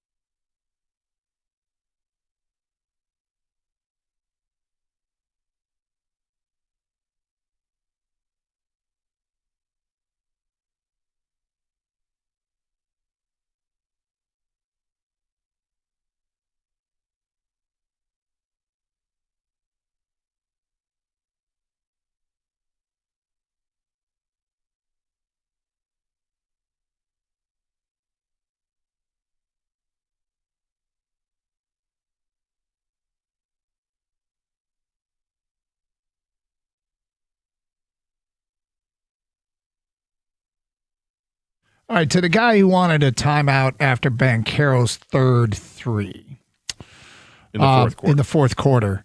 He hit 4 threes in the fourth quarter. And he could have used a timeout there. I don't know how many he had left at that moment. What time was it that he hit his third? 3:24 to go in the fourth. He hit his third 3-pointer to make it 110 to 104. Okay, I'll tell you why he didn't real quick before you do the research. Because he called a timeout at 3:52. So he had taken a timeout 30 seconds before. Yeah. Actually, less than 30 seconds before. That might be why. If it makes him feel any better, the Pistons outscored Orlando from there the rest of the game. So if he wanted it after the fourth 3-pointer that he hit, that made it 114.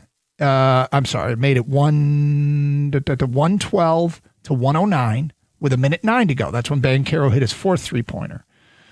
And again, I don't know how many timeouts he had left at that time.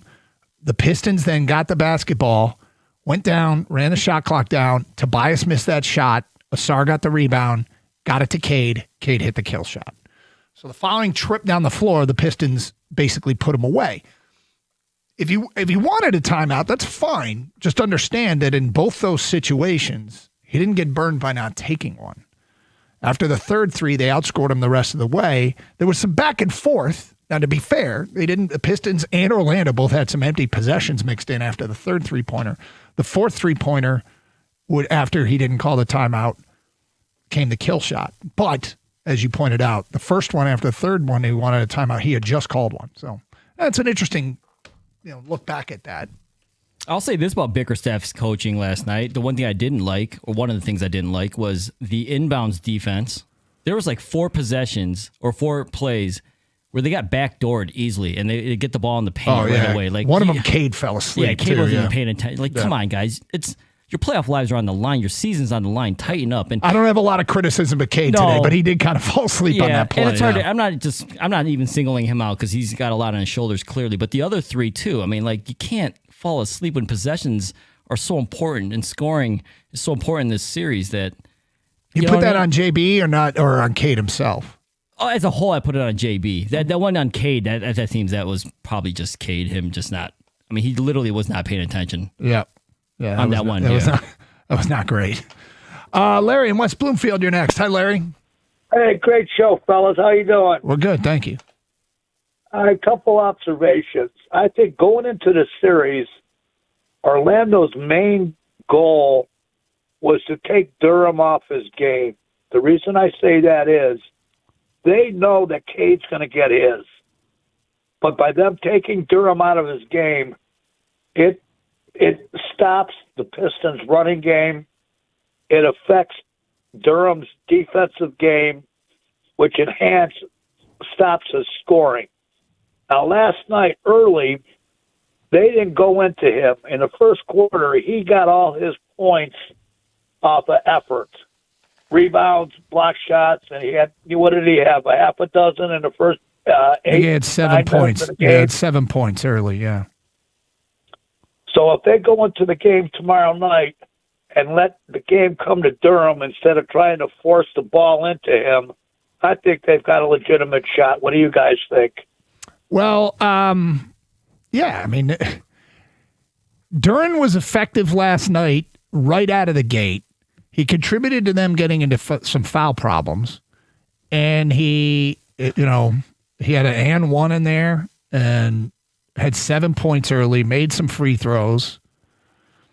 And yeah, I mean, I didn't think they forced, and as you said, they didn't force feed him the basketball. So yeah, it worked out well. Yeah, I think it was fortunate that when they went to him early in the game, he put a great spin move back to the basket, spin and laid it up and in. And I think it was maybe even a baby hook on that. Good for him to get the confidence right away. And then late in the game, they actually sort of had one of those lobs work that turned into a 3-point play. I don't know how that went. I don't know how it went either, but it did. But there are still moments where they're trying to get on the ball and it ends up in a turnover. It's still a work in progress. They're still trying to unlock him because they know that Jalen Duren has got to give you 30 points on a given night. All right. I just saw something on Twitter. CBS Sports has a note here. Texas Tech quarterback. This is an actual story they wrote. And Pat Forty said this is first ballot induction into the Tone Deaf Hall of Fame. Texas Tech quarterback Brendan Sorsby will be away from the team indefinitely after entering a gambling addiction program, which threatens his status for the upcoming season as the Red Razors' pride possession from the 2026 transfer portal. Texas Tech was an overwhelming favorite to repeat as Big 12 champions after acquiring Sorsby this offseason, but has now moved to even money at plus 100 via FanDuel Sportsbook after Monday's news. The Red Raiders' projected win total has also decreased from 11.5 at opening to 10.5, and Sorsby's no longer FanDuel's Heisman Trophy odds list, opening at plus 2,500, just outside the top 10. They do a story about a young man getting sent away for gambling addiction and rehabilitation. Then they update you on Texas Tech's odds. That's hysterical. Pat Forty's exactly right. First ballot induction into the Tone Deaf Hall of Fame. Hysterical. I mean, I feel like that's an AI-generated story. It probably is. How things have gotten this lazy? Yeah. Mm-hmm. Did it have the voice that goes like this?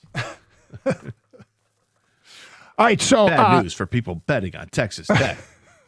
They've gone from an 11.5-point win total to 10.5. A little bit of Shatner in there. Well, there is a little bit of Shatner. All right, Tigers have now lost the first two games of this series with Atlanta, including last night when Kenley Jansen gave up a game-losing home run. He's blown back-to-back save opportunities. Gator, your thoughts? Yeah, I don't like seeing that. I forget who I was talking to recently about this. It just, with the Tigers and their closers over the last 25 years, it feels like they always get the guy who's in the twilight of his closing career. They never get the guy when he's in his prime, whether it's been Troy Percival, Ugat Urbina, Kyle Farnsworth, Joe Nathan. Joe Nathan, obviously. Even to a point, Papa Grande, even though Papa Grande had one great year with the Tigers, but, I would say they had him in the prime of his career. Yeah, but it was like one great year where he was perfect, and then outside of that, which is literally like the prime. Yeah. But you're hoping the prime lasts for many years. But Kenley Jensen's another one that Jansen's been one of the greatest closers of all time. Yep. But he's clearly at the end of his career. Does he have enough to give? What is he going to give him this year? Right? Yeah. Is he going to give him enough? Is he going to be more of an asset than a liability? Exactly. And they've got other guys that can step up to the back end there, like Finnegan, who struggled a little bit last night with a couple of walks, but ended up getting out of it. And they've got Will Vest. But neither of those guys strikes me as like your prototypical closer. You got to have him, the guy who throws 100 miles an hour, can get strikeouts to get end innings. Kenley Jansen used to be that guy, and I hope he still has enough of that in him. But this is back-to-back outings. It doesn't look good. For comparison's sake, I try to tune in to other markets and hear what they're saying about their teams. And I've heard a lot of lately teams talking about, we just need some bullpen help. And that's coming out of Atlanta. That's coming out of other spots. As you get ready for a series, you go, all right, what's being said about this series down in Atlanta? And I hear, I need some bullpen help. And I'm like, this is every team. Like, it's hard to find reliable bullpen arms. And it's why a lot of guys get recycled. It's why you end up with guys off rosters from Korea. It's why because everybody's looking. Everybody is looking. And, there aren't many Mason Millers out there. No. Right? And look what San Diego gave up to get him. They gave up their entire farm system, literally their entire farm system to go get him. It's tough to find those guys. And when you find them, you don't want to get rid of them. I suspect that the Tigers, when they get to the trade deadline, will absolutely add to the bullpen. Mm-hmm. There's no reason to think they wouldn't. But I don't think they're giving up on Kenley Jansen either. It's back-to-back bad outings for him. Will Vest will get his share of opportunities to close out games. I'm sure you can see Kyle Finnegan in the ninth inning from time to time. And when other guys get healthy, how does that change things up? When JV's ready to come back to this rotation, does that displace somebody else like Hader Montero? Is he still going to be good enough to keep? And which I would think he is, but is he a long relief guy? Where does he fit in? When Troy Melton comes back, what's going to happen with him? It sounds like they're stretching him out to actually be a starter, and yet, there's no spot in the rotation. So Troy Melton was that guy last year who was lightning in a bottle. Is he perhaps a future closer for this team? Look, these are problems and issues and questions that'll be asked up until the end of July when the trade deadline comes and goes. The injury thing is getting a little bit ridiculous. The Tigers have 5 starting pitchers that are currently hurt. Now, one of them that's currently hurt was replacing another one that's currently hurt. So Reese Olson's out. So they signed JV. He's hurt. He's out. Melton, you mentioned that they were lengthening out to be a starter. He's out. Jackson Jobe is out. And with the addition of Mize, 5. Yeah. In a lot of ways, that can completely nuke your season. And, they're fortunately, a lot of those happen in the offseason. They were able to try to account for that. But, yeah, the good news is Jackson Jobe is throwing again, and he's definitely on the road to recovery, and it's going to be a while. But apparently maybe a little ahead of schedule. Yeah, well, with that said, got to get the bats going a little bit more, too. They were great in Cincinnati, and haven't been as great in Atlanta. And Atlanta's had guys who are pitching well. They're pitching over their performance levels in some cases, what they've done historically, but they're doing it to Detroit. They're keeping it up. One thing that did surprise me was when they made the decision to make a call-up yesterday. And the call-up went to Jace Young. Yeah. Which I found interesting because of the lack of versatility, perhaps, with his positioning. I thought for sure they're going to bring him somebody that could play shortstop, and would be Gage Workman. But if Gage Workman's not on the 40-man roster, then it kind of makes more sense as to why it's Jace Young that's up with this team. But now they only have one not on the 40-man. No, he's not. Yeah. So now they only have one shortstop, one active shortstop, and that's McGonigal. The kid. How Yu Lee is going to get an option as the backup shortstop if they need to. Really? Yeah. That's what AJ said. Interesting. If they have to go to another shortstop, it'll be How Yu Lee. How are you feeling about How Yu Lee? I love watching him play. I'm not sure how high his ceiling is, but I like his approach at the plate as a right-handed hitter. He's, this short, stocky guy who's got power and seems to do a lot of things right. Yeah. You can see it. And seems to do a lot of things right. But again, I don't know what his high end is, if he's just, last guy on the roster or if he's somebody that's perhaps a future fixture. I don't know yet. I don't think he's a future fixture, but I like what I'm seeing so far. Yeah. In the meantime, Framber Valdez coming off that performance where he could not get out of the 4th inning his last time out. And, they need to – goodness, it feels like it's been up and down with Framber. Like good Framber, bad Framber. Good Framber, bad Framber. Well, let's get good one today. Yeah. So that's coming up this afternoon. Also, any thoughts on Live Golf? Apparently it's not going to live much longer. Is dead. Yeah. Live dead. Oh, it's just too bad. Let's just get all the best golfers back in the PGA Tour. They might have to sit out for a while. If you've seen this, it's like there's a return to play protocol. They opened the window for some guys, and I think only Koepka went through. Did you see how much money Koepka had to donate to charity to get back on tour? Probably millions. $90 million. How much? On what? $90 million. $90 million? Already had to give $90 million. Well, he did sign for quite a bit to get out there. I wonder if, what does it mean for the Rocket Classic? Can they reach out to get some of these golfers to, if the golfers are desperate to get back on tour, okay, well, you got to come play in Detroit. That'd be awesome. Now it says $5 million. Where did I see $90 million? I swear I saw $90 million, but I'm double checking that. Maybe it's a commitment over a long term. Either way, I hated everything about Live. Everything about it. I hated that it pulled the best golfers away from the tour events that I wanted to watch. I hated everyone it was associated with. I will not miss it at all. Fair enough. And not sad in the slightest to see it go away. So anyway, Tiger baseball is coming up next. And a huge Piston game tomorrow at a game down in Orlando. Do or die for the Pistons yet again. It's phase 2 of staving season for the Detroit Pistons. Thanks for listening. Stay safe. Treat each other with respect. 97.1. Hey, when your garage door stops working or it's time for a new one, you don't want to call a call center 3 states away. Do what we did. Call M&M Garage Doors. We're getting a new garage door at a place up north. They service much of the state. They'll walk you through the process, pick the best door for you. Call 844-ONLY-DOOR or visit GarageDoorRightNow.com. They do repairs, too, for any garage door. M&M Garage Doors. Open your door to exceptional. License 210-220-6147.